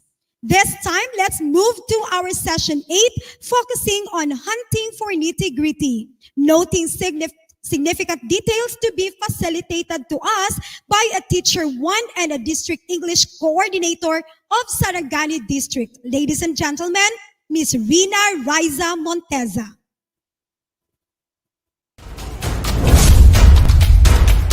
Webinar for teachers on literacy instruction with emphasis on the 6 elements in reading.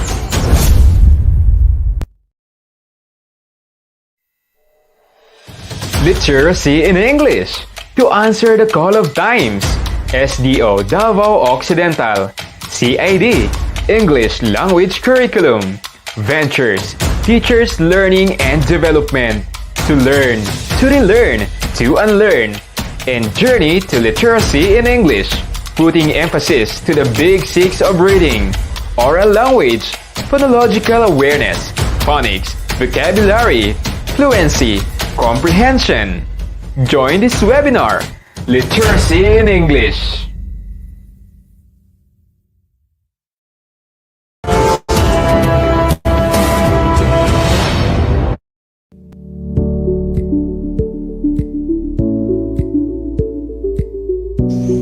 Good day, Davao Occidental teachers. How are you? I'm glad to be with you today. Are you interested to learn more about something? Then, let's do it!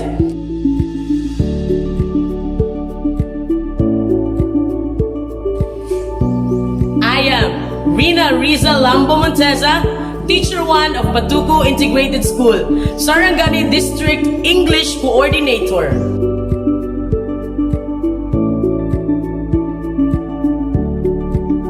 Welcome to another exciting virtual presentation. Today, we are now on the 8th session with the topic, Hunting for the Nitty-Gritty, noting significant details and textual evidences through close reading.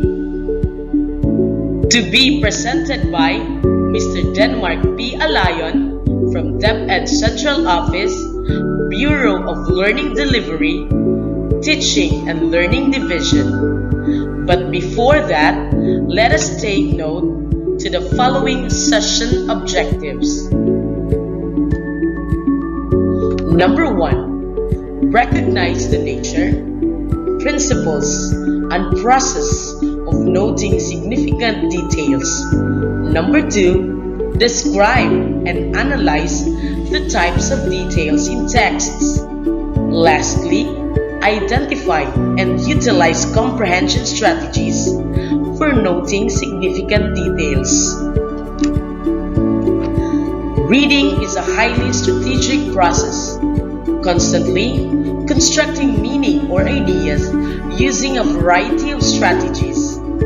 Consequently, teaching comprehension strategies should focus on thinking, problem solving, and monitoring understanding, according to Harvey and Gudvis, 2000. Being able to note significant details from the text, whether visual or verbal, leads one to understand the texts more clearly and deeply. One is able to practice making inferences and conclusion skills that are crucial in more complex reading tasks. Readers need direct, explicit instruction on how to apply comprehension strategies.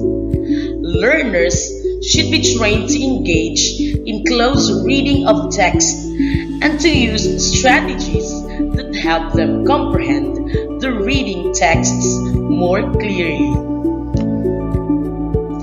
Teachers are expected to model and provide guided practice and feedback, as well as independent use of comprehension strategies. Close reading represents one type of reading in which students have a go at a text, becoming the primary investigator or investigators of meaning by Lapp et al. This session will lead us to understand the nature and principles of noting significant details and how this comprehension skill can be effectively taught explicitly to our learners. As we watch the presentation of Mr. Denmark B. Alayon, kindly jot down the answers to the previewing questions. Number 1. What is a significant detail? What is the difference between explicit and implicit details? Number 2. What is noting significant details? Number 3. What does research say about effective literacy instruction? Number 4. What is close reading and how can it help learners tackle complex texts?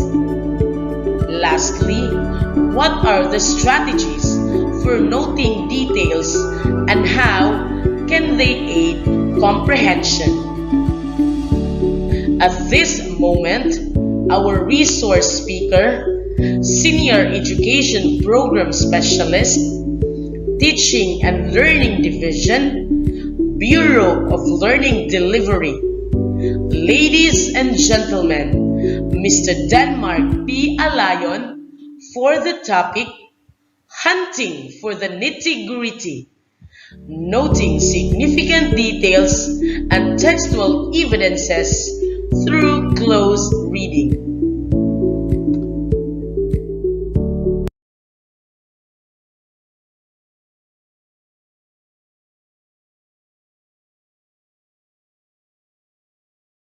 So my assigned topic is all about hunting for the nitty-gritty, noting significant details and textual evidences. Of course, this is an important reading comprehension skill.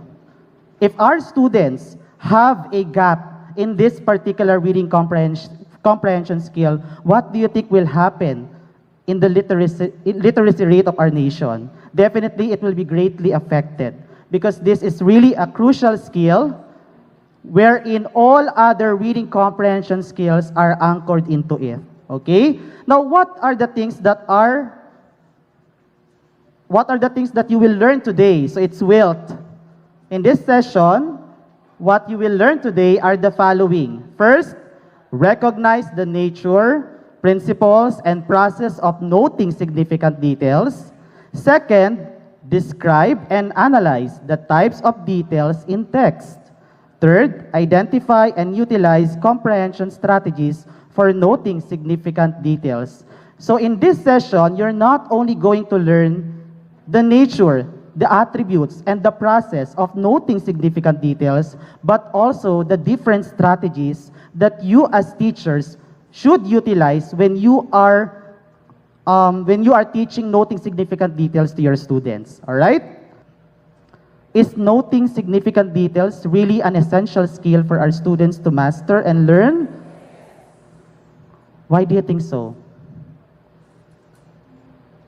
If the responses to the questions are not appropriate to the questions that you ask, what is the implication of that? There might be a literacy gap. There might be a comprehension gap. Okay? And that is actually because the students have not yet mastered the skill of noting significant details.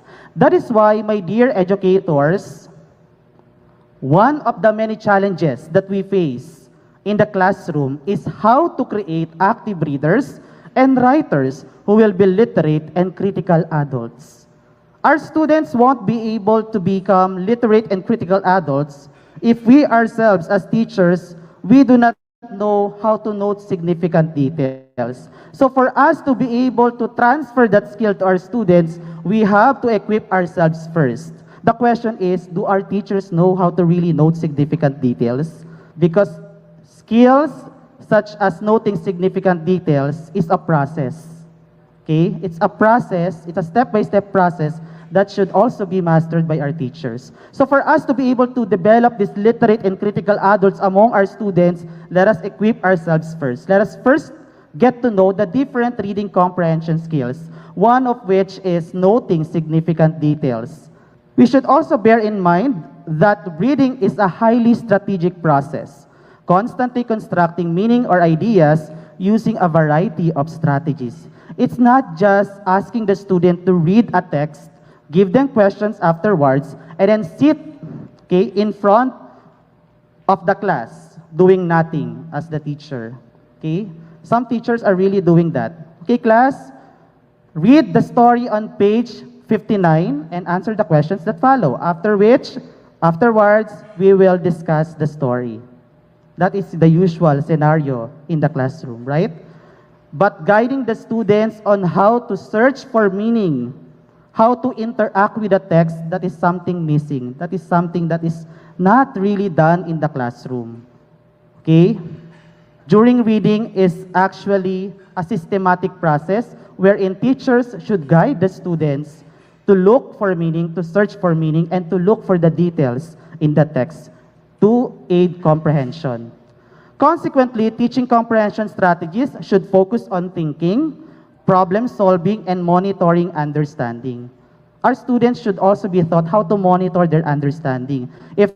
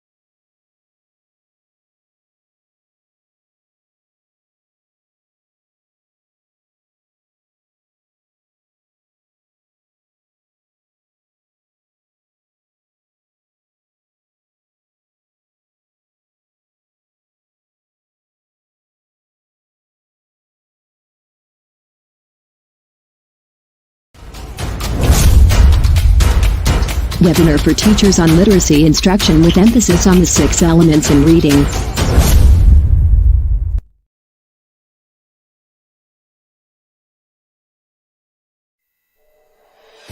Literacy in English. To answer the call of times.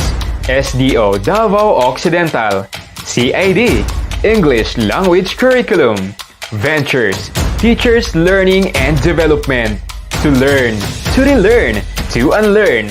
And Journey to Literacy in English. Putting emphasis to the big 6 of reading. Oral language. Phonological awareness. Phonics. Vocabulary. Fluency. Comprehension. Join this webinar, Literacy in English.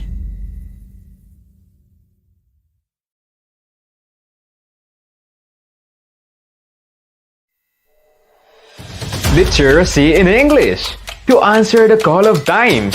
SDO Davao Occidental. CID. English Language Curriculum. Ventures. Teachers Learning and Development.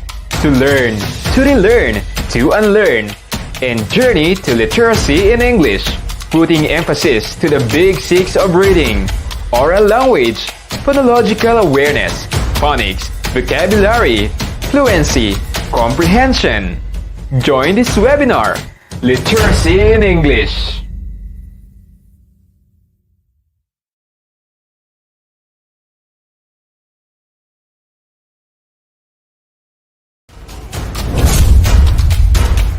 Webinar for teachers on literacy instruction with emphasis on the 6 elements in reading.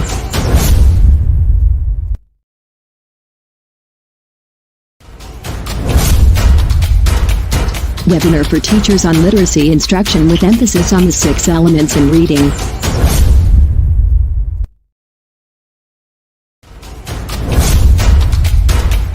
Webinar for teachers on literacy instruction with emphasis on the 6 elements in reading.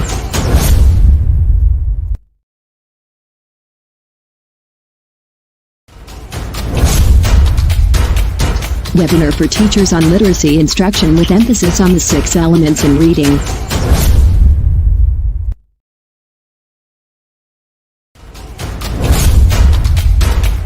Webinar for teachers on literacy instruction with emphasis on the 6 elements in reading.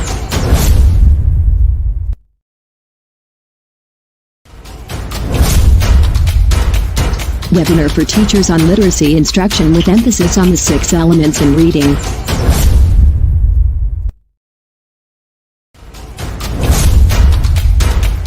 Webinar for teachers on literacy instruction with emphasis on the 6 elements in reading.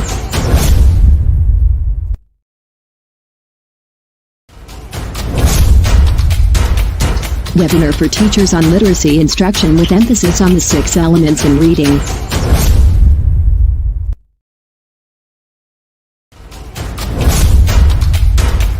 Webinar for teachers on literacy instruction with emphasis on the 6 elements in reading.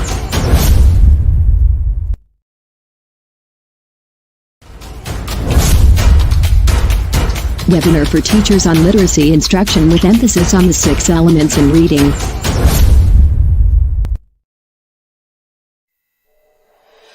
Literacy in English. To answer the call of times. SDO Davao Occidental. CID. English Language Curriculum. Ventures. Teachers Learning and Development. To learn, to relearn, to unlearn. And Journey to Literacy in English. Putting emphasis to the big 6 of reading. Oral language. Phonological awareness. Phonics. Vocabulary. Fluency. Comprehension. Join this webinar, Literacy in English.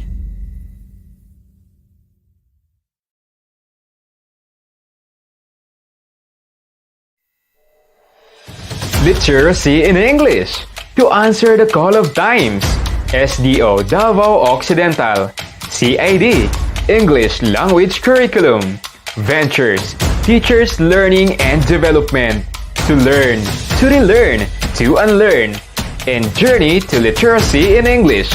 Putting emphasis to the big 6 of reading. Oral language. Phonological awareness. Phonics. Vocabulary. Fluency. Comprehension. Join this webinar, Literacy in English.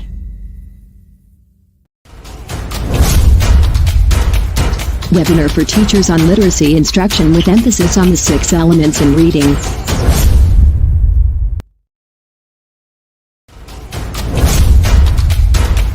Webinar for teachers on literacy instruction with emphasis on the 6 elements in reading. Of course, this is an important reading comprehension skill.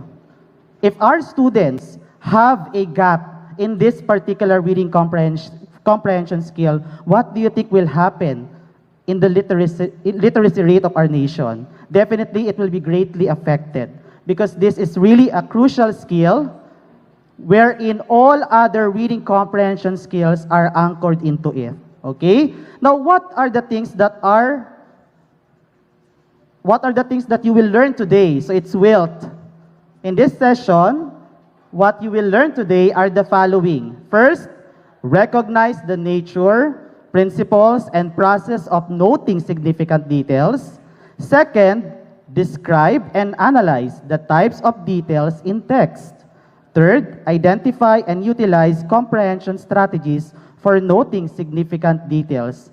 So in this session, you're not only going to learn the nature, the attributes, and the process of noting significant details, but also the different strategies that you as teachers should utilize when you are teaching noting significant details to your students. All right? Is noting significant details really an essential skill for our students to master and learn? Why do you think so? If the responses to the questions are not appropriate to the questions that you ask, what is the implication of that? There might be a literacy gap. There might be a comprehension gap. Okay? And that is actually because the students have not yet mastered the skill of noting significant details.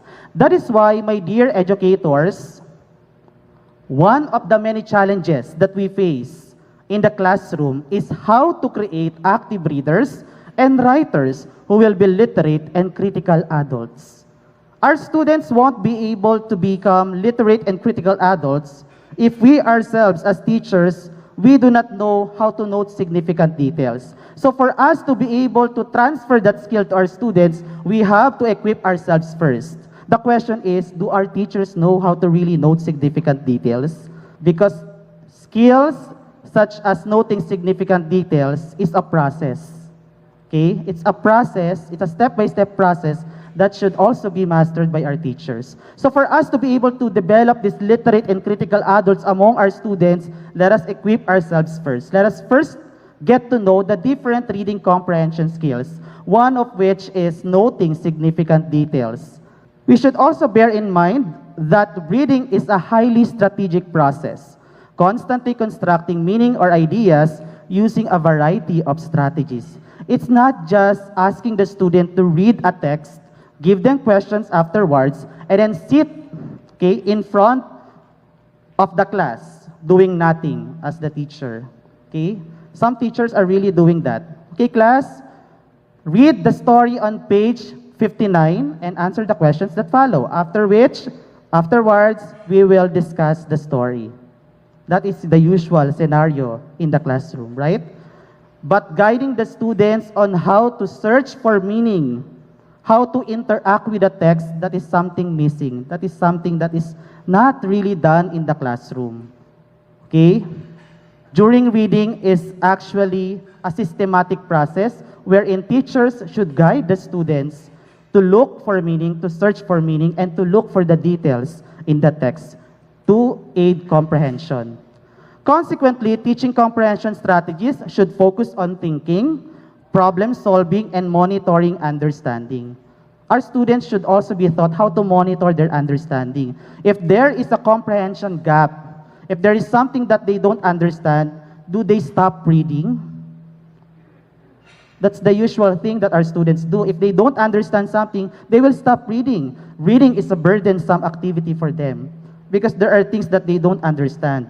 And why is it that our students are behaving like that? Because they are deficient in the skill. They do not know how to go about in the text. They do not know how to interact with the text because they are deficient in the skill. And that is one of the reasons why we have literacy gaps. Okay?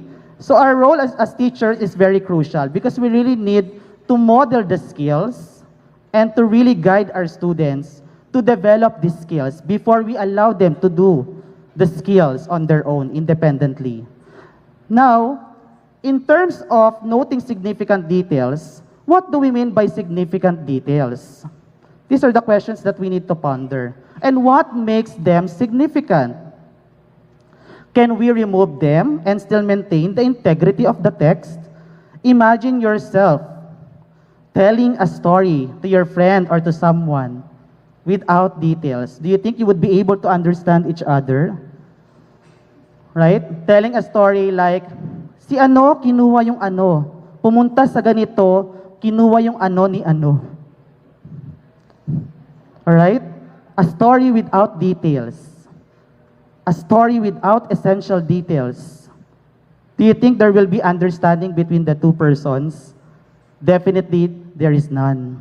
That's why details are very important because they are part and parcel of a text. And as readers, we need to look for these details because these details will also be able to make us understand the text, okay, and comprehend the text further, okay? Is it important to learn how to note details? Why? How should we note details? That's really the question. How should we note details? Do we just take down notes? Do we just get the elements from the story? Get the details from an informational text? So there has to be a process. Okay, there has to be a process. And we need to teach this process to our students. Okay? So what is a significant detail? A detail, as I have said, is a part of a whole. It may also refer to small elements that collectively constitute a work. So details in a text may be significant because they contribute to the wholeness of the material. But other details can also be considered insignificant, meaning removing them may not really affect significantly the integrity of the text. So these significant details should not be removed. Okay? Removing them will make the text boring. Okay? Will make the text empty. Okay? These significant details such as elements, okay, for literary texts, and informations, main idea, and topic sentence, and supporting details should not be removed in an informational text. They are really significant. Therefore, details in a reading text are small pieces of information that may support an interpretation, a conclusion, or a claim, an inference, and or main idea. So these are small bits of information that make up the text as a whole. Now, learners should know how to distinguish the different types of details, and we have two. First, explicit details. So what is this explicit detail? So explicit details are stated clearly and in details, leaving no room for confusion or doubt.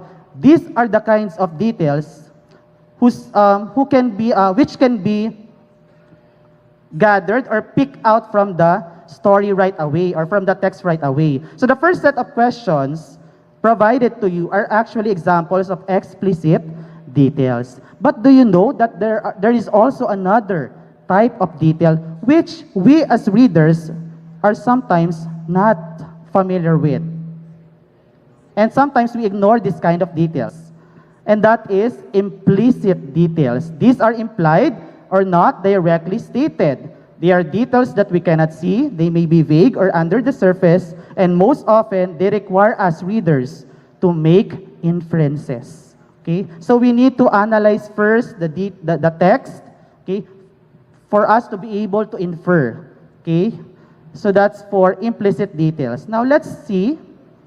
Now, what are the different types of details according to Rizakis in 1981? So the details can be examples, facts, statistics or numbers, reasons, definitions, and descriptions. These are the things that we need to look for, to watch for, when we are looking at the details in the text, be it literary or informational. Okay? Now, what is noting significant details as a reading comprehension skill? So noting significant details as a reading comprehension skill involves picking out, okay, from a text the particular piece or pieces of information or details to achieve a given purpose, okay? So picking out, identifying the details, noting down the details from the text to achieve a particular purpose. So the purpose can be to answer specific questions, okay? To determine the purpose of the author for writing the text, okay? To infer and to predict, okay? So noting significant details is actually the mother of all reading comprehension skills. Do you agree? Do you agree that the noting significant details is the mother of all reading comprehension skills? It's actually the heart of reading comprehension. Why? Our students won't be able to predict outcomes. They won't be able to distinguish facts from opinions. They won't be able to determine cause-effect relationship. They won't be able to draw conclusions and make generalizations, okay, if they do not know how to note significant details. So it's actually a prerequisite skill to learn the different subsequent reading comprehension skills, okay? So if our students do not master, do not know, do not understand, and do not know how to do noting significant details, precisely, they won't be able to do other skills because other reading comprehension skills involve noting significant details. Do you agree? All right. And these details are the ones that good readers notice and authors use to emphasize the elements of the literary text or key information of the informational text. Now let's have a review. What is text all about? Text is any communication, spoken, written, or visual, involving language. Okay? In this view, therefore, is a story being told orally considered a text? Do you consider a story being told orally a text? Yes or no? Yes. Is a song heard over the radio a text? Is a storybook a text? Is a movie a text? Is the video that you watch a text? Okay? Is a mathematical explanation a text? Yes. Is a graph or diagram a text? Is a TV commercial a text? Is a literary text a text? Yes, of course. An informational text? Yes. So precisely, we have two basic types of text in teaching reading. We have literary text and informational text. For literary text, if we want our students to note significant details, we have to focus also on the different elements. The story map here, okay, that is shown on the slide is actually a helpful graphic organizer for the students to be able to pick out essential information from the literary text. So you have there the characters, the setting, the problem, and of course the plot, resolution, okay, the unfolding or the solution to the problem in the story, and the thoughts or reflections, okay, of the students in relation to the story. So we can ask our students to note significant details using a story map, okay? Being able to note significant details from the text, whether visual or verbal, leads one to understand the text more clearly and deeply. When we guide our students to note the details from the text, definitely they will be able to understand what they are reading. Okay? One is able to practice making inferences and conclusions. These are skills that are crucial in more complex reading tasks. Okay? Now, where do we do noting significant details? In a BDA lesson structure, usually it happens during reading. So as I have said, during reading activity, we should not just ask our students to open their books, read the story on this page, and answer the questions that follow. Because during reading, it's all about guiding our students for an active search for meaning. We have to guide our students to better understand what they are reading, to make sense of what they are reading, and to comprehend what they are reading. After all, reading comprehension is what? A very important skill that our students should also master. Okay? And there are specific reading comprehension skills also. So what strategies then can teachers adopt so students can engage with text? What teaching strategies can be adopted to focus on comprehension? So teachers help students to explain and describe their responses to text by first modeling, okay? So si teacher nagmo-model muna their own response and then ensuring that students have frequent opportunities to communicate their thoughts and feelings through discussion, art, drama, and written visual form. The unique response of each student provides a window into the student's reading process as well as his or her comprehension and thinking process. The multiple meanings, responses, and interpretations that students give to a text enrich classroom literacy and allow students to acquire new insights, ideas, and perspectives that add to their own comprehension. Now, what are these comprehension strategies that strategic readers need? Of course, they need to be taught how to predict, okay? They need to be taught how to ask questions, okay? It's not always essential that teachers should be asking questions, okay, in processing the text. The teachers should also guide the students to formulate questions on their own, okay? And of course, they should also be taught how to clarify information. If there are ideas that are not clear to them, they have to be guided to clarify information. They can also ask questions and clarify information that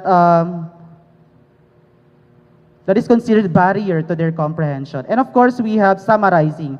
Our students should be taught how to summarize information, and in that way, teachers can detect if the students really understand the chunks of messages that they are reading. What research says about text comprehension? So text comprehension can be improved by instruction that helps readers use specific comprehension strategies. If we really want our students to understand what they are reading, to make meaning and to make sense of the text, we have to teach specific comprehension strategies. Okay? Do not just allow your students to read the text on their own without teaching them comprehension strategies that will enable them to make sense and to process the text that they are reading. Okay? Now, what does research say about effective literacy instruction? We just have to bear in mind the instructional design, which is explicit teaching. So in teaching literacy to our students, we need to model first the skill, the strategy, guide our students, okay, for them to be able to gradually master that skill or strategy until such time that we allow them to do the skill, to demonstrate the skill that they have learned or the strategy that they have learned on their own independently. So there has to be modeling and there has to be instructional scaffolding. Parang pag nagtuturo lang po yan ng driving or swimming, di ba yung trainer, hindi niya agad hinahayaan mag-drive or mag-swim yung kanyang trainee. Okay? Kasi pag nangyari yon, pag yun ang ginawa ng trainer, pwedeng malunod yung trainee. Pwedeng makabangga yung trainee. That is especially true in teaching literacy. We should not just allow our students to do on their own without providing them first the skill or the strategy that they need to have. Okay? Therefore, explicit teaching is at the core of good literacy instruction. We have to make our students make connections, monitor their understanding, formulate questions, and stay focused on what they are reading. And that can be done when we observe explicit teaching in our classroom instruction. Okay? So explicit teaching is at the core of literacy instruction, effective literacy instruction. What theory guides effective reading instruction? In effective literacy instruction, the teacher provides scaffolded support to help each student grow beyond his or her current level of achievement while gradually releasing responsibility to the student to help foster independent learning. Vygotsky's theory of learning describes each student's current level of achievement as the zone of actual development where the student can apply his or her knowledge and skills independently. Teachers should model and scaffold learning that is just beyond this zone in what Vygotsky calls the zone of proximal development to stretch each student towards a new or next level of actual development. So what should teachers do? The teachers should begin the class by demonstrating first, through modeling and or thinking aloud, effective strategies for reading, writing, talking, listening, and thinking, and then move to coaching or guiding. So ito na yung guided practice. And eventually arrive at a point where the student practices the skill or strategy independently. That's for independent practice. So ang ano natin dito, we have to bear in mind that we should not allow our students to do the task, the skill, or the strategy independently if we have not yet underwent the modeling and the guided practice part. Kasi baka nag-independent practice na tayo, hindi mo pa namomodel at hindi mo pa nagagawa with your students yung guided practice. So a framework for teaching close reading to adolescent learners. Crucial to noting significant details is the process of close reading. Ano ba tong close reading na to? Readers need direct, explicit instruction on how to use and apply comprehension strategies. Learners should be trained to engage in close reading of text and to use strategies that help them comprehend the reading text more clearly. Teachers are expected to model and provide guided practice and feedback as well as independent use of comprehension strategies. Okay? There has to be also sustained, elaborate discussions about the text for them to be able to explore multiple perspectives and concepts about the text that will support critical reflection and interpretation. There has to be also the use of diverse, challenging, content-rich texts that are meaningful for the students. Okay? The text should be something that our students can relate with. Okay? It has to be contextualized. It has to be localized. It has to be something that they can relate with. Okay? It has to be something that the experiences that it presents should be something that is relevant for them to make it meaningful for them. Okay? Research indicates that teaching explicit comprehension strategies before, during, and after reading improves student engagement and understanding of text. So also, for effective comprehension strategy, teachers should do think aloud, okay? Talking through about the text. So the teacher should also model the thinking process, okay, that he or she is doing while processing the text, okay? Like using the I pronoun, okay? The I pronoun in processing the text. I think the main character here is Pip.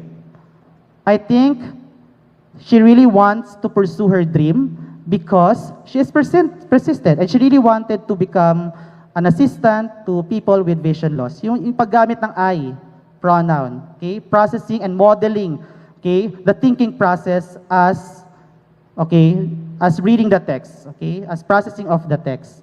Also crucial to noting significant details is the use of different fix-up strategies. When our students do not understand something, do they have to stop reading the text? No. So there has to be fix-up strategies.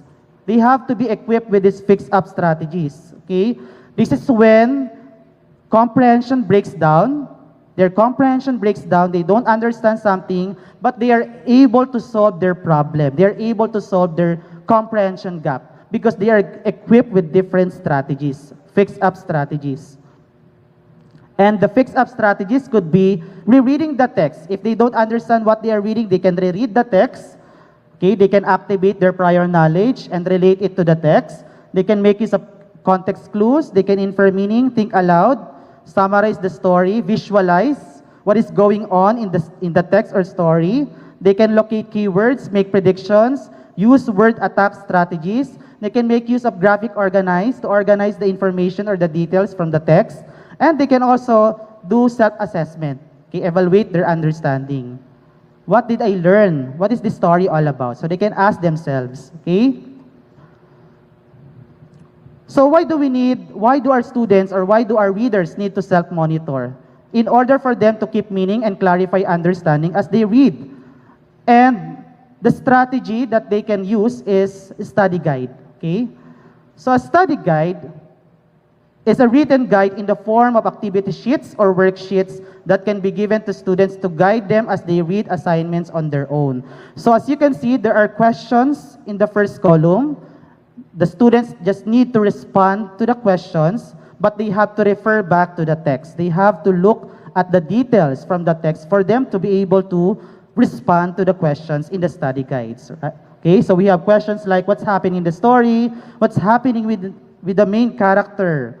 Is the main character changing? What do I think will happen next? What is the problem? So these questions will make the students go back to the text, interact with the text, and engage with the text further, and locate information needed for them to be able to answer, okay, the questions. Another example of study guide is this, wherein the students will have to look for the interesting part, powerful part, funny, puzzling, or important part or details from the text. Okay? So they need to locate, they need to find out the page number and the paragraph number, and the reason for their choice. Okay? And of course, there are processing questions at the end. Okay? So that's also an example of study guide. Okay? Close reading. Ayan. Close reading po talaga tayo kapag noting significant details. Okay? When we want our students to deal with complex text, okay, we have to do close reading. Okay? And what is this close reading all about? It's one type of reading in which students have a go at a text becoming the primary investigators of its meaning. So in other words, in Tagalog, ito ay paghihimay-himay ng detalye sa teksto. Okay? Paghihimay-himay. Okay? Looking at specific details, hunting for the nitty-gritty, okay? For the details in the text that will aid comprehension. Okay? So a close reader works like a detective. He or she has to reflect. He or she has to focus on the author's purpose, what the author says, how the text flows, what the words mean, what the structure of the text tells them. Okay, read and reread again the text and use the text evidence to support their thinking. So what are the attributes of this close reading? There has to be short passages and excerpts, but if the text is too long, the text can be chunked into different segments, meaningful segments. Diving right into the text with limited pre-reading activities, focus on the text itself, rereading deliberately, reading with a pencil, or if there is no pencil, the reader can also make use of highlighter. Noticing things that are confusing, discussing the text with others, think, pair, share, or turn and talk frequently, and small groups and whole class, and of course, responding to text-dependent questions. So there are different steps in close reading. We have 3 steps: first read, second read, and third read. In first read, we have key ideas and details. Second read, craft and structure. And third read is integration of knowledge and ideas. Okay? So for first read, it's the first reading of the text, right?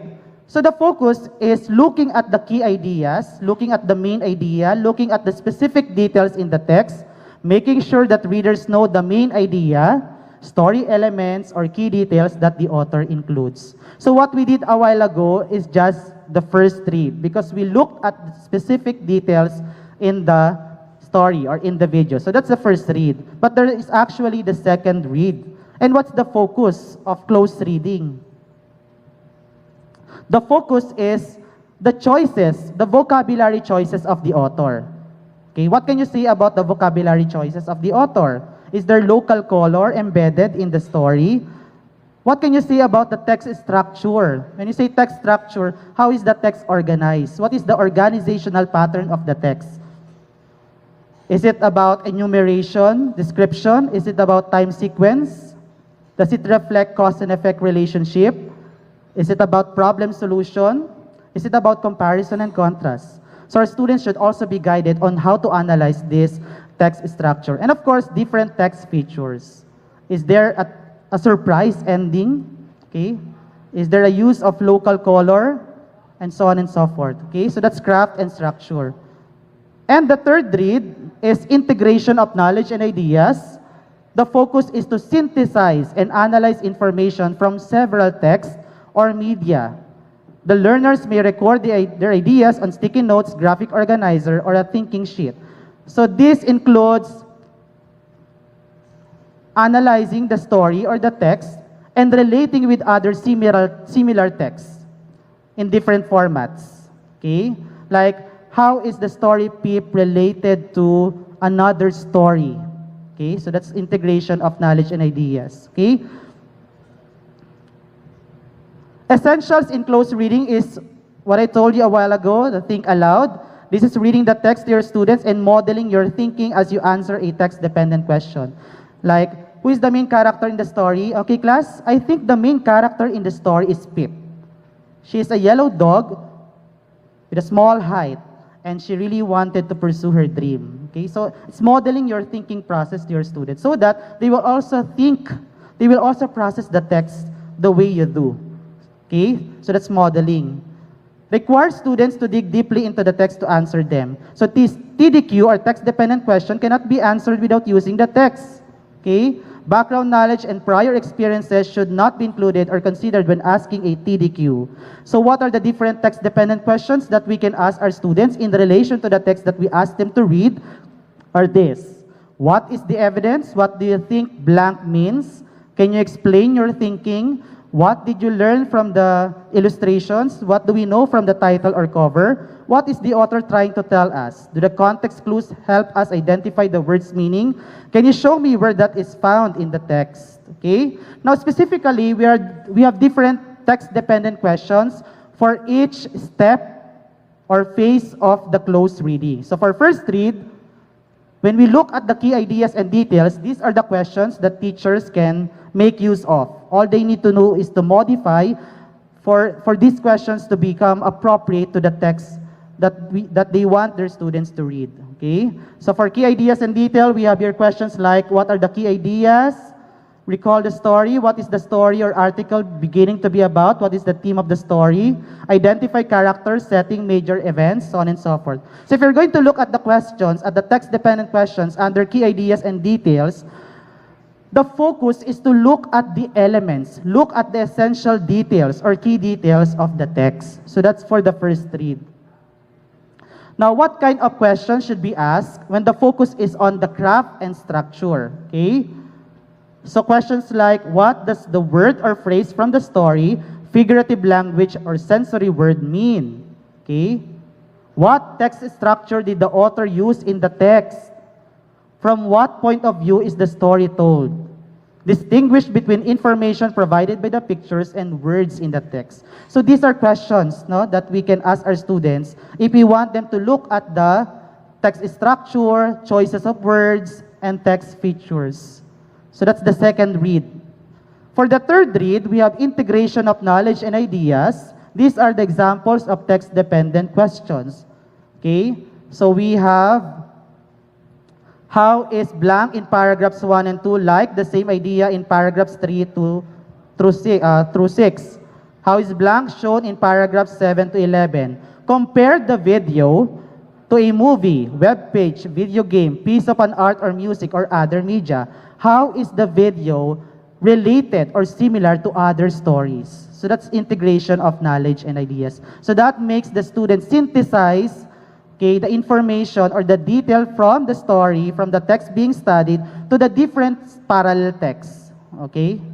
So that's for integration of knowledge and ideas. And of course, there are different cues after a text-dependent question that can guide our students, okay, while reading.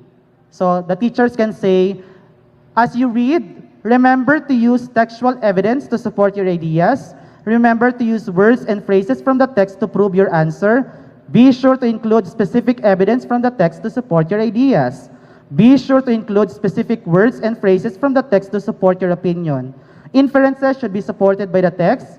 What in the text helped you to know, and what words and phrases did the author use that led you to your answer?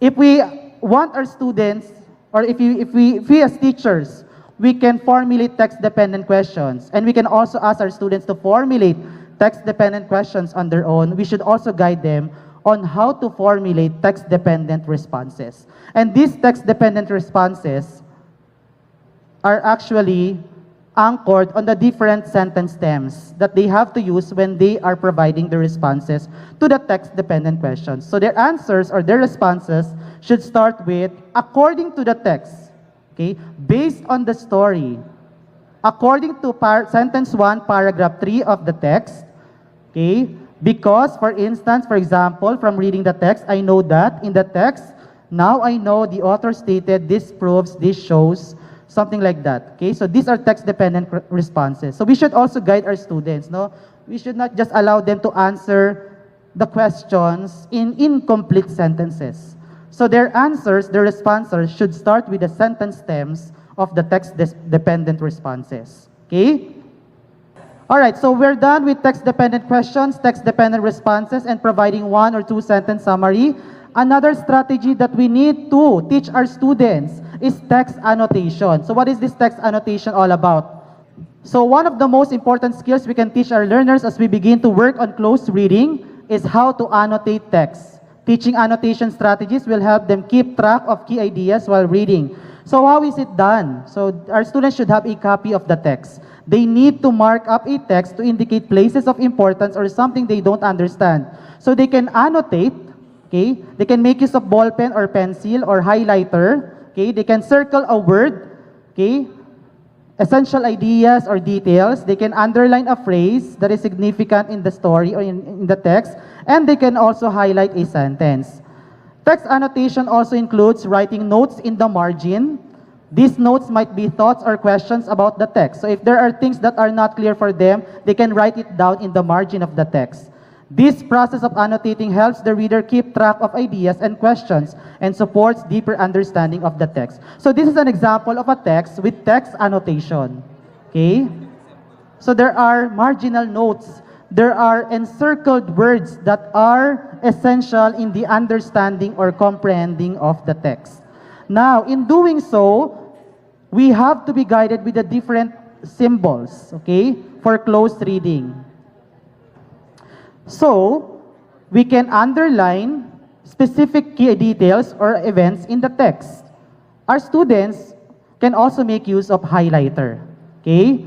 Now, if they can figure out the main idea in the text, they can put star in the margin. So that's already a signal that that particular statement is the main idea in the selection. They can also provide 1, 2, 3 to mark the order of events in a sequence.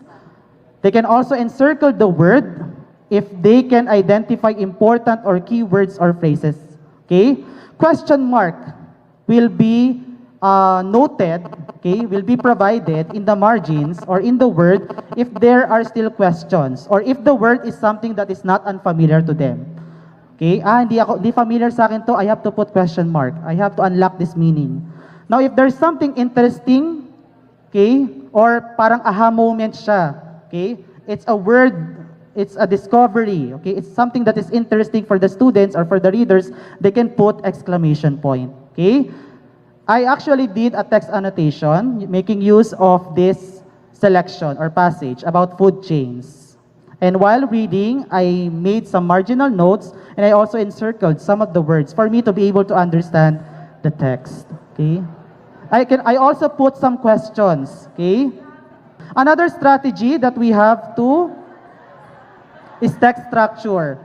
So awareness of organizational patterns in informational text. So this can be achieved through diagrams, charts, and outlining. So what are the different text structure that we can make use of? Ayan. So when we want to teach our students the text structure or the organization of text, we can ask them to pick out information or details and organize it using the different graphic organizers. So for description, they can make use of semantic map or concept map. For sequence, it can be flow chart. For cause and effect, this one. For problem solution, and for comparison and contrast. Okay? In that way, the students will pick out information and organize the information through graphic organizer. All right? So effective close reading teaches learners to self-monitor their understanding by asking themselves 4 questions while repeatedly reading text. What is the author telling me? Are there any difficult, important vocabulary words? What does the author want me to understand? And how does the author play with language and meaning? Also crucial is that we should not only teach our students different literary texts, different stories. We should also present to them the different informational texts because these are the kinds of texts that they will encounter, okay, outside school. They will be confronted with a lot of informational texts, much more complex than the literary text, okay? So they also get to know, they should also read informational texts such as biographies, autobiographies, books about history, social studies and the arts, technical texts, and digital sources on a range of topics. So, The strategies for noting significant details that you learned in this session are the following. First, analyzing types of details. Let us not focus only on asking our students to identify the explicit details, but also the implicit details. Also, you learn about formulating or asking text-dependent questions and providing text-dependent responses. Okay? You also learn about story map for narrative text that will allow you to, what? Note details from the stories and to note elements of the stories using story map.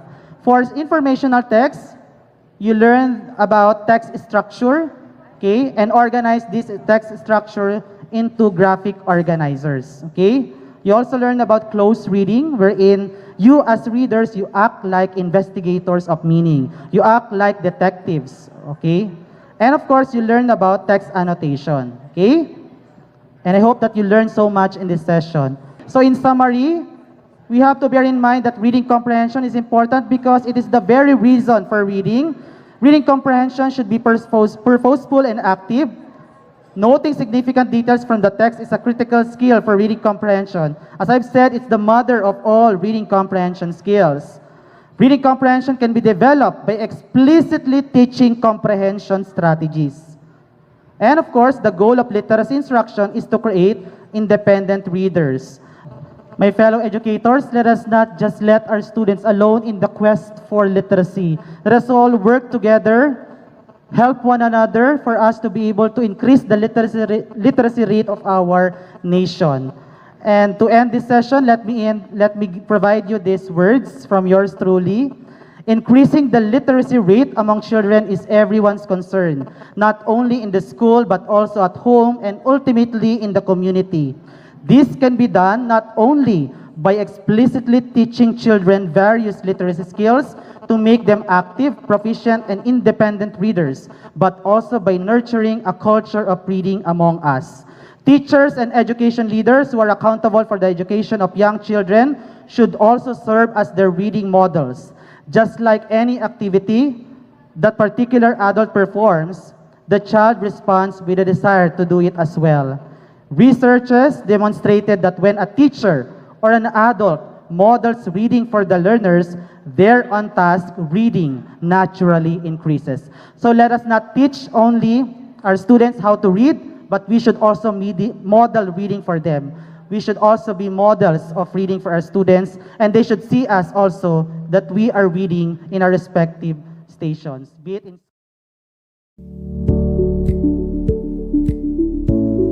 There you have it, Mr. Denmark P. Alayon. Now, let us proceed in answering the previewing questions given to you a while back. What is a significant detail?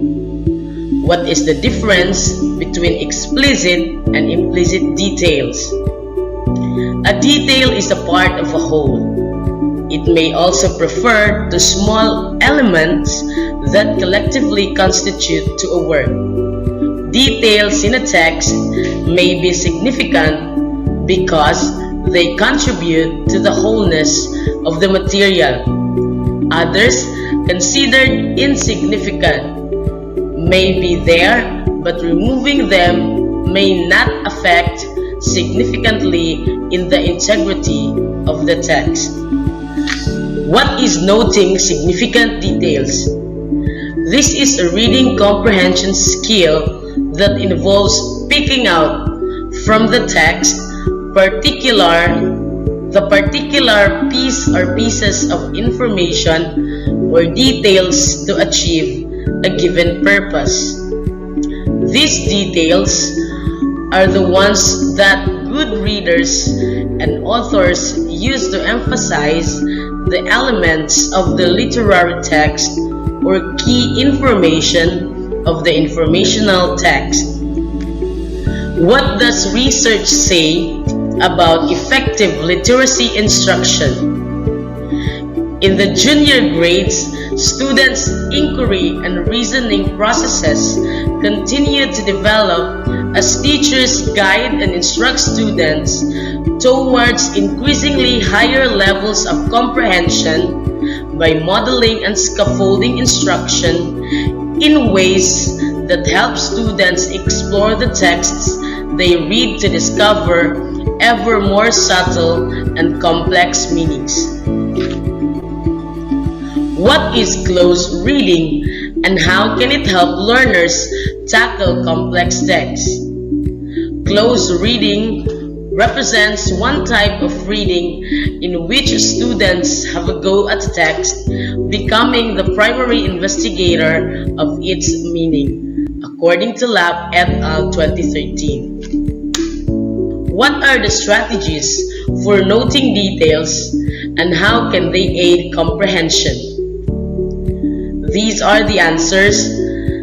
1. We have analyzing types of details, formulating asking text-dependent questions, providing text-dependent responses, story map for narrative texts, text structure for informational texts, graphic organizers, close reading, and text annotation.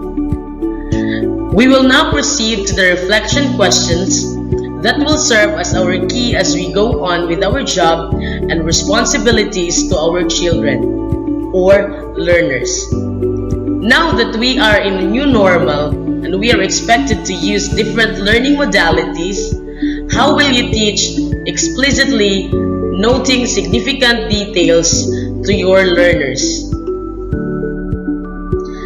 As a group, discuss other strategies and share best practices and possible challenges you might encounter as you teach this particular comprehension skill.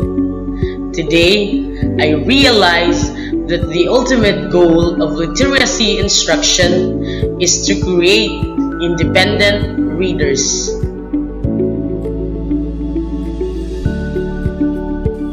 To wind down this presentation, allow me to share to you the words of Mr. Denmark P. Alayon, and I quote, "Increasing the literacy rate among children is everyone's concern, not only in school, but also at home, and ultimately in the community.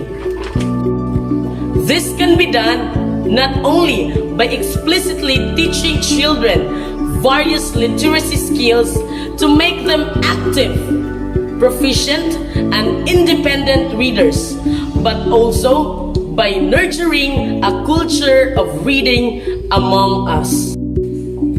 Mabuhay! And may God bless us all. Layag Sarangani.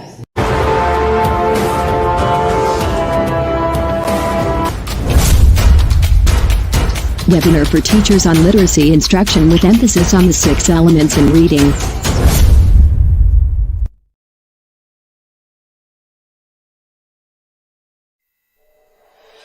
Literacy in English. To answer the call of times. SDO Davao Occidental. CID English Language Curriculum. Ventures Teachers Learning and Development. To learn, to relearn, to unlearn. And Journey to Literacy in English, putting emphasis to the big 6 of reading: oral language, phonological awareness, phonics, vocabulary, fluency, comprehension. Join this webinar, Literacy in English.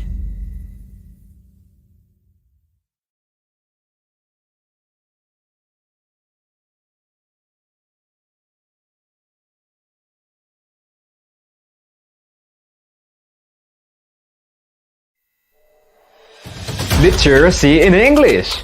To answer the call of times. SDO Davao Occidental. CID English Language Curriculum. Ventures Teachers Learning and Development. To learn, to relearn, to unlearn. And Journey to Literacy in English, putting emphasis to the big 6 of reading: oral language, phonological awareness, phonics, vocabulary, fluency, comprehension. Join this webinar, Literacy in English.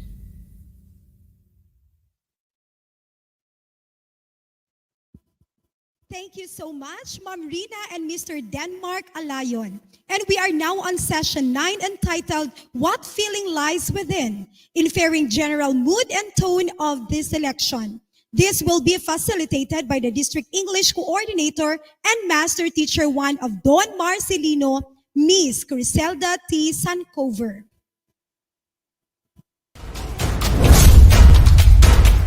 Webinar for teachers on literacy instruction with emphasis on the 6 elements in reading. DepEd Davao Occidental, and a great morning as well to all of you, my dear fellow educators of this division. Welcome to another exciting online session. I am Criselda T. Sancover, a Master Teacher 1 of Kinara Elementary School and the District English Coordinator of Don Marcelino District. We are now on the 9th session of this training on literacy instruction. I am tasked to facilitate the topic entitled, What Feeling Lies Within? Discovering Mood and Tone, which was prepared by Ana Marlene V. Litonwa, Senior Education Program Specialist, Bureau of Learning Delivery, Department of Education, Central Office. Before we begin our session, let us take note of the following session objectives. It is expected that at the end of the session, teachers should be able to, first, recognize the differences between tone and mood, and how these two elements contribute to the overall message and impact of the story to the audience. Second, use appropriate and relevant strategies in teaching tone and mood. And finally, formulate appropriate grade level questions for the discussion and assessment of the mood and tone of a particular selection. We have prepared 3 activities for you in this session. And without further much ado, let's begin activity number 1, conceptual knowledge. You will be given 5 statements about tone and mood. Just answer agree or disagree. You can type your answers in the chat box or use the reaction button. If agree, use thumbs up. If disagree, no reaction. So, are you ready? Number 1. One way of understanding the tone of the selection is through character analysis. One way of understanding the tone of the selection is through character analysis. Agree or disagree?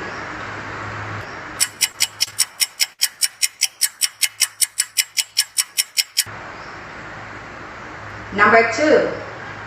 Most texts explicitly suggest the mood of a story. Most texts explicitly suggest the mood of a story. Agree or disagree?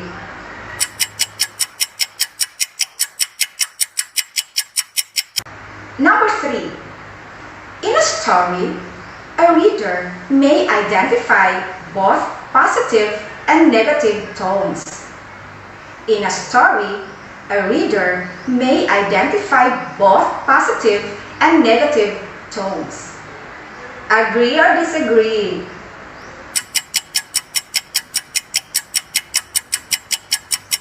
Number 4. Though mood is language dependent on writer's word choice, it remains audience-oriented. Though mood is language dependent on writer's word choice, it remains audience-oriented. Agree or disagree?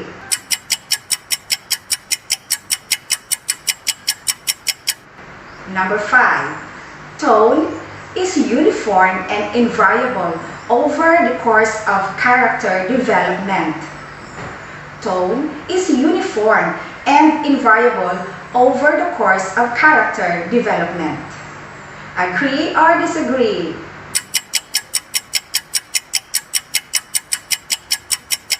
We will check your answers before we end our session. And now, for our first lecture, let's watch this. Tone and mood.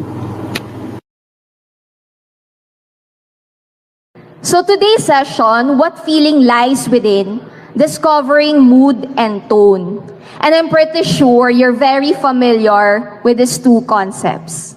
Okay? But then, let's admit it, there are times when teachers or even, well, most likely learners, they get confused. They tend to mix up these two concepts. So the challenge for this session is to have a solid understanding, and let's see which strategies can we use in teaching tone and mood.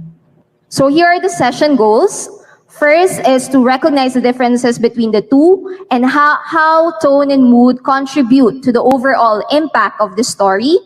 Then let's see the different strategies. But again, disclaimer, I'm not imposing that these are the only strategies that we can use. Definitely, we have a lot of strategies that we can use in teaching tone and mood, but let's just focus on some. And hopefully at the end of the session, we can formulate questions when we discuss and assess tone and mood. Let's begin with what tone is. Remember what, how, and why. So basically, when you say tone, it refers to the emotional quality of the text. Okay, so I'm using an analogy, like a speech. Just like right now, I'm the speaker, the audience. In writing, you have the author and the reader. Now, when you hear the speaker's voice, it can convey a wide range of feelings, right? So can writer's voice. Although, in reality, it is easier to detect verbal tone than written tone. Let me give you an example. Common misunderstanding of couple or friends happens between text message, right? So you send a text message, and then, for example, my partner, he would think I was scolding him. But then when I explain it to him verbally, he would understand that I wasn't scolding. I was just explaining my side. So verbal tone is easier to understand compared to written tone. That's why when we study tone, we must examine the context. We must make an inference. Now, the common definition of tone is that it is the author's attitude towards what? The event, the plot, the audience, the subject, or the character. Now, let's have an example. Imagine you are reading a story, okay? And then the author described this place. What can you say about the place? So, one of the lines in the story says like this: "This place may be shabby, but since both of my children were born while we live here, it has a special place in my heart."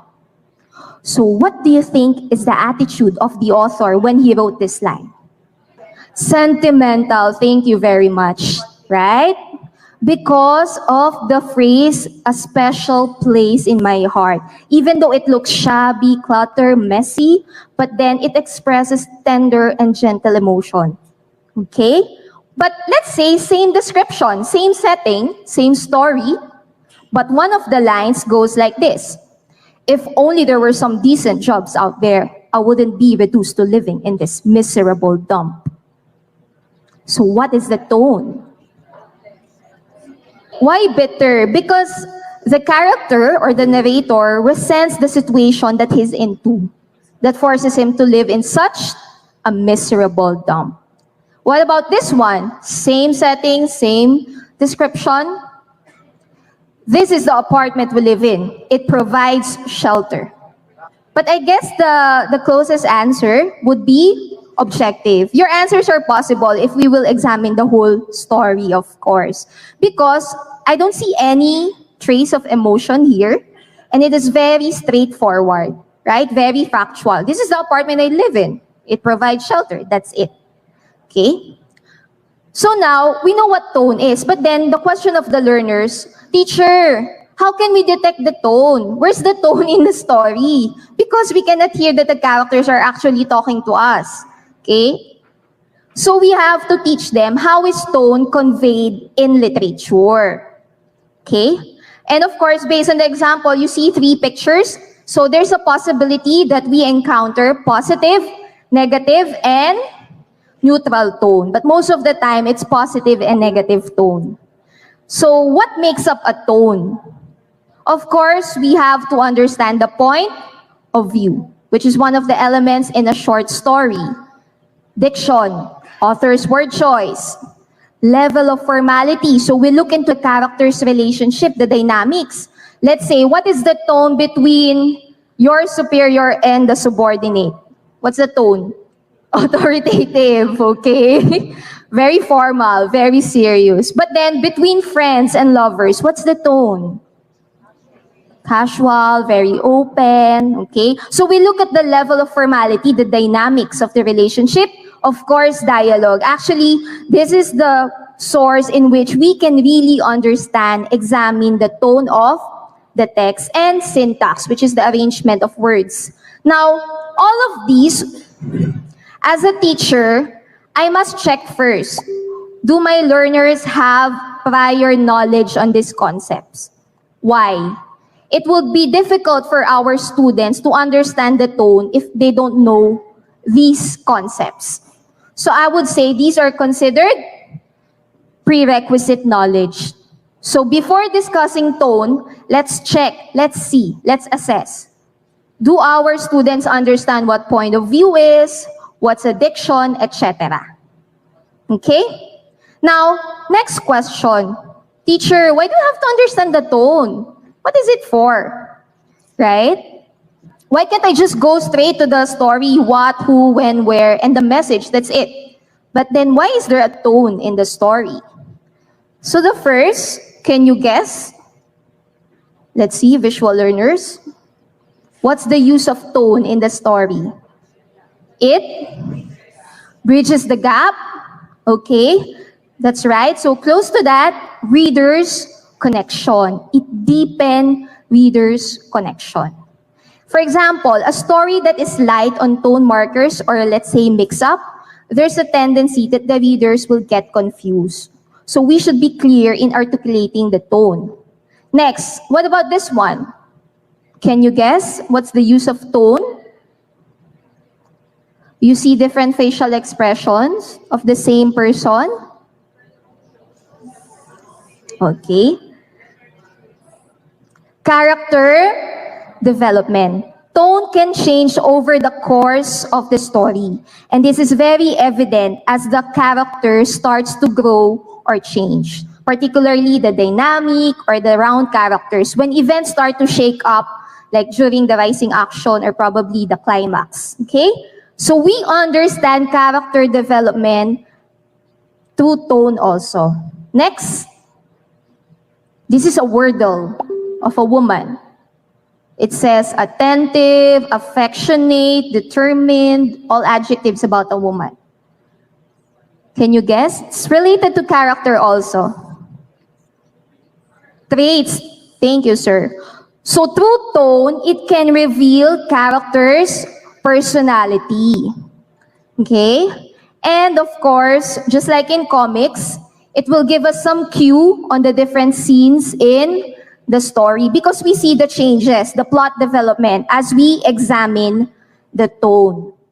To deepen our understanding about tone, let us now have activity number 2. This is identifying tone. Where is paningning?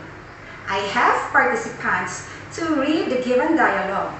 Identify the tone based on how the speaker delivered the line. Type your answers on the box. Now let's hear speaker number 1. Oh, my poor little dog Paningning is home! Shrieked Mrs. Reyes. It's all my fault. I forgot to close the gate this morning. I feel so guilty about this. How could I have been so stupid? I can never forgive myself. What kind of dog mommy am I? What do you think is the tone? Worried? Guilty? The answer is begins with letter R. Yes, that's it. Remorseful or filled with sorry or remorse. Now let's have speaker number 2. Little sweet Paningning means so much to me. I remember when we got her as a puppy at the pet store.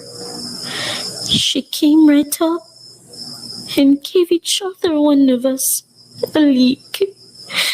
She was the tiniest little thing and so loving. Paningning personally picked us out to be her owners. What is the tone of the given line? Joyful? Compassionate? Begins with letter S. Yes, that's it. Sentimental. Thinking about feelings, especially when remembering the past. Now let's hear speaker number 3. This is so sad.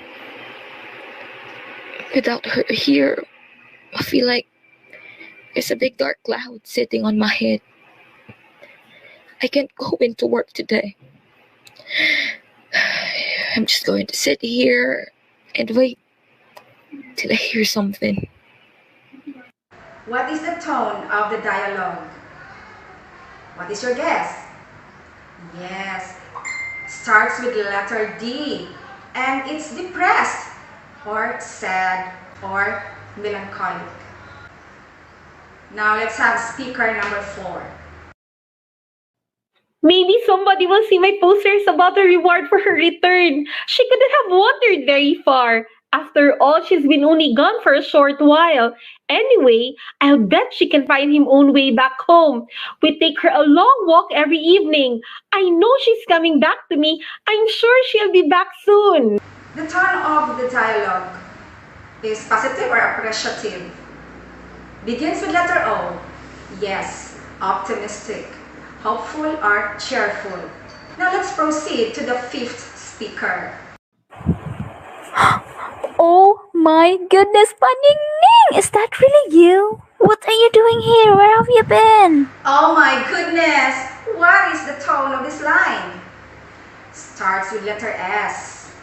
Well, surprise! Here is now the next dialogue.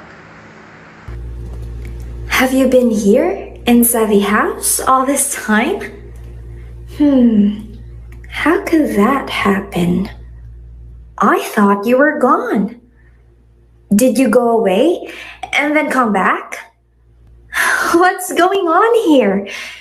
Is somebody playing a trick on me? Have you been here inside the house all the time?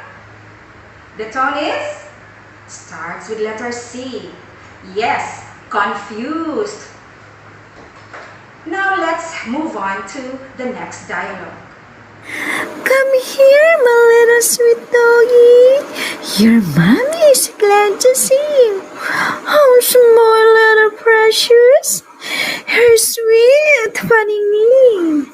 Mommy can get a goodie for you. Is it gentle? Kind? Begins with letter L. Yes, that's it. Loving. This time, let's listen to the 8th dialogue. Louise, you really need to be a lot more careful. You need to pay more attention to what you're doing. You could have lost Paningning forever just because you didn't take enough time to check the gates. What is your guess? Correct. It's critical. Now, let's have the 9th speaker. Young man, here's 1,000 for you. I'm sure you have nothing better to do today. Go around the neighborhood and remove all the reward posters. I expect you back here promptly in 10 minutes. Gotta move on. Starts with letter A. What do you think? Yes, that's it. Arrogant. Finally, here is the last dialogue. That young boy will probably mess it up. If you want something done it right, you have to do it yourself. I'll probably spend the rest of the day receiving phone calls and asking about the reward. And people are going to be bringing small dogs to my door and asking me if it's Paningning. What a lousy day this is going to turn out to be.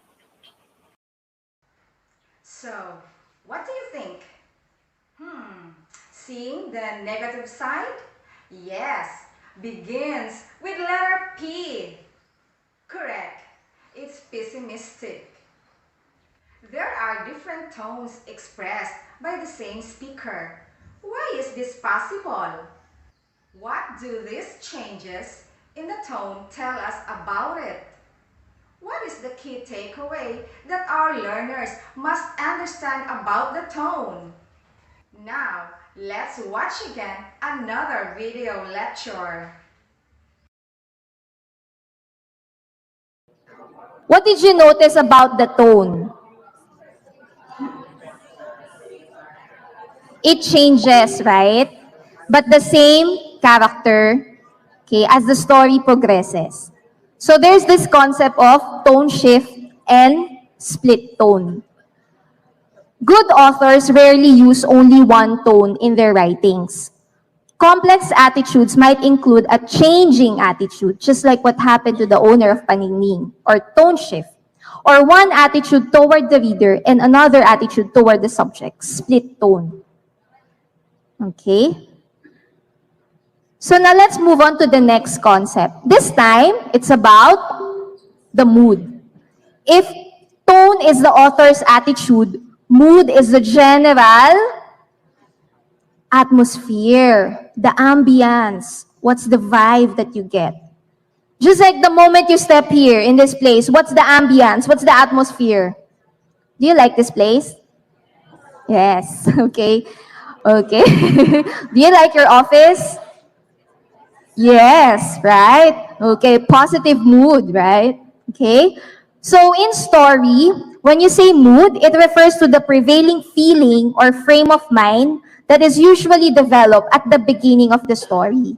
This is evident in the setting of the story, which creates somehow a sense of expectation of what is about to happen. Okay, so let me show you an example, but this one in a viewing context. You're familiar with the movie Frozen? Let it go, let it go. Okay, so what's the mood of Frozen? What's the feeling that you get after watching the movie? What's the vibe? Happy, right? Okay, excited. But let me show you an edited version of Frozen. Don't feel. You'll be fine, Elsa. The gloves will help. Conceal it. No. Elsa, this is getting out of hand. She's ice cold. She can learn to control it, I'm sure. Till then, lock the gate.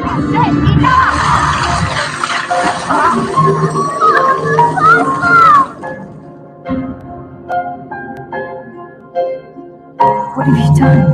It was an accident. Where do I get the reward for news of the Queen? Okay, just tell me one thing. What was happening on the North Mountain? Did it seem magical? Yes. Take me up the North Mountain. You have to. No, I'm not leaving without touching me. Your life is in danger. There is ice in your heart put there by your sister. All that's left now is to kill Elsa and bring back Summer. When are you going to lighten up and have a heart? So you can compare and contrast the original trailer from the edited trailer. And you see that the difference in the sound, the lighting, and even the angle or the perspective where you show the story, it creates a different impact. Just like in mood. Maybe what you are reading, you feel this way, but another person might feel a different feeling about the text. Because again, coming from different background, right? So now, same question, just like tone, how is mood conveyed? First, we can understand the mood through the setting, okay? It is the where and the when of the story takes place, right? Because setting is usually the start of the story, and it creates the mood. Like for example, if you hear the phrase, on a dark, stormy night, what's the mood? Gloomy, probably potentially threatening. But if you see, ominous, thank you, ma'am. But if you see, or if you read the word Once upon a time in a cotton candy kingdom. Cotton candy. Yummy. Whimsical, lighthearted. Okay? So setting is important when we teach the mood. This one, diction. Okay? A word in literal sense may mean the same, but it can evoke different connotations. Like for example, let's use a basic word, rain. Rain is a form of precipitation. That's the literal sense. But then rain for you could remind of sad memory, sadness. But rain for you could remind something, happy memories, positive, blessing. Okay, so diction, connotation is also important when we discuss the mood. And imagery, tapping all the senses. Okay? Not all images in the story would reflect the mood, but those images that are repeated can indicate the mood of the story. So for example, the mood is, or the poem has these words like herd of sheep, brooks, what else? Trees. Probably the feeling is like idyllic, relax. But then let's say the mood is lights out, we're sweating. So what's the mood? Okay, possibly you're tired. Or probably let's say candlelight, sweet music, chocolate. What's the mood? Romantic. I like romantic mood. Anyway, so everything, all of these are prerequisite knowledge. Okay? It's harder for students to understand mood if they don't have concept of what setting is, what's connotation, and imagery. Okay? So when do we use or why do we need to understand the mood? Just like in tone, the mood helps the writers to take the readers like us in a journey. And what kind of journey is that? Not just to stimulate our minds, but in an emotional journey. Okay? So that we can be responsive, we can be engaged in the text. So emotional response. Next, mood will help us to understand the several subplots. Okay? The changes. It gives us like a cue from one scene to the next scene. Mood can also help us understand the theme or the universal truth of the story. Like for example, if the theme is about death, tragedy, let's say Hamlet or Macbeth, probably the mood would be, what's the mood? Yes, that's the mood. Mournful, gloomy, okay? And then, understanding mood will also help us sustain engagement, right? If we like the story, if we're hooked in the story, it lets us continue reading. But then if we don't like the mood that is being developed or that we feel about the story, we stop reading. So it helps us sustain our engagement in reading. So at this very moment, what is your mood? Or how do you feel on our online training? Now, at this time, please get your camera phone and take a selfie capturing your facial expressions, and please send that in your respective district or school group chats. So take a selfie now.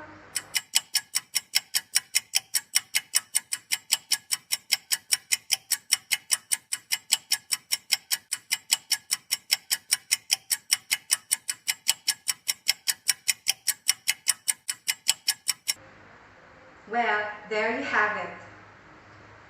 At this juncture, we are now on our third activity for this session, emotional space, identifying the mood. This time, I will show you some pictures and think of emotions involved in each picture. Just like this. How would you feel if you are stuck in a traffic? Sad? Impatient? How about this picture? Are they angry? Yes, they are. How about this? Yes, they are happy or excited. tone and mood? Well, tone is the author's attitude, the way feelings are expressed, reveals the author's intention. And mood, this is the emotion the author wants the readers to feel about the story or the environment, its text atmosphere. It must be implied, must be inferred based on details, diction, and both positive or negative. So it is clearly defined that tone is how the author expressed the feelings about the subject, while mood is what the reader feels. This time, let's go back to our first activity, the conceptual understanding. Let us check your answers. Okay, number one. One way of understanding the tone of the selection is through character analysis. Agree or disagree? Yes, agree. By looking at the characters, setting, details, and word choice, we will be able to understand the tone of the story or passage. Number two, most texts explicitly suggest the mood of a story. Yes, agree. Most texts, not all texts. There are some texts that is not stated directly, and you need to read between the lines. Now, number three, in a story, a reader may identify both positive and negative tones. Yes, agree. We can identify both. Because in reading a story, there are parts wherein you can identify the positive tone, and then later, in other part, you will feel sad or angry. That is negative tone. Now, number four. Though mood is language dependent on writer's word choice, it remains audience-oriented. Correct. Agree. As we all know that reading is psycholinguistic guessing game, which the reader picks up graphic cues of words, forms, and perceptual image, and thus reads the selection process. Using prior knowledge, plus the text evidence, a reader can interact with the reading text. Number five, tone is uniform and invariable over the course of character development. Yes, disagree, because it depends on the kind of character. There is a dynamic character who undergoes internal changes throughout the course of the story. And also, there is a static character who does not undergo change. In the next part of the video lecture, you will learn or relearn about the reading strategies. There are different ways of teaching tone and mood. The strategies covered here are not the only ones may work. For the purpose of this limited session, three main strategies can be used, namely visualization, making inference, and art of questioning. So, let us now watch the video. So I guess we're done with the first part. Now let's move on to the second part. Now let's discuss the strategies. So what strategies are we going to use in teaching tone and mood? In this illustration, I'd like you to see that there's this hierarchy of strategies. The lower order up to the higher order strategies. Okay, and then we'll try to touch a bit of each. So we'll focus on creating images, inferring, and questioning. Okay, remember, good readers use comprehension strategies in understanding the text. And so we must explicitly teach them these strategies. And when we say explicit teaching, you know this model already. We start from direct instruction, modeling, guided, and independent. Now, I found this a more complicated, complex diagram of gradual release of responsibility. So as you can see, the diagonal line, teacher's responsibility, gradually releasing it to the learner. But in the middle, there's the shared responsibility. So I am going to focus on three: visualization, making inference, questioning. Okay? In teaching, tone, and mood. But again, I'm not saying that these are the only strategies that can work. Okay? So what do we mean by visualization? The ability to create a mental image representative of the text. That when you read, I can see it in my mind. I can imagine it. And it is a metacognitive reading strategy. Okay? In fact, it is the fifth strategy along with the popular strategies like prediction, questioning, clarification, and summarization. Presley is a famous researcher in comprehension strategies. Okay? Another terms for visualization, sensory imagery. When we ask our learners to visualize, it's easier for them to recall the text.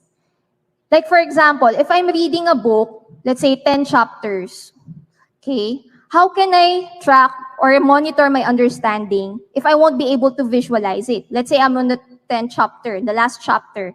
Do I need to reread the first to 9th chapter? Of course not. So visualization is critical.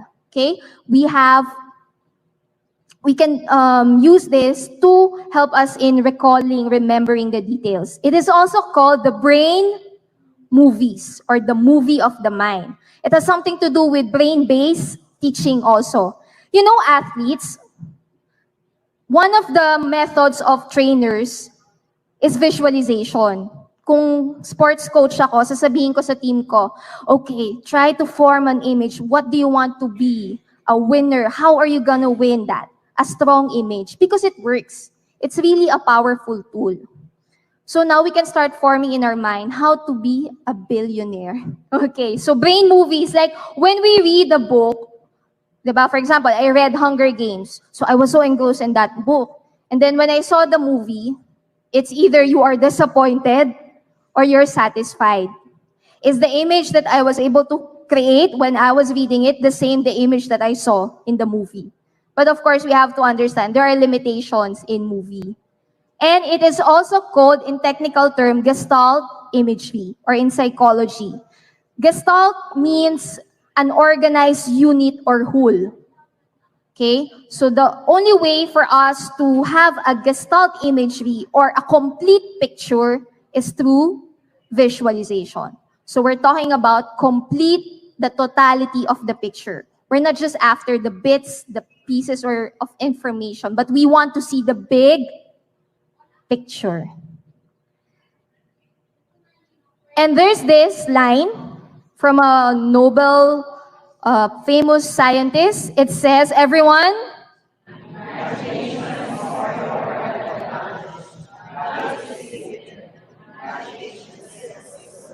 who can guess who said this famous line? Thank you, sir. Okay. Albert Einstein. The power of imagination. Okay? So it's very important. And one way to do that is through visualization. So how do we do visualization? Of course, very basic. Then let's just recap. Everything starts from reading. Could be read aloud, especially for young learners, could guided, silent, etc. Later, we will do that. And this step, I think this is the step that we miss. We assume that our learners will just automatically visualize, right? But without telling them, okay, class, as we read, try to imagine. What do you see, feel, taste, smell, and hear as we read the words in the story? So we have to verbally tell that to our students, that you have to imagine the story. Or else they will space out, magiging lutang, kung ano-ano nang na-imagine, right? So we have to redirect their attention. But then, do we just stop there? Let's say okay class, we're gonna read the story, try to imagine. Then after that, I'll just proceed with my discussion? No. The next step is that we have to verbalize it. Meaning, give time for your learners to think, to imagine, and then let them express that. We cannot skip that part, okay? So how do they do that? through words, like discussion with their partner in the class, or, of course, if you have plenty of time, depends on the teacher's decision, you can ask them to sketch or draw. And that's the time that we go for asking questions. That's why I chose this visualization, making inference, questioning, leading to the tone and mood. Okay, we'll see later. Now, making inference, you know this? Recap again. It's based on the idea that reading is a psycholinguistic guessing game. Okay? It is about the interaction of the thought and the language. And because it's a guessing game, we want to read between the lines. There are some information that are not directly stated. So we have to figure out using this formula. Text evidence plus prior knowledge. But then there's a caution.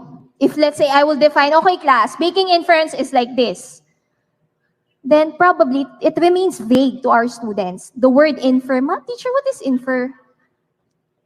Okay.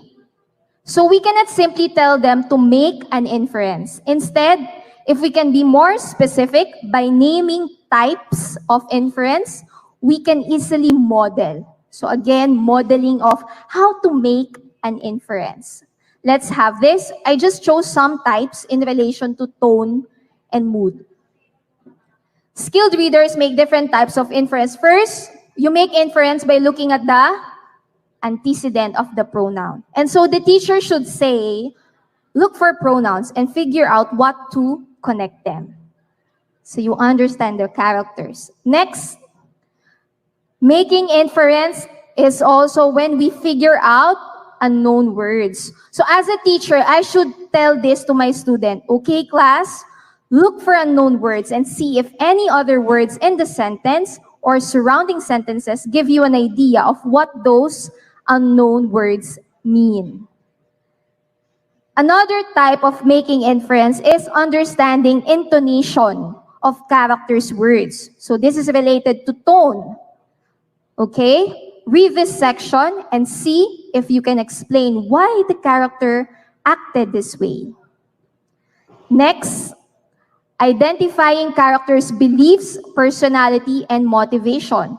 So the teacher should tell this directly. You should guide the students that this is how you do this. This is how you make an inference.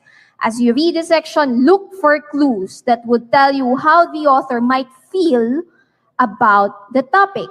So now we're talking about the tone. And another type of inference is providing details about the setting. Think about the setting. What other details can you add? Why do you say so? Okay. So from visualizing to making inference, let's move now to questioning. So I use this illustration because sometimes when we discuss literature, probably we're just focused on the lower order. I'm not saying that noting details is not good. Of course, that's preliminary, that's basic. But then we have to go higher for that, the higher order thinking skills. So we cannot just spoon feed or throw questions more of the what, who, when, where. Okay? But we want our students to develop inferential understanding. Okay? Because the kind of questions that we ask shape their thinking. Kung nasanay si bata na puro what, who, when, where, then every time they would read, yun na lang yung iisipin nila. When in fact, there are other questions that we can ask to deepen their understanding. So let's just recap the different types of questions that we ask in the classroom. So we have the conversion question, which is a close question. For example, if I'm asking about the mood, what is the emotional effect that the excerpt creates for the readers? Or you have the divergent question, which is an open-ended question. Why do you think the attitude of the old man is like this? Do you remember these two questions? These were part of the pre-test. Okay? And then other types of questions like probing. So you have to recast or reconstruct your questions to further elucidate and get clarification. Reflective questions to consider their thinking. How did you come up with that idea? Why do you say so? So justifying Verifying is that asking for an evidence and redirecting. So these are some potential sentence starters. So we can give this to our students. So you ask questions and then later on you train them to ask their own question, self-questioning. And so combining these three, it's easier for us to teach tone and mood. Because in the typical classroom, probably we just define, okay class, this is the mood, this is the tone, these are the list of adjectives. What is the tone? What is the mood? That's it. Okay?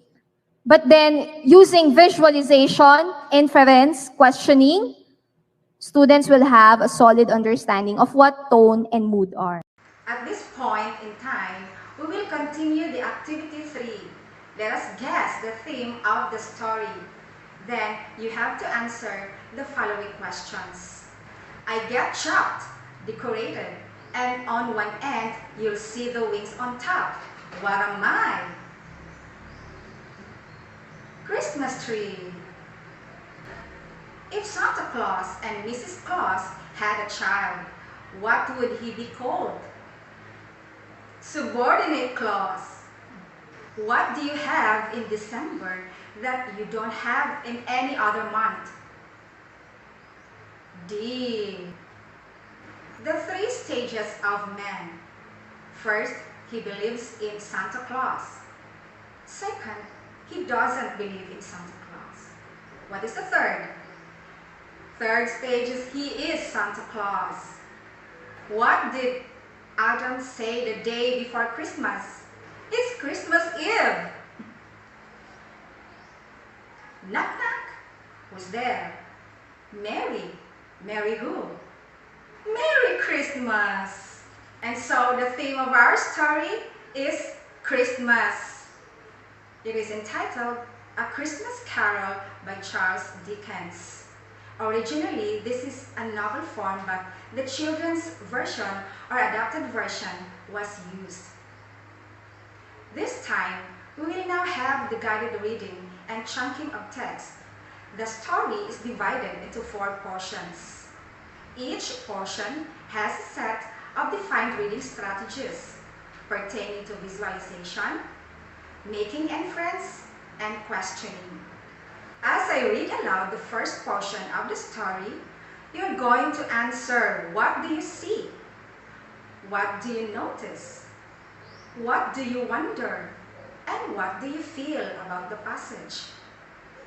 This is the first strategy or technique in this first portion of the story.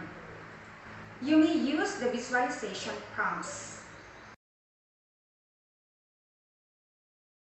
Once upon a time on Christmas Eve, old Scrooge sat busy in his office.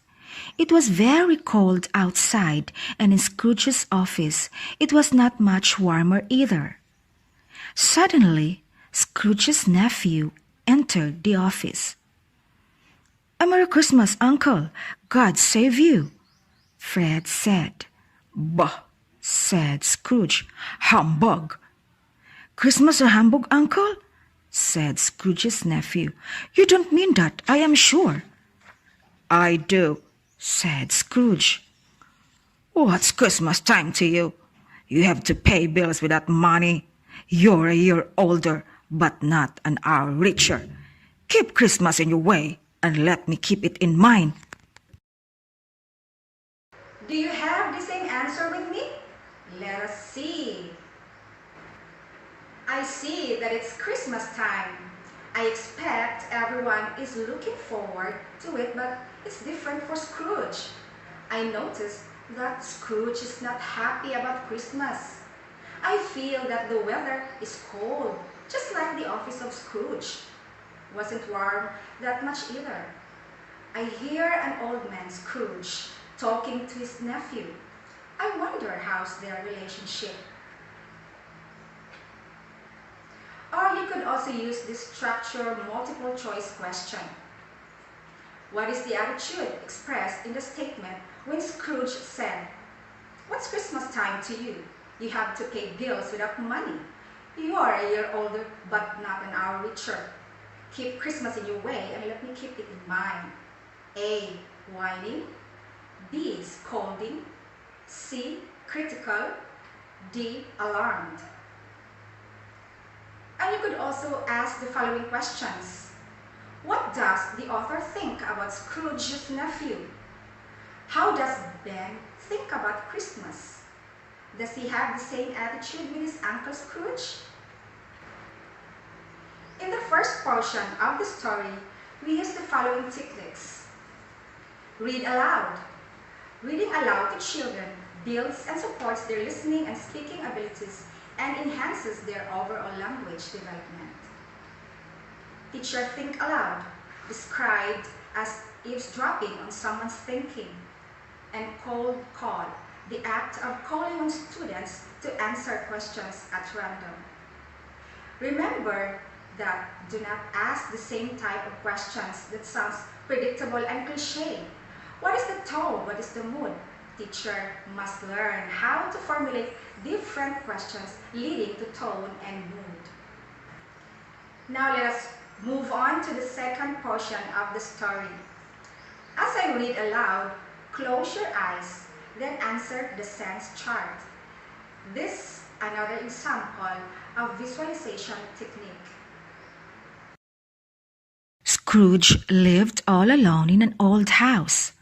The yard was very dark and scary that night, and when Scrooge wanted to unlock the door, he had a feeling that he saw the ghost of his business partner Marley, who died a long time ago there. This was rather spooky, but Scrooge was not frightened easily. "Humbug," he said, opened the door, and walked in. He locked himself in, however, which he usually didn't do. But then he felt safe again and sat down before the fire. Suddenly Scrooge heard a noise deep down below, as if someone was dragging a heavy chain. The noise came nearer and nearer, and then Scrooge saw a ghost coming in right through the heavy door. It was Marley's ghost, and his chains were long. They were made of cash boxes, keys, and purses. "Who are you?" said Scrooge. "In life, I was your partner, Jacob Marley. But why do you come to me now?" "I must wander through the world, and I wear the change because I was so stingy in life. I only cared about the business, but not the people around me. Now I am here to warn you. You still have a chance, Ebenezer. 3 spirits will come to you. Expect the first tomorrow, when the bell tolls 1. Now make a sketch of Marley using your senses.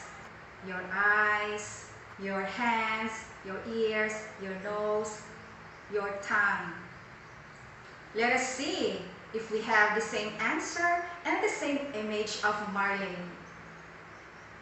I see an old creepy house where Scrooge lives. I see the ghost of Marley who is approaching near Scrooge. He is chained with money, keys, purses. It feels cold and creepy. I hear the clunking of chains and a deep voice. I smell burnt wood and moldy furnishing. Though no mention of food, but I sense a vile creature filled with remorse. Do you have the same image of Marley? Yes, that's Marley. Another one is a questioning strategy. What is the feeling that the author wants his readers to experience? A. Dreary. B. Gloomy. C. Frightening. D. Lonely. Which words in the text indicate that the mood of the passage is? Let's continue. In this portion, we will be using the text evidence through annotation. The text evidence that will help learners make inferences on the tone and mood of the passage. The words alone, old, dark and scary, night, ghost, died, and spooky These are text evidence through annotation, and they denote the tone or mood of the story. In this portion, we also use the following techniques. Suggestopedia, the suggestion of psychological barriers and positive suggestion. Lessons take place against a background of music in an emotionally comforting environment. Then cognitive organizer. These are visual tools that assist learners to represent facts, ideas, concepts, and the connections between them. And last, text evidence, citing word and looking for clues from the text to justify and explain the mood and tone.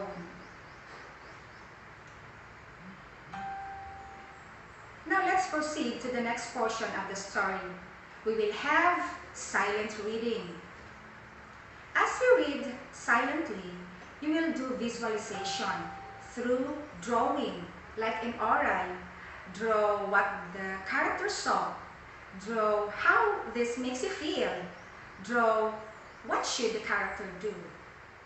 In this portion, we also use 3 techniques in inferring tone and mood. Silent reading. Its oral reading provides the thought from the printed page, while silent readers absorb the thought from the text. Then sketch to sketch, an oral text, draw what the character saw. Or reflection, draw how this makes you feel. Or problem solving, draw what should the character do. Then the discussion groups.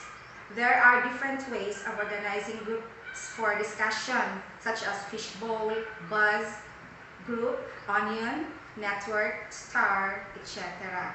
Now this is an example of discussion group, onion. The class is divided into 2 equal groups. As many chairs as there are students are arranged in a double circle, with the chairs in the outer circle facing inwards and those of the inner circle facing outwards.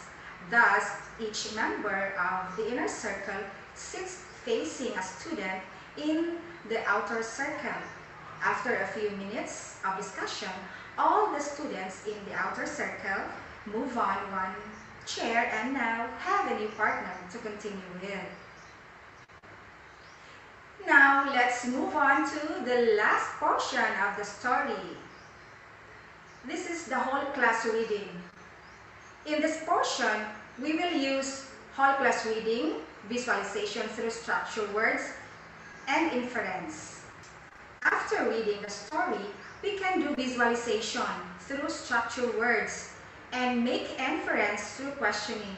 So these are the structured words: what, size, color, number, shape, where, movement, mood, background, perspective, when, and sound.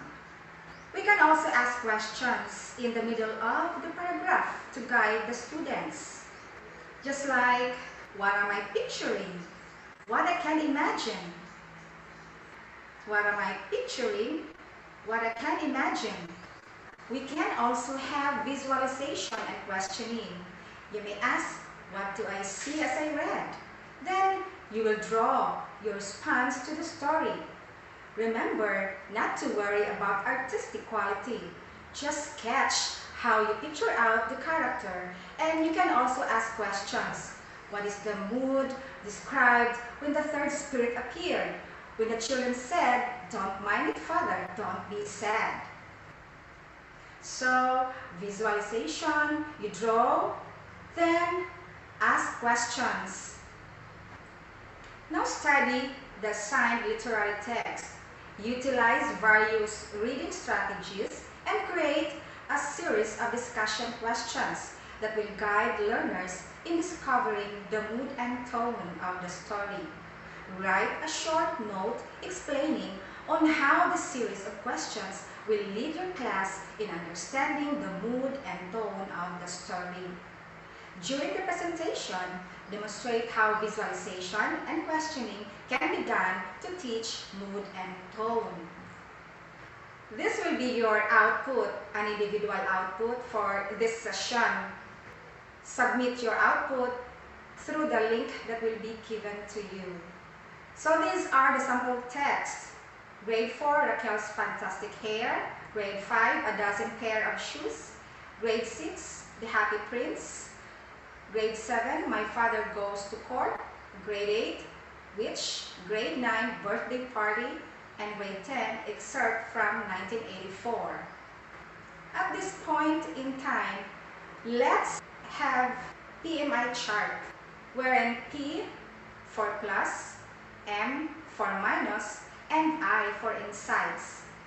So for plus, what are the ideas you have learned, relearned, and unlearned? For minus, what are the difficulties or challenges do you anticipate in teaching tone and mood? For insights, what are your insights in today's session? And add also your ideas and the best practices as well in teaching tone and mood.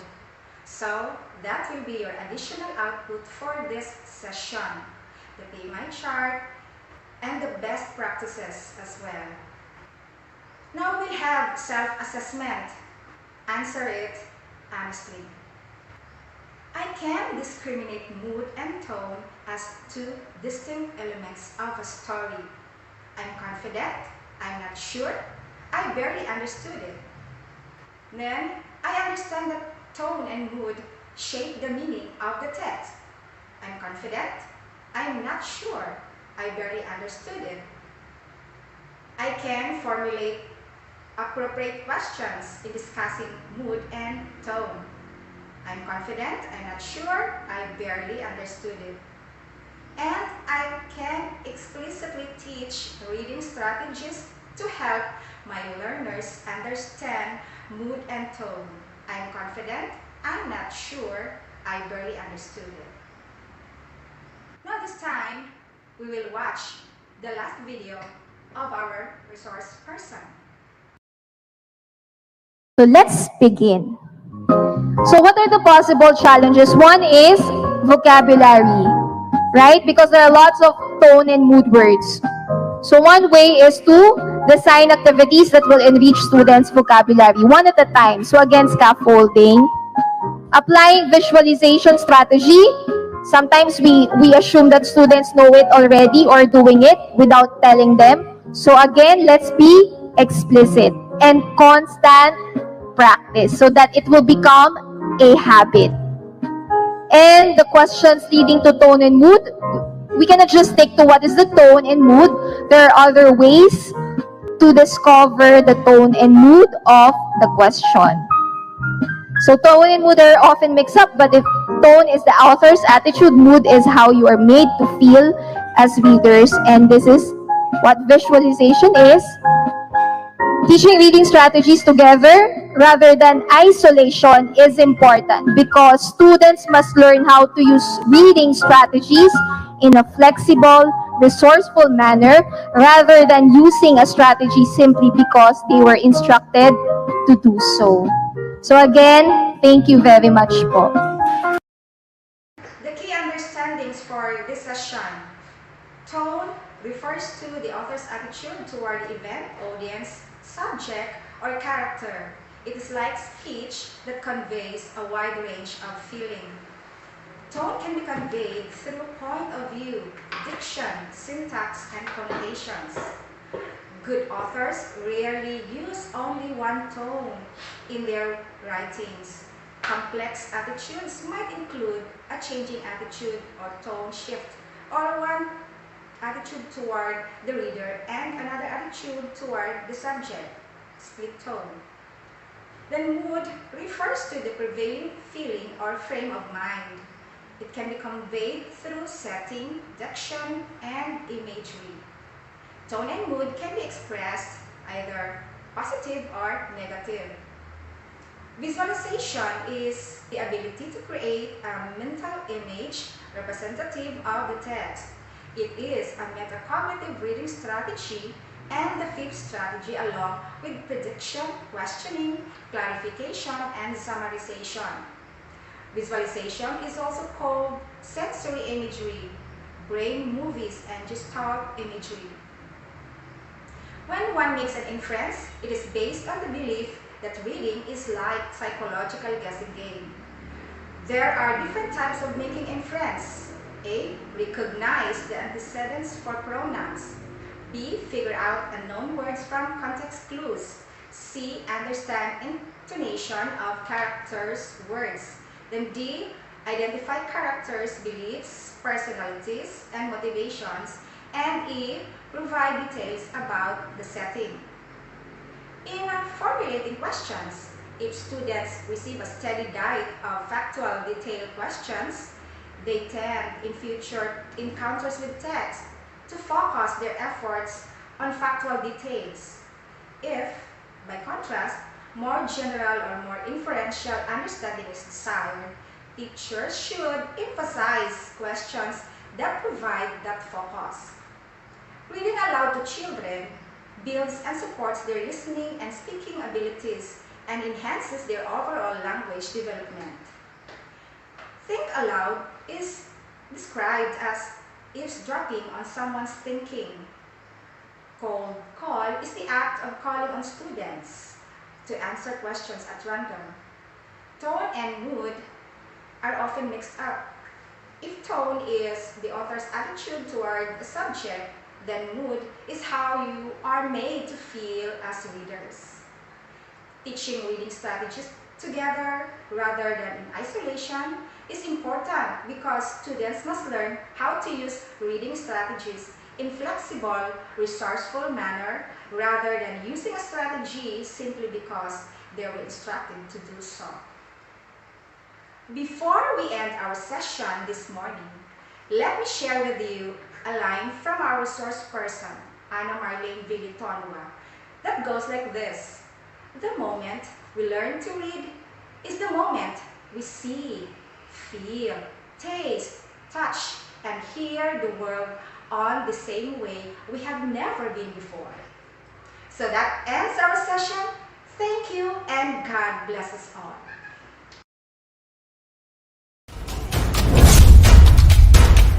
Webinar for teachers on literacy instruction with emphasis on the 6 elements in reading.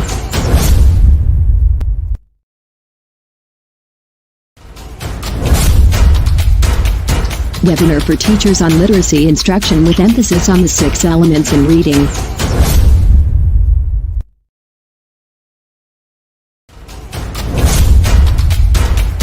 Webinar for teachers on literacy instruction with emphasis on the 6 elements in reading.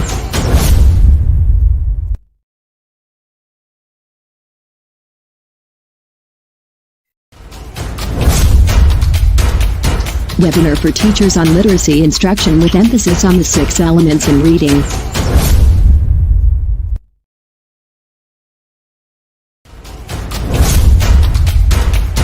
Webinar for teachers on literacy instruction with emphasis on the 6 elements in reading.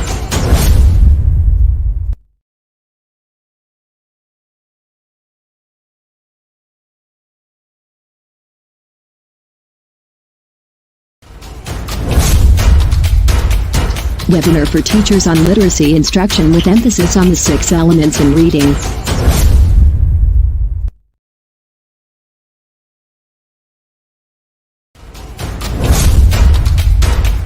Webinar for teachers on literacy instruction with emphasis on the 6 elements in reading.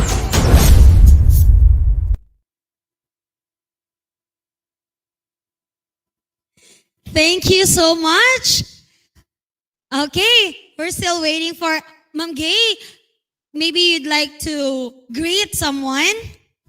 Yes, Teacher Abby, I would like to greet all my friends and co-teachers at Mana Central Elementary School, headed by our school principal 3, Ma'am Milagros R. Ramos, together with Sir Ruben B. Arnado, and to all the K-3 teachers. Shout out daw, sabi ni Teacher Salome Lactao. Ayan. Yes. Thank you, Ma'am Gay.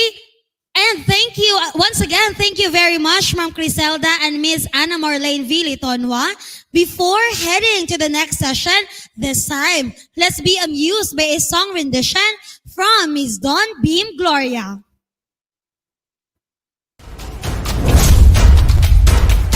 Webinar for teachers on literacy instruction with emphasis on the 6 elements in reading.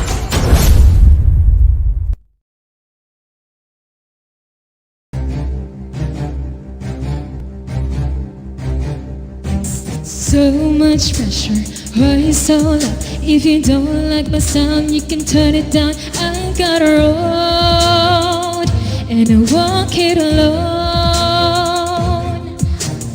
Uphill battle, I look good when I climb. I'm ferocious, precautious, I got precocious. I'm not gonna stop. I like the view from the top. You talk the blah blah, the la, the rush. And I'm so done, I'm so over it.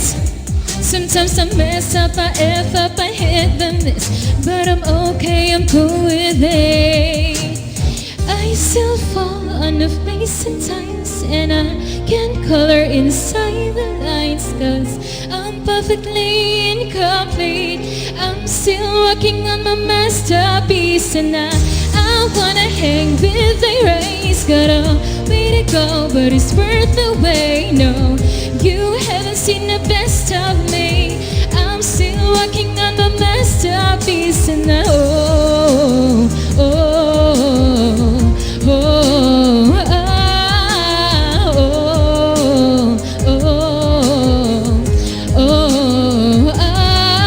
those of mine don't matter, those don't matter don't matter. If you don't catch what I'm throwing, then I'll leave you behind. Gone in a flash, and now you're living like that. Hey, they talk the love, the rush. Roll with the punches and take the hits. Sometimes I mess up, I F up, I swing and miss.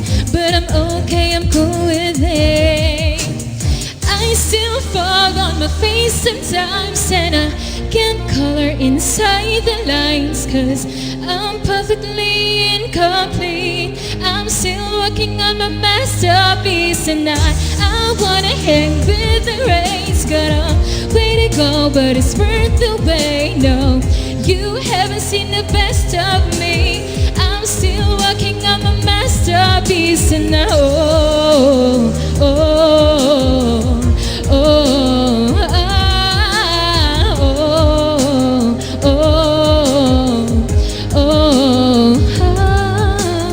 I still fall on my face sometimes, and I can't color inside the lines, 'cause I'm perfectly incomplete. I'm still working on my masterpiece, masterpiece, masterpiece, yeah.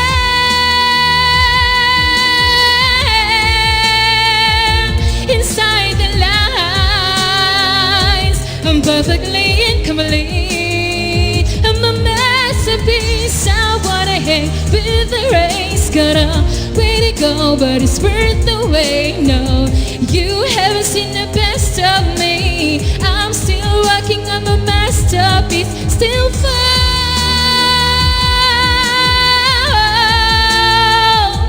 inside the lines. Still working on my masterpiece.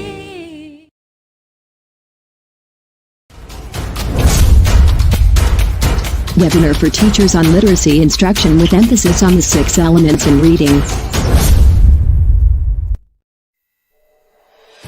Literacy in English. To answer the call of times. SDO Davao Occidental. CID English Language Curriculum. Ventures Teachers Learning and Development. To learn, to relearn, to unlearn.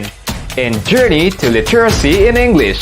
Putting emphasis to the big 6 of reading: oral language, phonological awareness, phonics, vocabulary, fluency, comprehension. Join this webinar, Literacy in English.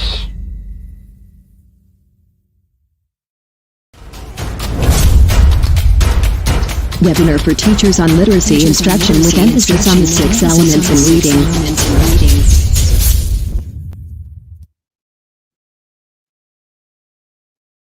Wow, that was indeed a masterpiece. Now let's move on to another topic related to English instruction.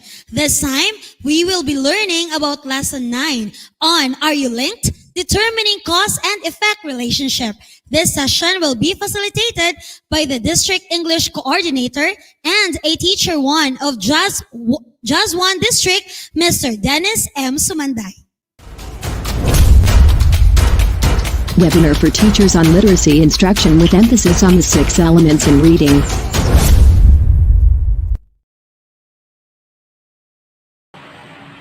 Good afternoon, my dear colleagues in the Department of Education, Division of Davao Occidental.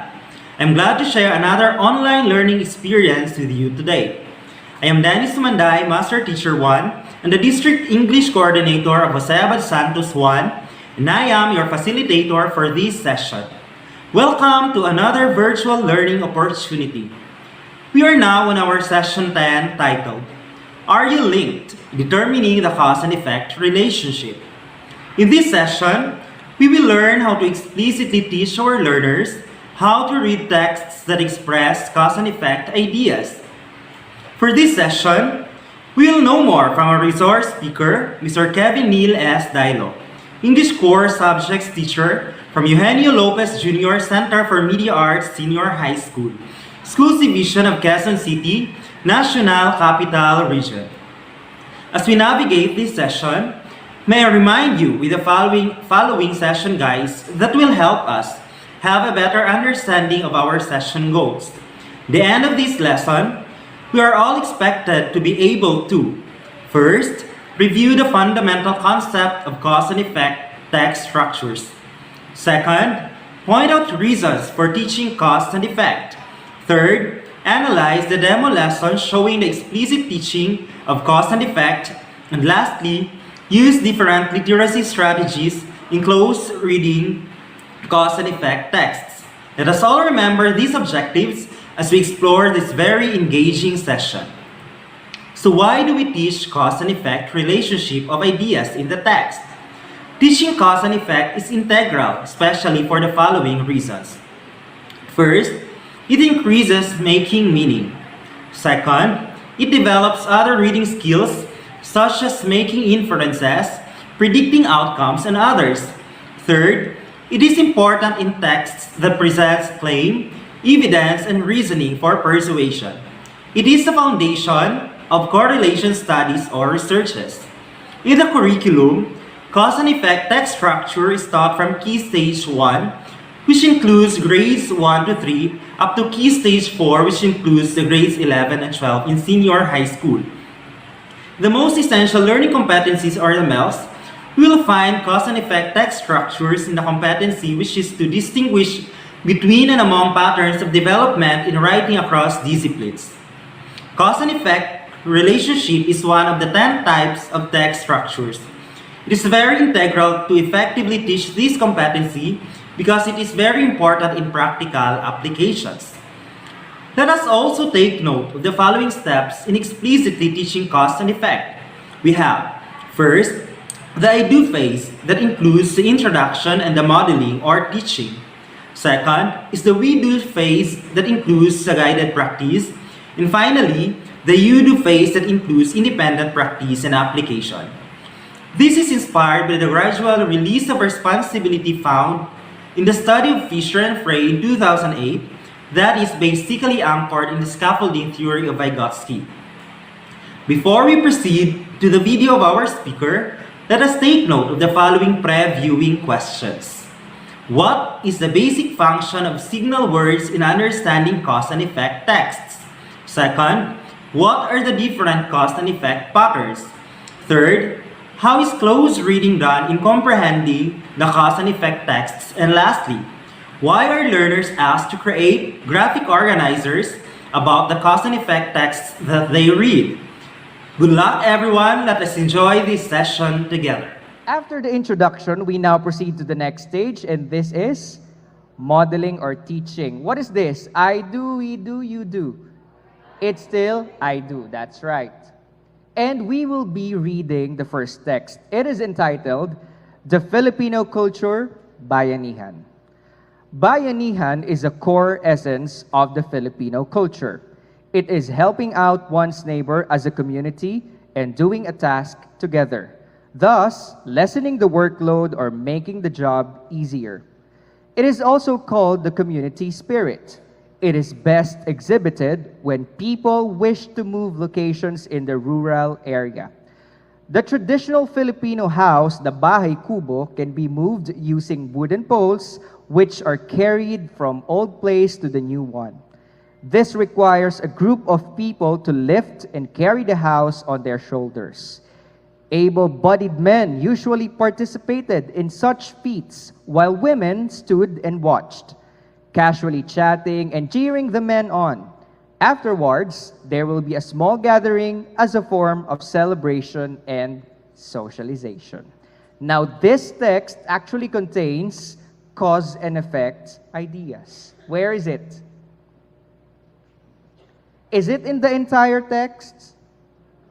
No, in fact, it's just in the second sentence, which reads, it is helping out one's neighbor as a community and doing a task together, thus lessening the workload or making the job easier. It pertaining to bayanihan. Okay, where is the cause?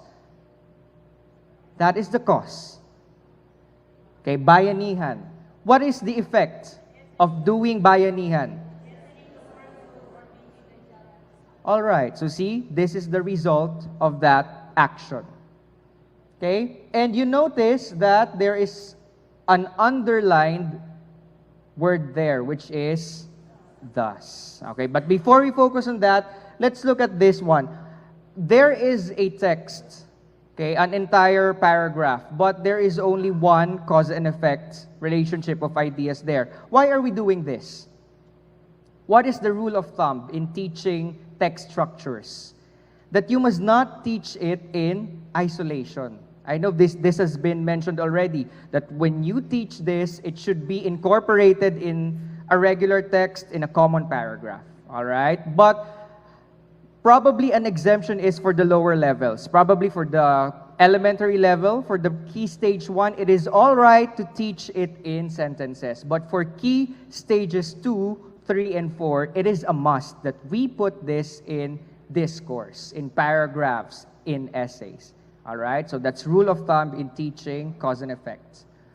Now, moving on. That underlined word is actually a signal word. Okay? Now, signal word which introduces the cause or the effect. It's actually introducing the effect. And in terms of location, it is between the cause and the effect. So we can let our learners focus on that feature of signal words.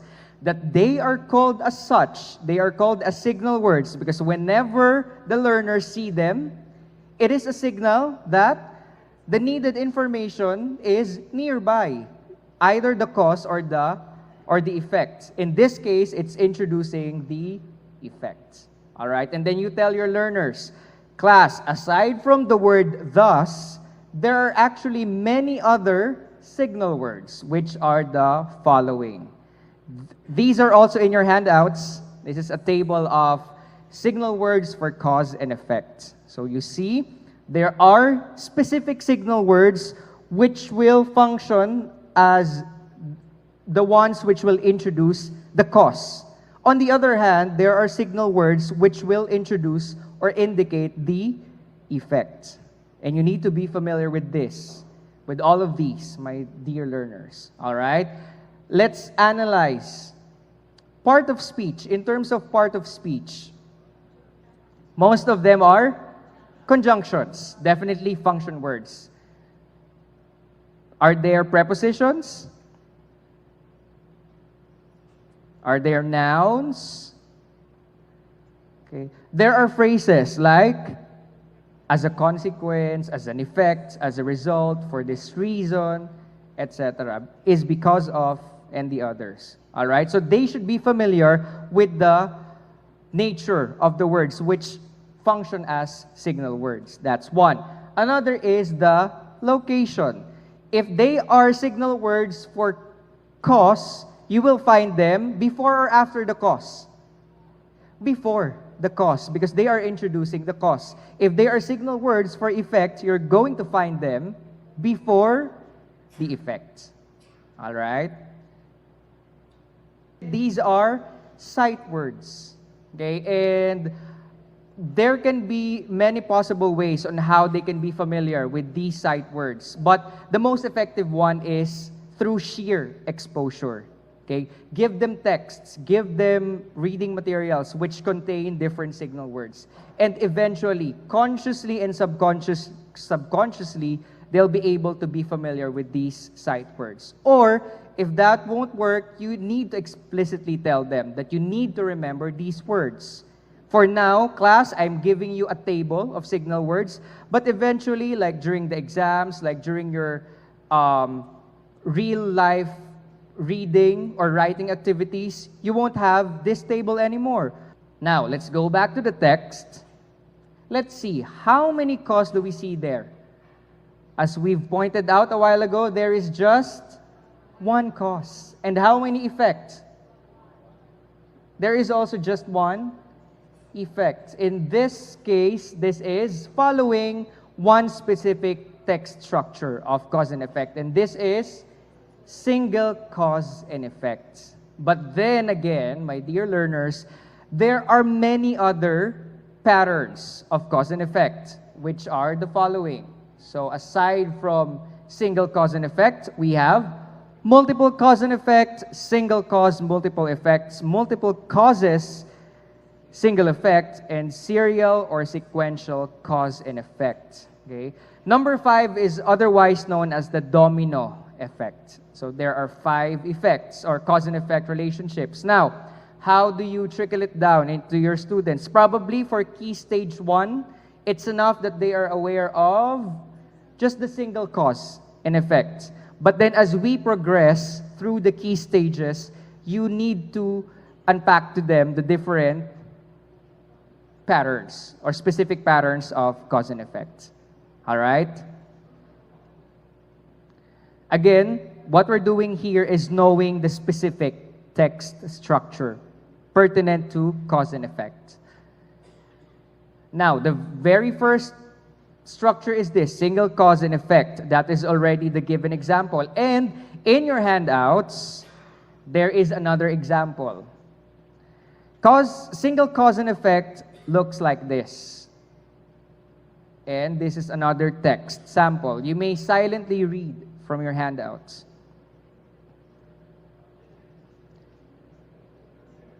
My dear learners, it will be very strategic if you start finding the signal word, because that will definitely lead you to the cause or the effect. So where is the signal word here? Okay. There you have it, the word because. Because introduces cause or effect? Cause. So the cause in here is that Catherine is Danielle's classmate. And because of that, the effect is? All right. And to make sure or to ascertain that they really grasp the information, you can let them represent this through graphic organizer. And this one is a very appropriate graphic organizer. So, you have there the cause. Catherine is Danielle's classmate. The effect is, wow, Danielle is now very motivated to go to school on a daily basis. The question is, what are the effects of letting or allowing the learners to use graphic organizers? These are the options. A, consequently, it allows the learners to represent ideas and concepts visually. It allows the learners to show the relationships of ideas and concepts. It allows the learners to organize the ideas and concepts as pre-reading and post-reading activities. It allows the learners to organize the ideas and concepts in the pre-writing stage. Again, you may have multiple answers for this checkpoint activity. Letters up? No need to put the letters up because it's all of the above again. So all are really the good effects of using or letting our learners use graphic organizers. Okay. First and foremost, it's very appropriate for visual learners. And most of our learners are visual learners. We transcribe the text, so we represent them in other ways, such as this. Okay? It's good for pre-reading and post-reading. The end goal is, after reading a text structure, that our learners can eventually produce one, that they can write the text structure at hand. So, as a pre-writing activity, you can let them use graphic organizers as well. And later, you'll be able to see that in our activities. All right? What is the next pattern? In your handouts, it says multiple cause and effect. Okay? And it looks like this. For every cause, there is an effect. Let us read the text. Our barangay has different problems such as improper waste disposal, epidemic diseases, and increasing crime rate. Many people refuse to follow the waste segregation program. Hence, improper waste disposal continues. Meanwhile, some epidemic diseases are caused by the fact that people ignore the free vaccination services. In terms of security, there are very few CCTV cameras installed in the streets and alleys. As an effect, it is difficult to monitor and control the occurring criminal acts. Again, my dear learners, what is the best way or the most strategic way to find the causes and effects? Look for the signal words first. And here we have, all right, hence, caused by, as an effect. All right, hence. Hence introduces cause or effect? Effect. So the effect there is improper waste disposal. Caused by, okay, unfortunately, people refusing to follow the waste segregation program. All right, the next signal word is caused by. This is introducing the cause. And the cause is people ignoring the readily available vaccination services. What is the effect of that? Okay. Lastly, we have as an effect, introducing effect nonetheless. And the effect is, all right, it's really challenging to monitor and control the criminal acts. Caused by, all right. So see, it's really easy to locate the causes and the effects because of these signal words. All right? So let us represent this again using graphic organizer. And it looks like this for multiple cause and effect. What is the first cause? People not following the waste segregation program, resulting to, all right. Next, results to, lastly,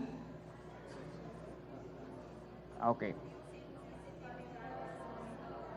Once again, for every cause, there is an effect. All right? The third pattern is single cause resulting to multiple effects. It looks like this. There is just one root cause, but there are multiple effects. Let's read the text. Due to the super typhoon, flash flood occurred. The classes were suspended. Crops are destroyed. Infrastructures are also damaged. The destructive effects of the super typhoon are undeniable. Where is the signal word? Okay, there is just one, due to. It's introducing cause or effect. The cause. And the root cause is the super typhoon. Now, you need to ponder on it. How about the succeeding words or phrases? Are they still the causes? Not anymore. They are already the effects, such as flash flood, suspension of classes, okay, destruction of crops, and the damaged infrastructures. Now, for this specific type, you can use this graphic organizer, the tree graphic organizer. Now, the fourth pattern is multiple causes and single effect. This is the exact opposite of the third pattern, and it looks like this. There may be several reasons, but all those reasons just create one effect. Cardo and Aliana quarreled. Unfortunately, they failed to communicate with one another. The friends of Aliana spoke ill of Cardo. Neither of the two wanted to make the first move to apologize. Therefore, they were not able to have reconciliation. Where is the signal word, my dear learners? Okay, now that I find it, it will be very easy for me to look for the cause and effect. It is introducing the effect. And the ultimate effect is that the two characters in here, or the two figures, Cardo and Aliana, did not have any reconciliation. What are the causes of that? Okay, well, one, both parties are having much pride, so they did not talk to one another. Even the friends of Aliana seem to be against Cardo. And then finally, they really did not talk to one another. So all of these reasons create this scenario, them not having any reconciliation. All right? And we can use the fishbone graphic organizer to demonstrate this one. So we start with the different causes in the bones, and then for the head, you have the effects. Okay, what are the causes again? First, no one wanted to apologize, okay, etc., etc., all leading to having no reconciliation. All right? Lastly, we have serial or sequential cause and effect, otherwise known as the domino effect. And it looks like this. Now, this one is tricky. You need to really explain this, especially for the lower learners, if you wish to teach this, that it has a root cause, but the succeeding ideas may either function as the cause or the effect depending on your reference. Is it the preceding statement or is it the succeeding statement? And then it will have a final effect in the end, okay? Now, this is the sample text. This is classic. I know you know this. You even know the Filipino version of this, and that is more amusing. But this time, let us read this. Do not lose your pen, because you cannot take down notes without it. Since you failed to take down notes, you may not be able to study. As a consequence, you will fail the examination. For this reason, you will not be able to graduate. You will not have your diploma. Hence, it may be more difficult for you to find a job. And if we continue this narrative, what's the ultimate end?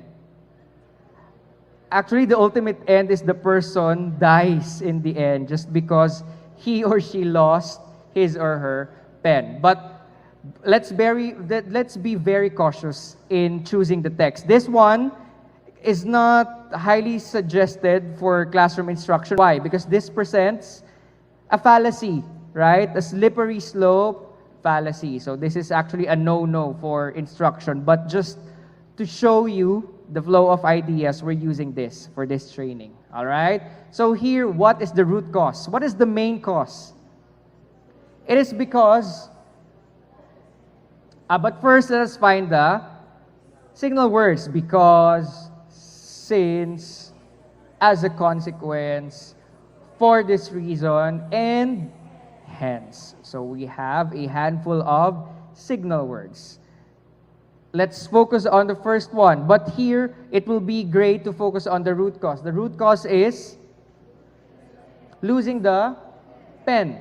And that results to not being able to take down notes, which is the cause for the next one, for not being able to study, which causes the failure in the examination. But when you go backwards, it's actually the effect, okay? When you progress again, failing the exam may be the reason for non-graduation, for not getting the diploma, and finally, for not finding a job. Okay? The domino effect.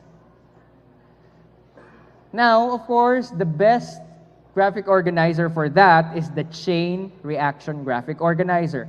The topic is don't lose your pen. And these are the cause and effects creating that series or sequence. Okay? Now we're done with the modeling. We proceed to guided practice. Now this is we do. For the we do, you need to tell your learners how to do close reading.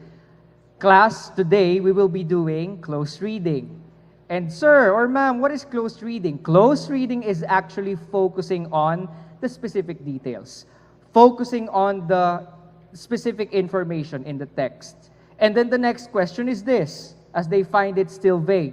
How do we know that we are focusing on the details or on the specific information? Then you're going to answer by writing some marks, some symbols, some notes in the text that you are reading. Class, we call this text annotation. Okay, text annotation, we've relearned this first from what session? From session 8. Okay, hunting for the nitty-gritty. Okay, looking for the significant details. Based on session 8, hunting for the nitty-gritty of the text, why is using text annotation helpful for learners? It is helpful since here there is just one best answer. No multiple answers for this checkpoint. What do you think? Is it letter A, B, C, or D? Letters up, please. May we see your answers? All right, the best answer is letter C. Text annotation can definitely be utilized for noting significant details and textual evidences. All right? It looks like this, right? You know it already. You may put different symbols, different markings, such as encircling, underline, and do not forget, you may put marginal notes. These are very important. Now, for this guided practice that we're going to have, I, as the teacher, will be assigning the legend, the different symbols or markings that you'll be using. For the cause that you're going to identify in the text, I'd like you to encircle the cause. Then, I'd like you to box the effects. Now, you need to underline the signal words. And eventually, for the different patterns, you need to write these letters on the upper right corner of the paper or the text. For single cause and effect, just write S. Multiple cause and effect, M. Single cause, multiple effects, CES. Multiple causes and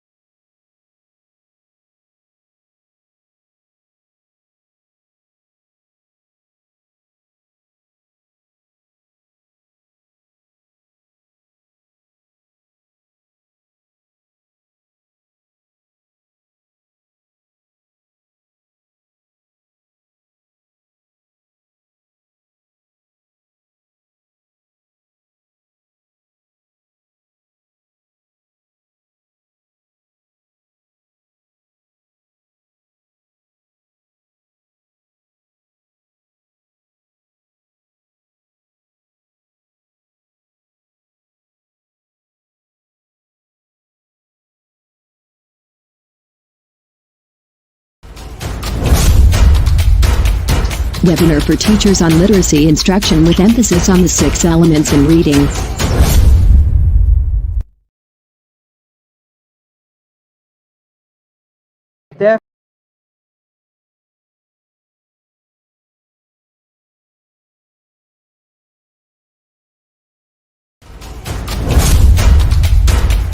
Webinar for teachers on literacy instruction with emphasis on the 6 elements in reading.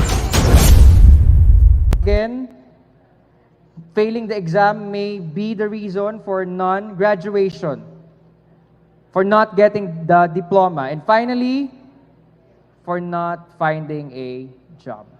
Okay? The domino effect. Now, of course, the best graphic organizer for that is the chain reaction graphic organizer. The topic is don't lose your pen. And these are the cause and effects creating that series or sequence. Okay? Now we're done with the modeling. We proceed to guided practice. Now this is we do. For the we do, you need to tell your learners how to do close reading. Class, today we will be doing close reading. And sir or ma'am, what is close reading? Close reading is actually focusing on the specific details, focusing on the specific information in the text. And then the next question is this, as they find it still vague. How do we know that we are focusing on the details or on the specific information? Then you're going to answer by writing some marks, some symbols, some notes in the text that you are reading. Class, we call this text annotation. Okay, text annotation, we've relearned this first from what session? From session 8. Okay, hunting for the nitty-gritty. Okay, looking for the significant details. Based on session 8, hunting for the nitty-gritty of the text, why is using text annotation helpful for learners? It is helpful since here there is just one best answer. No multiple answers for this checkpoint. What do you think? Is it letter A, B, C, or D? Letters up, please. May we see your answers? All right, the best answer is letter C. Text annotation can definitely be utilized for noting significant details and textual evidences. All right? It looks like this, right? You know it already. You may put different symbols, different markings, such as encircling, underline, and do not forget, you may put marginal notes. These are very important. Now, for this guided practice that we're going to have, I, as the teacher, will be assigning the legend, the different symbols or markings that you'll be using. For the cause that you're going to identify in the text, I'd like you to encircle the cause. Then, I'd like you to box the effects. Now, you need to underline the signal words. And eventually, for the different patterns, you need to write these letters on the upper right corner of the paper or the text. For single cause and effect, just write S. Multiple cause and effect, M. Single cause, multiple effects, CES. Multiple causes and single effect, CSE, and serial or sequential, SE. And do not forget, we will also be writing marginal notes. Okay? So we'll do this together, my dear learners. Are you ready? One clap, everybody, if you're ready. The text is entitled, Laughter is the Best Medicine. It is fun to share a good laugh, but did you know that it can actually improve your health? Laughter leads to relaxation of the whole body. A good hearty laugh also leads to the relief of physical tension and stress, leaving your muscles relaxed for up to 45 minutes after. The decrease of stress hormones and the increase of infection-fighting antibodies may be due to laughter. The release of endorphins, the body's natural feel-good chemicals, is caused by laughter as well. Therefore, laughter promotes an overall sense of well-being. Now, my dear learners, let's do it together. The first and the most effective way to find the cause and effect is to focus first on the signal word. So, Do it with me. I'm going to underline the first signal word. That is leads to. And another leads to. Maybe due to. And caused by. Oh, there's another one. We have therefore. Okay, now it's easy for me to find the cause and the effect. Leads to. Let me think about it. Leads to introduces the effect. And the effect here is relaxation of the whole body. So let us all box the relaxation of the whole body. Are you doing it, class? All right. The cause attributed to that is laughter. The next is leads to. The effect is relief of physical tension and stress. Now, let me see. It is caused by good and hearty laugh. So I'm going to encircle that.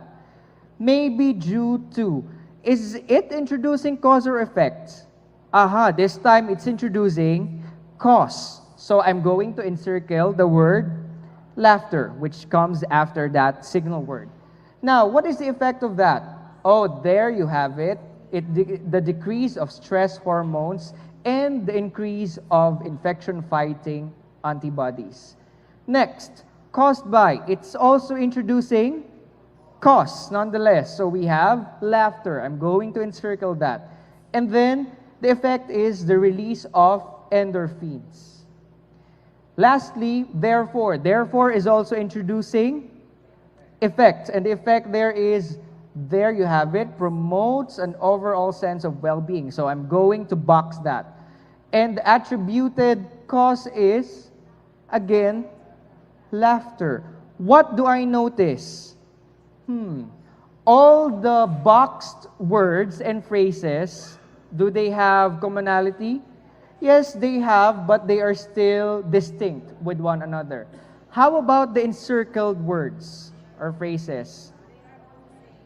They pertain to one thing, and that is just laughter. So I'm going to write it as a marginal note, okay, that all encircled pertains to laughter. So please write it also in your copies. That's your marginal note. This time, let me analyze the structure. What is the structure? By the looks of it, there are many words encircled and boxed. So it looks like this is multiple cause and effect. But is it really multiple cause and effect? I'll go back to my marginal notes. Okay, there is just one cause. So this is actually single cause and multiple effect. So I'm going to write on the upper right corner of my paper, CES. Okay, and that's how you do it. That's how you close read a text through text annotation, focusing on the cause and effect. Okay? We did it together. We're going to have another text. Okay, but before that, how about graphic organizer? For the graphic organizer, what is the best graphic organizer for this? Single cause, multiple effects. The best is the tree graphic organizer. What will I write in the root? Okay, laughter. After all, this is the reason for all the mentioned effects. And these are the effects.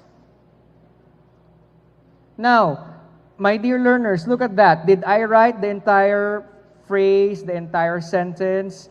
No, because for graphic organizers, it will be strategic to just write the keywords or the key terms. So I'm just writing those things.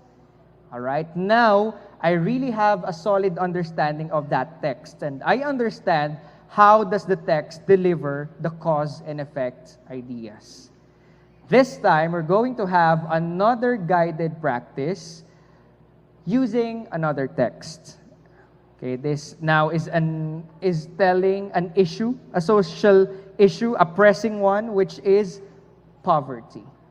But we are going to do this through Rally Table. Okay, what is Rally Table? Rally Table, I know you know this. This is just a modification of Rally Robin. Rally Robin is alternately reading the text. Now, Rally Table is alternately doing an activity in approaching the text. All right, so let's apply the A and B, accountability management. So find your shoulder partners. Your partners should be the person close to you, the one sitting beside you. Find the partner. That's your shoulder partner, the one who sits beside you. Assign letter A and assign letter B. One of you will be letter A and the other one is letter B. All letter A, please raise your right hand. All letter A's. Letter A's. Okay, all letter B's, one clap. Again, all letter B's. All right, now, we will be doing the task alternately. Okay? First, I'm going to read the text. Poverty has been proven to be one of the most significant challenges in the Philippines. Many Filipinos are unable to afford housing because of poverty. This puts them in danger of turning to the streets for accommodation. Some Filipinos have little money to buy food. Consequently, hunger becomes one of the extreme effects of poverty in the country. Even when food supplies are stable, they are most accessible in areas where people have enough income to purchase food. Poverty takes a toll on Filipino families. As a result, children stop schooling and are pushed to work even in harsh conditions. Statistics show that around 3.6 million children from ages 5 to 17 are child laborers in the Philippines. Since poverty is really troublesome, people often resort to stealing. People become desperate and practice drastic measures to provide for themselves and their families. Now, all letter A's, I'd like you to find the signal words. All letter A's. Find the signal words.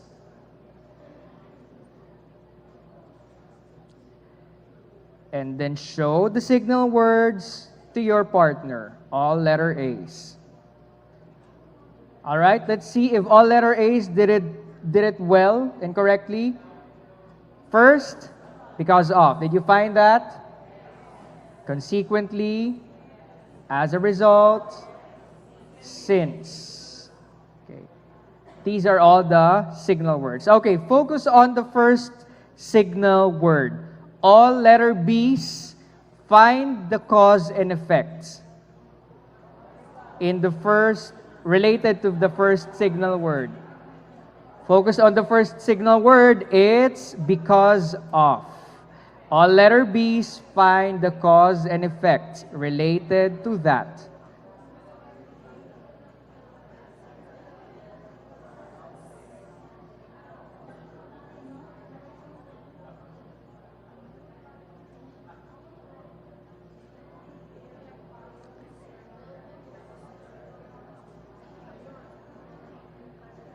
Because of is introducing a cause. The cause is poverty. So you should be encircling it.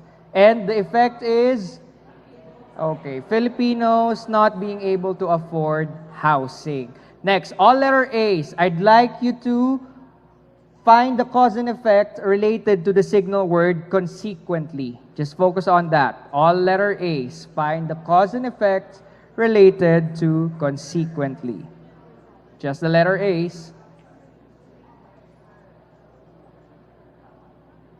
Consequently introduces effect. And the effect is, there you have it. Hunger becomes one of the extreme effects of poverty. Or simply, hunger. All right? And the cause of this is, okay, some Filipinos have little money. That translates to poverty as well, having little money.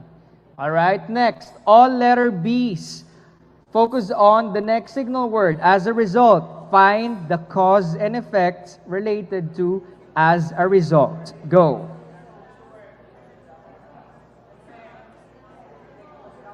Okay, introducing the effect. Okay, this is the children need to stop schooling. Instead, they will be child laborers, right?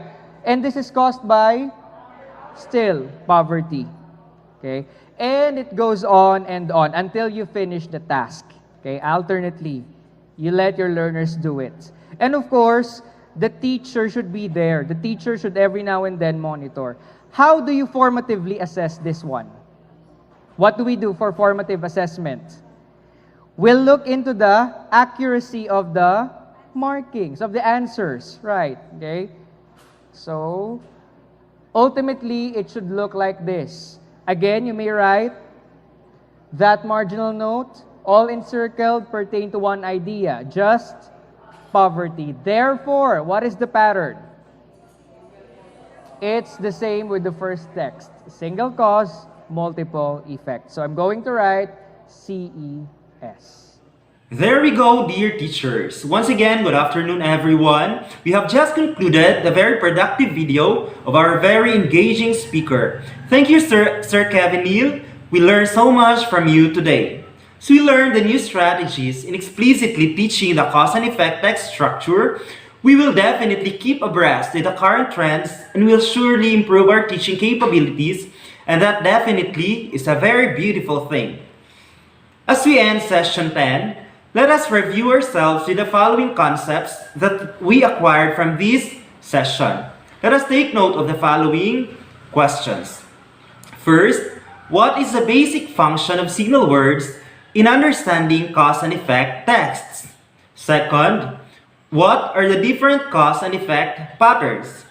Third, how is close reading done in comprehending the cause and effect texts? And lastly, why are learners asked to create graphic organizers about the cause and effect text that they read?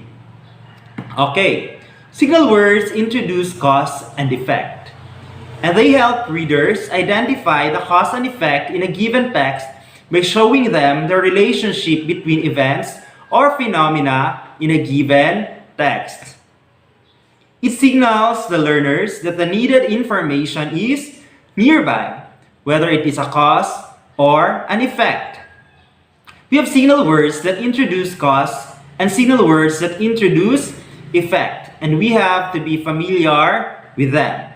In terms of parts of speech, most of them are conjunctions and are definitely function words. Cause and effect has at least 5 patterns. First, the single cause, single effect pattern. This is the most common pattern where we have one cause and one effect. The second pattern is the multiple cause, multiple effect pattern. In this pattern, we have more than one or multiple causes that leads to multiple effects. The third pattern is the single cause, multiple effect pattern. In this pattern, we have one cause that leads to multiple effects. The fourth pattern is the opposite of the third one. This is the multiple cause, single effect pattern. In this pattern, we have multiple causes that leads or results to a single effect. And lastly, the serial or sequential cause and effect pattern, otherwise known as the domino pattern. This pattern is a causal pattern wherein a sequence of events in any one event in the chain causes the next one, leading to another, then finally to the final effect. In this structure, we have a root cause. The succeeding ideas may either be cause or effect, depending on the reference used.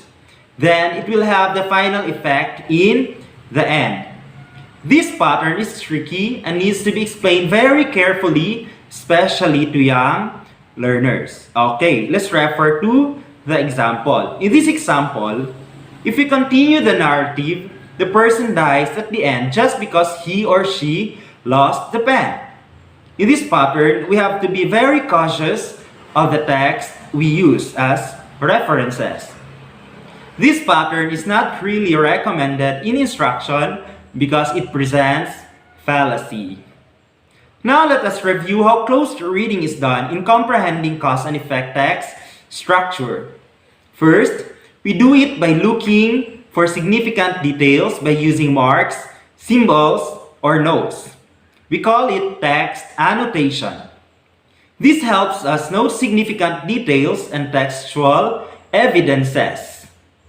Let us take a look at the table as our guide in using the different marks, symbols, as well as the notes. Okay, here it is. Let us follow these simple steps in close reading cause and effect text structure with the aid of our text annotations. First, read the text closely. Second, find the cause and then the effect. Third, use marginal words. Fourth, finally analyze the structure. Now let us review why learners are asked to create graphic organizers when they read cause and effect text structures. Graphic organizers are important in analyzing cause and effect text structures for the following reasons. First, it allows the learners to represent ideas and concepts visually. Second, it allows the learners to show the relationship of ideas and concepts in a visual manner. Third, it allows the learners to organize ideas and concepts as pre-reading and post-reading activities. And finally, it allows the learners to organize ideas and concepts in a visual way. It is very important to know as well that many of our students are visual learners, and graphic organizers are very effective, especially in teaching the cause and effect relationship. For our reflection in this session, let us refer to the following reflection questions. First, why is it important for the learners to be cognizant of the different cause and effect patterns? Second, how can signal words be taught effectively? Third, why is using signal words or why is using graphic organizers an efficient way to understand the text? And lastly, what makes close reading an important skill for a lifelong reader? Now let us answer the following by completing the following sentence. First, okay, please jot down your answers in your notebooks. I need to know the cause and effect relationship of ideas because.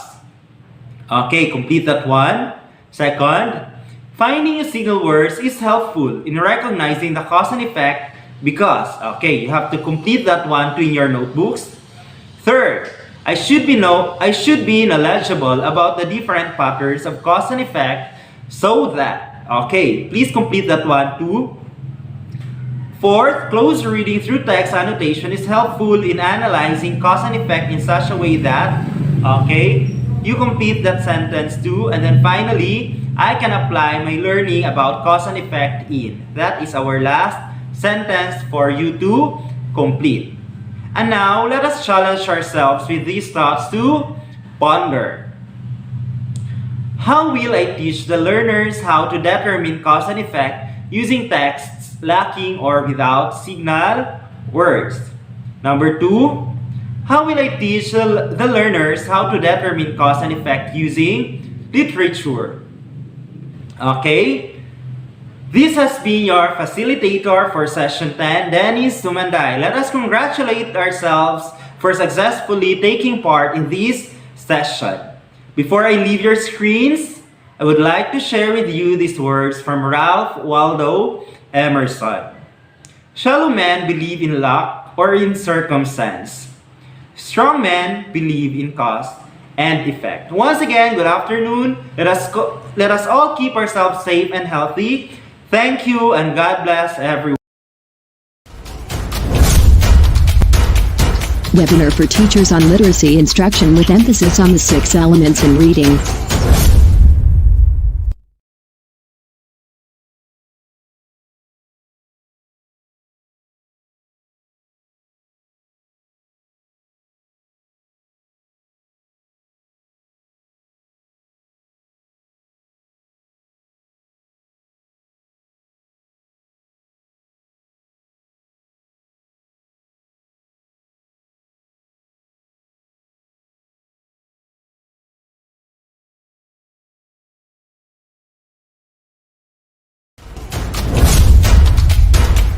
Webinar for teachers on literacy instruction with emphasis on the 6 elements in reading.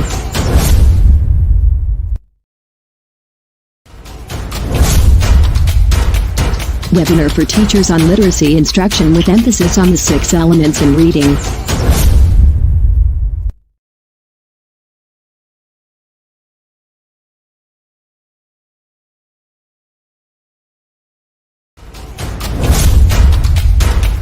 Webinar for teachers on literacy instruction with emphasis on the 6 elements in reading.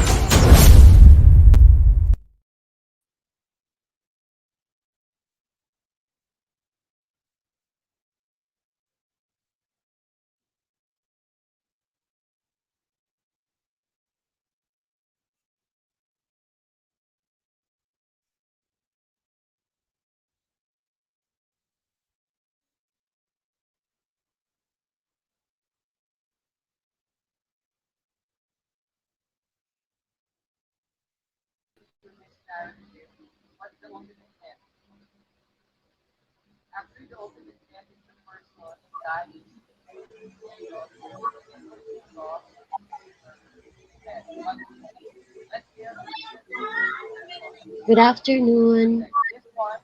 Good afternoon, everyone. Hello, good afternoon. Hello, good afternoon, everyone. Hello. Hello, good afternoon. Hello, good afternoon, everyone.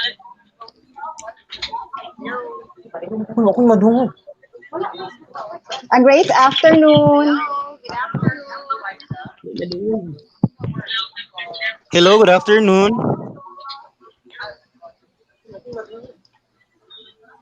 A great afternoon. Hello, good afternoon. Good afternoon po.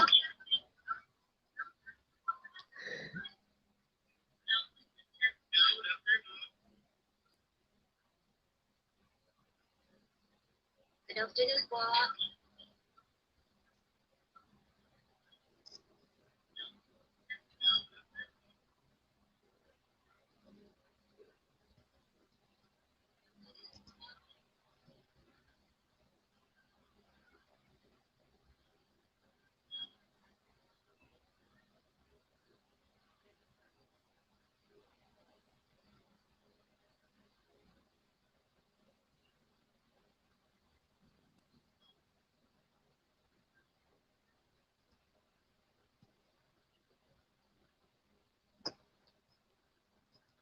Hello po, ma'am. Webinar for teachers on literacy instruction with emphasis on the 6 elements in reading.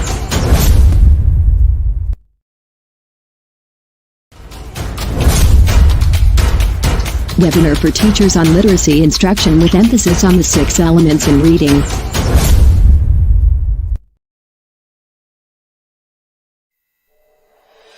Literacy in English. To answer the call of times. SDO Davao Occidental. CID. English Language Curriculum. Ventures. Teachers Learning and Development.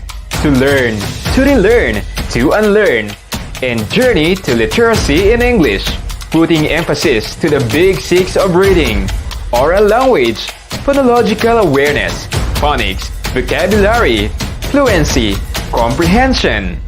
Join this webinar, Literacy in English.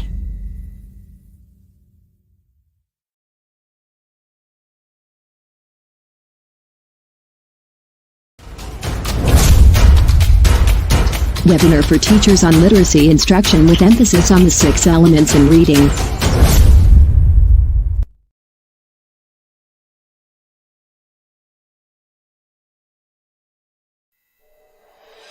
Literacy in English. To answer the call of times. SDO Davao Occidental. CID. English Language Curriculum. Ventures. Teachers Learning and Development. To learn, to relearn, to unlearn. And Journey to Literacy in English. Putting emphasis to the big 6 of reading. Oral language. Phonological awareness. Phonics. Vocabulary. Fluency. comprehension.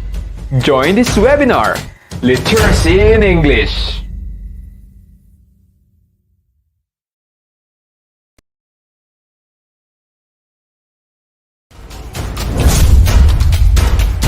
Webinar for teachers on literacy instruction with emphasis on the 6 elements in reading.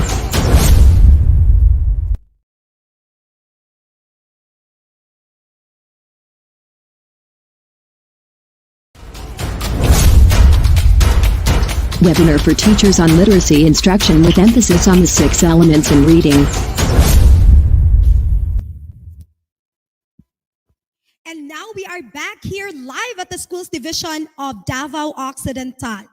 Thank you, Sir Dennis and Mr. Kevin Neil S. Dailo. This time, we will be reading some queries from our teacher participants. And of course, our facilitators will provide some information related to the questions. That's right, Ma'am Jinli, and I am sure that our facilitators are ready to answer.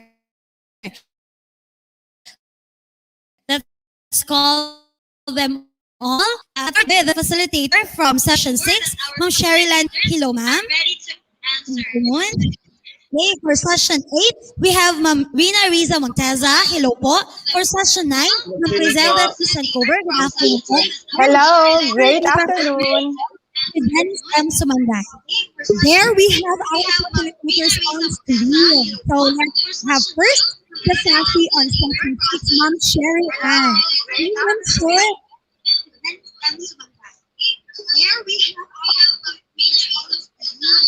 Yes, I know that you are very ready to answer. So here's the first question.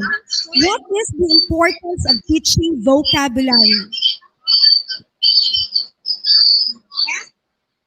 Okay, the importance of teaching vocabulary. Teaching vocabulary is very important because without vocabulary, nothing can be conveyed. We need to use words to express ourselves in the language or English language.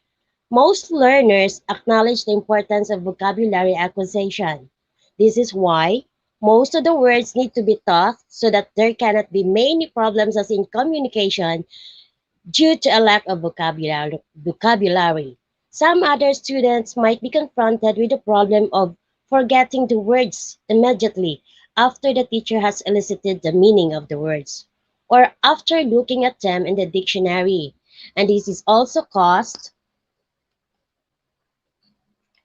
by lack of vocabulary. Therefore, the learners could easier to learn. So that's it. The effect of vocabulary. Thank you.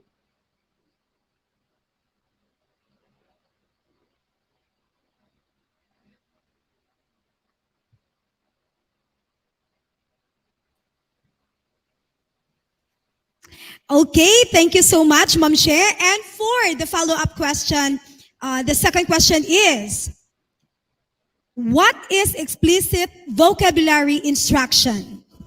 Okay, thank you so much, Ma'am She. And for the follow-up question, the second question is, what is explicit vocabulary instruction?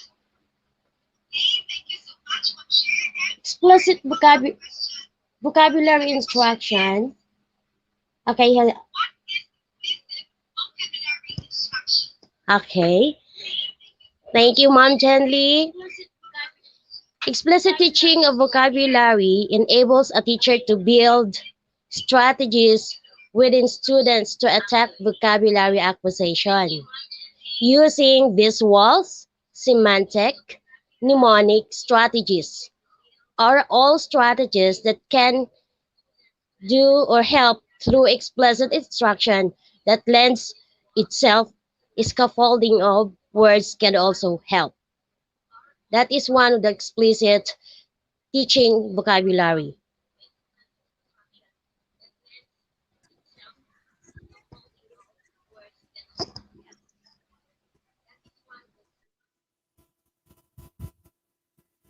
Now let's proceed to our facilitator for session 8 here, and we have Ma'am Rina Riza Monteza. Hi, Ma'am Rina. Hello po, good afternoon to all of you, my dear co-teachers in the Department of Education, especially to my co-teachers in Patuco Integrated School. A blissful afternoon to one and all. Yes, thank you, Ma'am Rina. Now here's your question, ma'am. Is it important to learn how to note significant details? Why? How should we note details? Yes, it is very important to learn how to note significant details because all other comprehension skills are anchored into it. Therefore, it is the heart of the reading comprehension skills. In noting significant details, you should pick the significant details in the text and you search or you're going to look for the meaning and interact with the text. With this process, by the help of the graphic organizers mentioned by our resource speaker and the different strategies, we will be able to note significant details, and this will lead us to understand the text more clearly and deeply. That's right. Thank you for that. We have another question for you. In the instructional sequence of reading, when do we perform or employ the noting significant details and why? In the phases of reading or the instructional sequence, usually the the noting significant details happens in the during reading. In this phase, we are going to guide our students for the active search for meanings. We have to guide our learners what they are reading. We have to make sense of what they are reading and process what they are reading. So usually, the noting significant details will happen in the during reading phase. Thank you. Thank you. Thanks for giving us such a clear answer. Please stand by because later on we still have another Q&A portion. And now we are on the another set of FASIs. And this one is a FASI from session 9. So let's have Ma'am Criselda T. Sancover to answer. And the question is, how can we apply the reading strategies in teaching tone and mood when the delivery of the lesson is through modular learning? Before I will answer that question, I would like to greet all the teacher participants. A great afternoon, especially to my co-teachers in Kinanga Elementary School and the entire Don Marcelino District. Well, for that question, though modular learning is the mode of delivery of the lesson in this time of pandemic, we can still apply reading strategies in teaching tone and mood by providing the learners worksheets with passages, then employ the questioning strategy, give questions that will lead them to infer the tone and mood of the story. Do not give questions directly asking what is the tone or the mood. And remember that in formulating different questions, it should be appropriate in their level or grade level. Great, thanks, ma'am.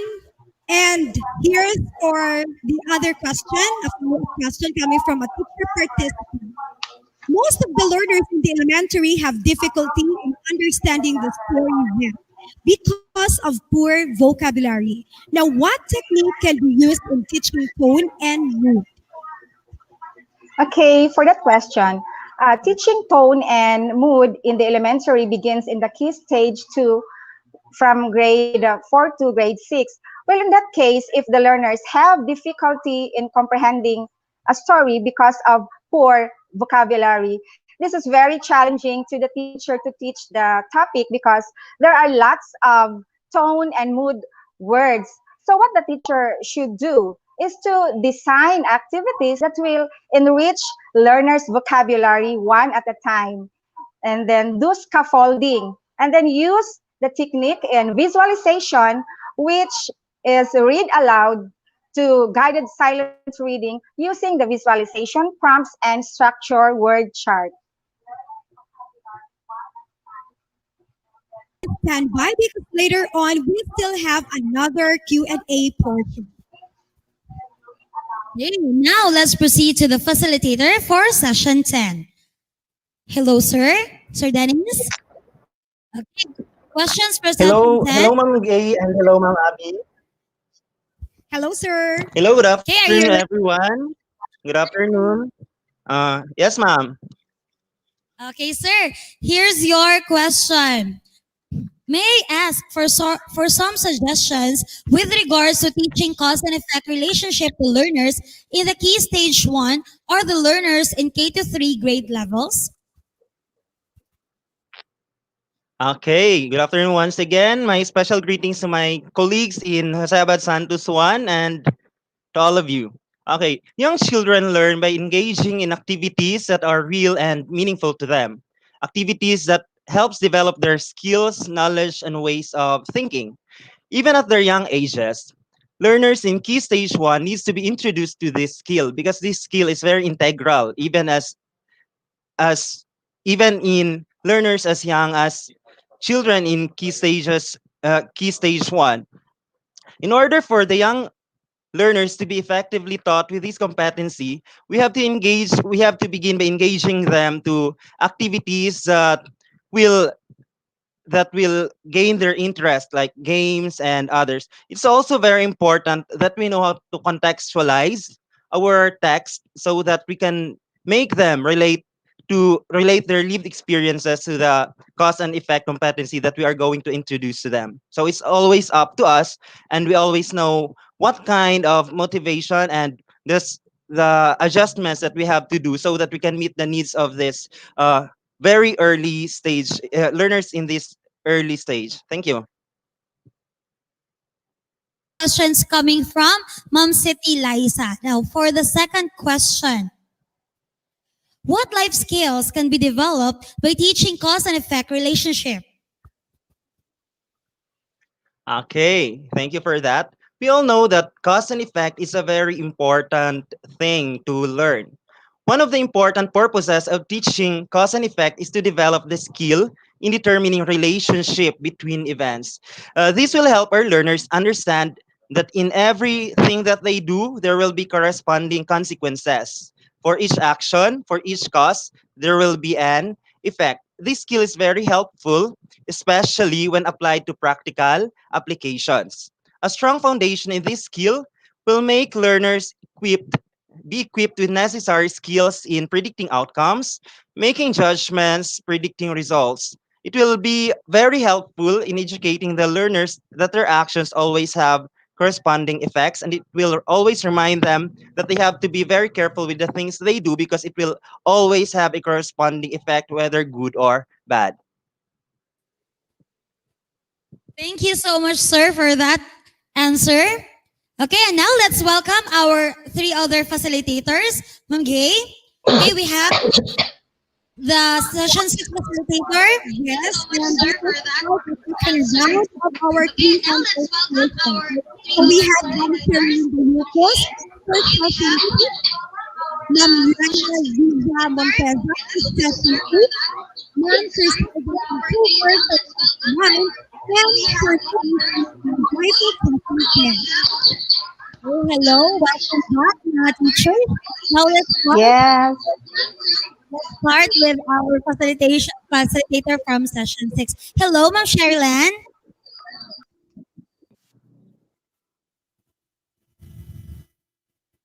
Okay, Ma'am Sherilyn.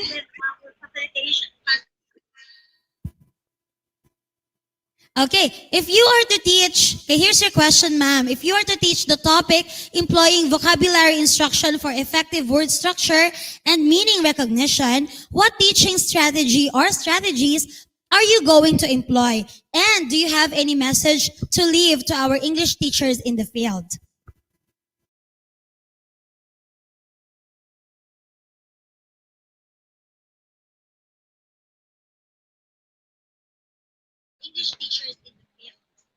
Okay, before I will start answering your question, Mom, I would like to greet all the teachers of Jose Santos 2 District. Good afternoon, all teachers watching, especially those English, teaching English teachers. To our beautiful PSDS, Ma'am Merlin M. Yacon. Good afternoon, Mom.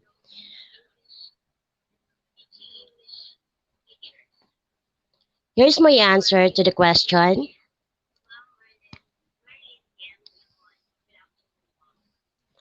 All of the topics in every sessions were very informative. Thus, we need to benchmark and employ it in our school. So I do hope that all strategies will be adopted and will be used in teaching by the teachers. And of course, for my reflection, reading is our backbone of learning core.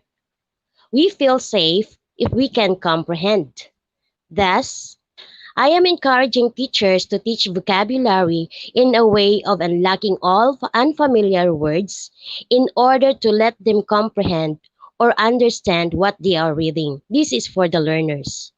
If students knew more of the words they confront in their text, especially to a non-English speaking homes, where our learners need to be knowledgeable in vocabulary instruction, then the content area of our teaching would be more successful.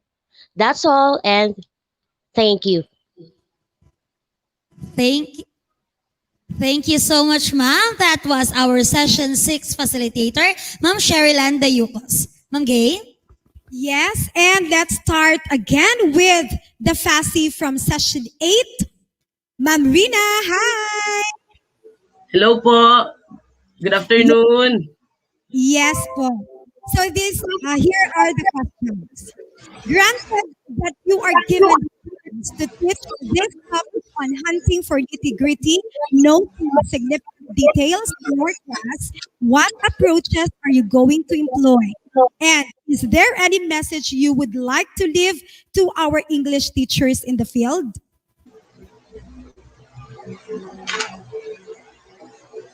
If I am going to teach the noting significant details, hunting for the nitty-gritty, I will employ the strategies in close reading, most especially by the help of the graphic organizers. In having narrative text, we can easily pick up the details by having the story map. We can also employ the strategy that is the text-dependent questions. We can formulate the text-dependent question, and we can employ also the text-dependent responses. And most especially, I would like to teach the noting, the text annotation, which I find it very effective for the students to keep track on what they are reading. And finally, I would like to leave a message to my fellow teachers in the Department of Education that comprehension skill is one of the problems we face in literary instruction. That is why we teachers play a very important role in teaching the crucial skills that our students should master. So we are going to teach noting significant details because it is the prerequisite to all the different subsequent comprehension skills. That would be all, and God bless everyone. Wow, thank you so much. You did great, teacher. Now let's have the FASI for session 9, Ma'am Criselda. Yes, ma'am. Hi. Hello po, Ma'am Gay. Yes. So granted that you are given the chance to teach this topic on are you linked, determining cause and effect relationship in class, what teaching strategies you are going to employ, and the follow-up question is, any message you would like to leave to our English teachers in the field? Ma'am, correction po, my topic is teaching tone and mood. Well, our resource person of the topic presented to us 3 reading strategies to use in teaching tone and mood. These are visualization, making inference, and questioning. And if I will teach the topic in my own class, I will employ visualization using the cognitive organizer or the sense chart, because this particular technique allows the learners to stretch their imagination using the appropriate questions that will lead them to understand the tone and mood of the selection. And then finally, my message to all of you, my fellow English teachers of this division. Teaching reading to our learners, it must come from the heart, because it is not enough to simply teach our learners to read. We have to share something worth reading, something that will widen their imaginations, something that will help them make sense of their own lives in the future. So let's just be optimistic in whatever challenges we may encounter along our journey in teaching reading to our learners. Our skills and the strategies we learned from this training is the armor in taking our mission gracefully. That would be all. Thank you, and God bless us all. Thank you, ma'am. Truly, there are many ways to infer general mood and tone of the selection. And now let's proceed to our session 10 facilitator, Sir Dennis M. Sumanday. Sir, hello, good afternoon.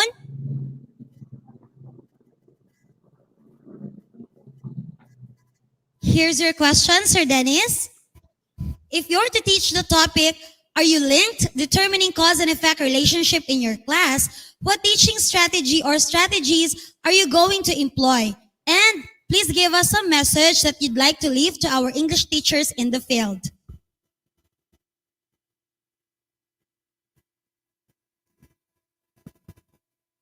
Okay, Sir Dennis is experiencing some unstable connection. So I think we should say thank you to our dear facilitators from what teaching strategy or strategies are you going to? Thank you so much for your time and for giving us such a great topic, ma'am. For our session 8 facilitator, Ma'am Rina Riza Montesa. Thank you so much as well, ma'am. As well as our session 9 facilitator, Ma'am Criselda T. Sancover. And of course, he's with us kanina, Sir Dennis M. Sumanday for the session 10. Thank you po. And we hope you enjoy this webinar as much as we do. And again, the management of this webinar would like to acknowledge the following individuals who had graced this virtual activity. Words are not enough to express how grateful we are of you, adding color and life to this significant endeavor. Dr. Manuel P. Vallejo from the Regional Office, Region 11, focal person in English and campus journalism for the inspiration given.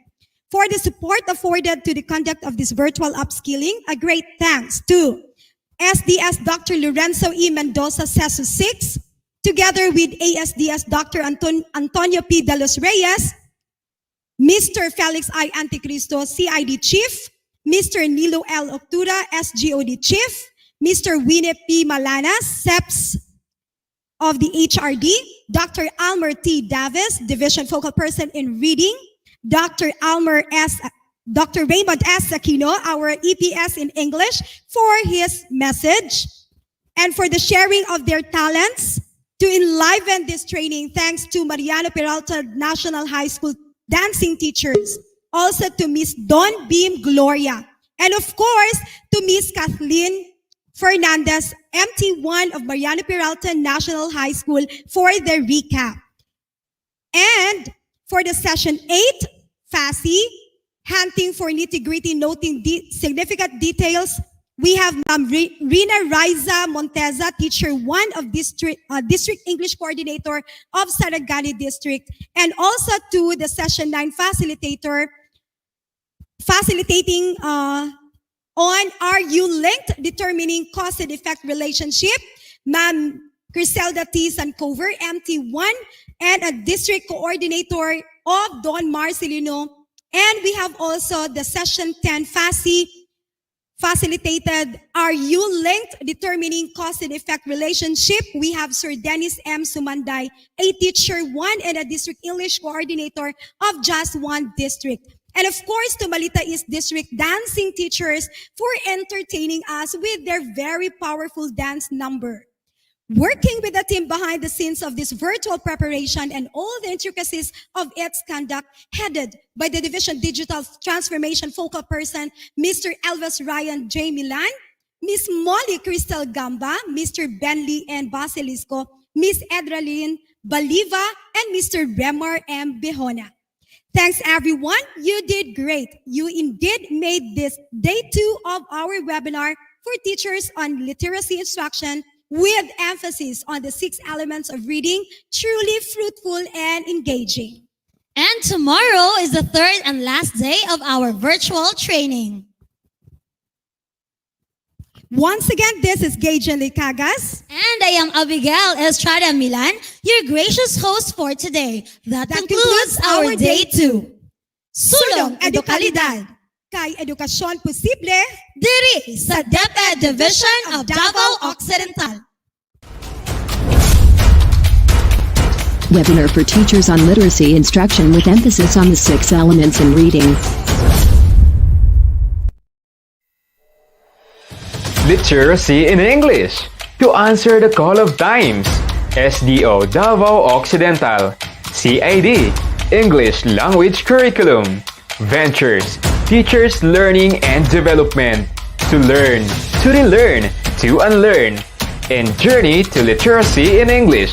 Putting emphasis to the big 6 of reading. Oral language, phonological awareness, phonics, vocabulary, fluency, comprehension.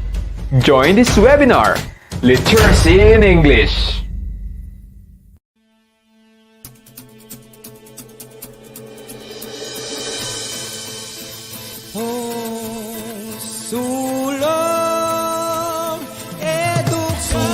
Edukalidad, sulong, Davao Occidental, sulong, edukalidad, sulong, sulong, edukasyon posible sa Davao Occidental.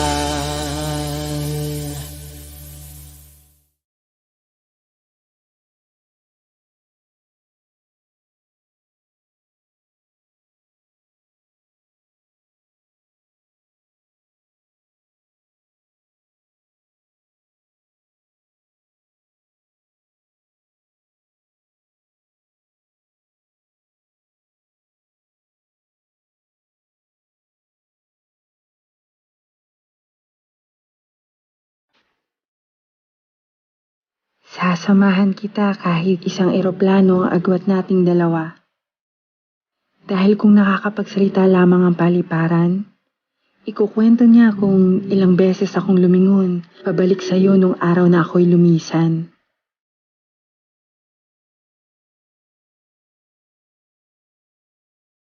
Papalubog ang araw noon at dahan-dahan lumulubog din ang puso ko sa kalungkutan.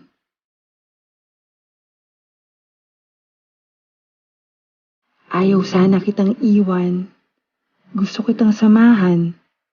Sa mga umagang nagmamadali ka papasok sa eskwela. Gusto kitang damayan sa mga gabing nahihirapan ka sa matematika. Gusto kitang yakapin sa tuwing gusto mo nang sumuko dahil akala mo'y wala kang talento sa pagpinta. Ngunit anak, gusto kong ipaalam sa'yo na ikaw ang nagpinta ng buhay ko. Nang dumating ka, naging makulay ang mundo ko.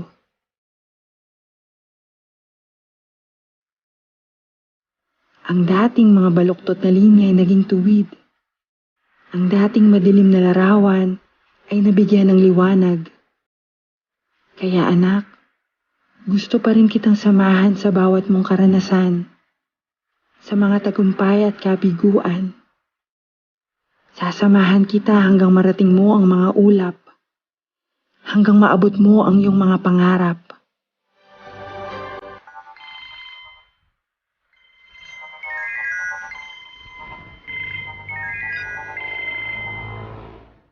Hello, Ma? Hello, anak. Sorry, kakatapos lang ng trabaho ni Webinar for teachers on literacy instruction with emphasis on the 6 elements in reading.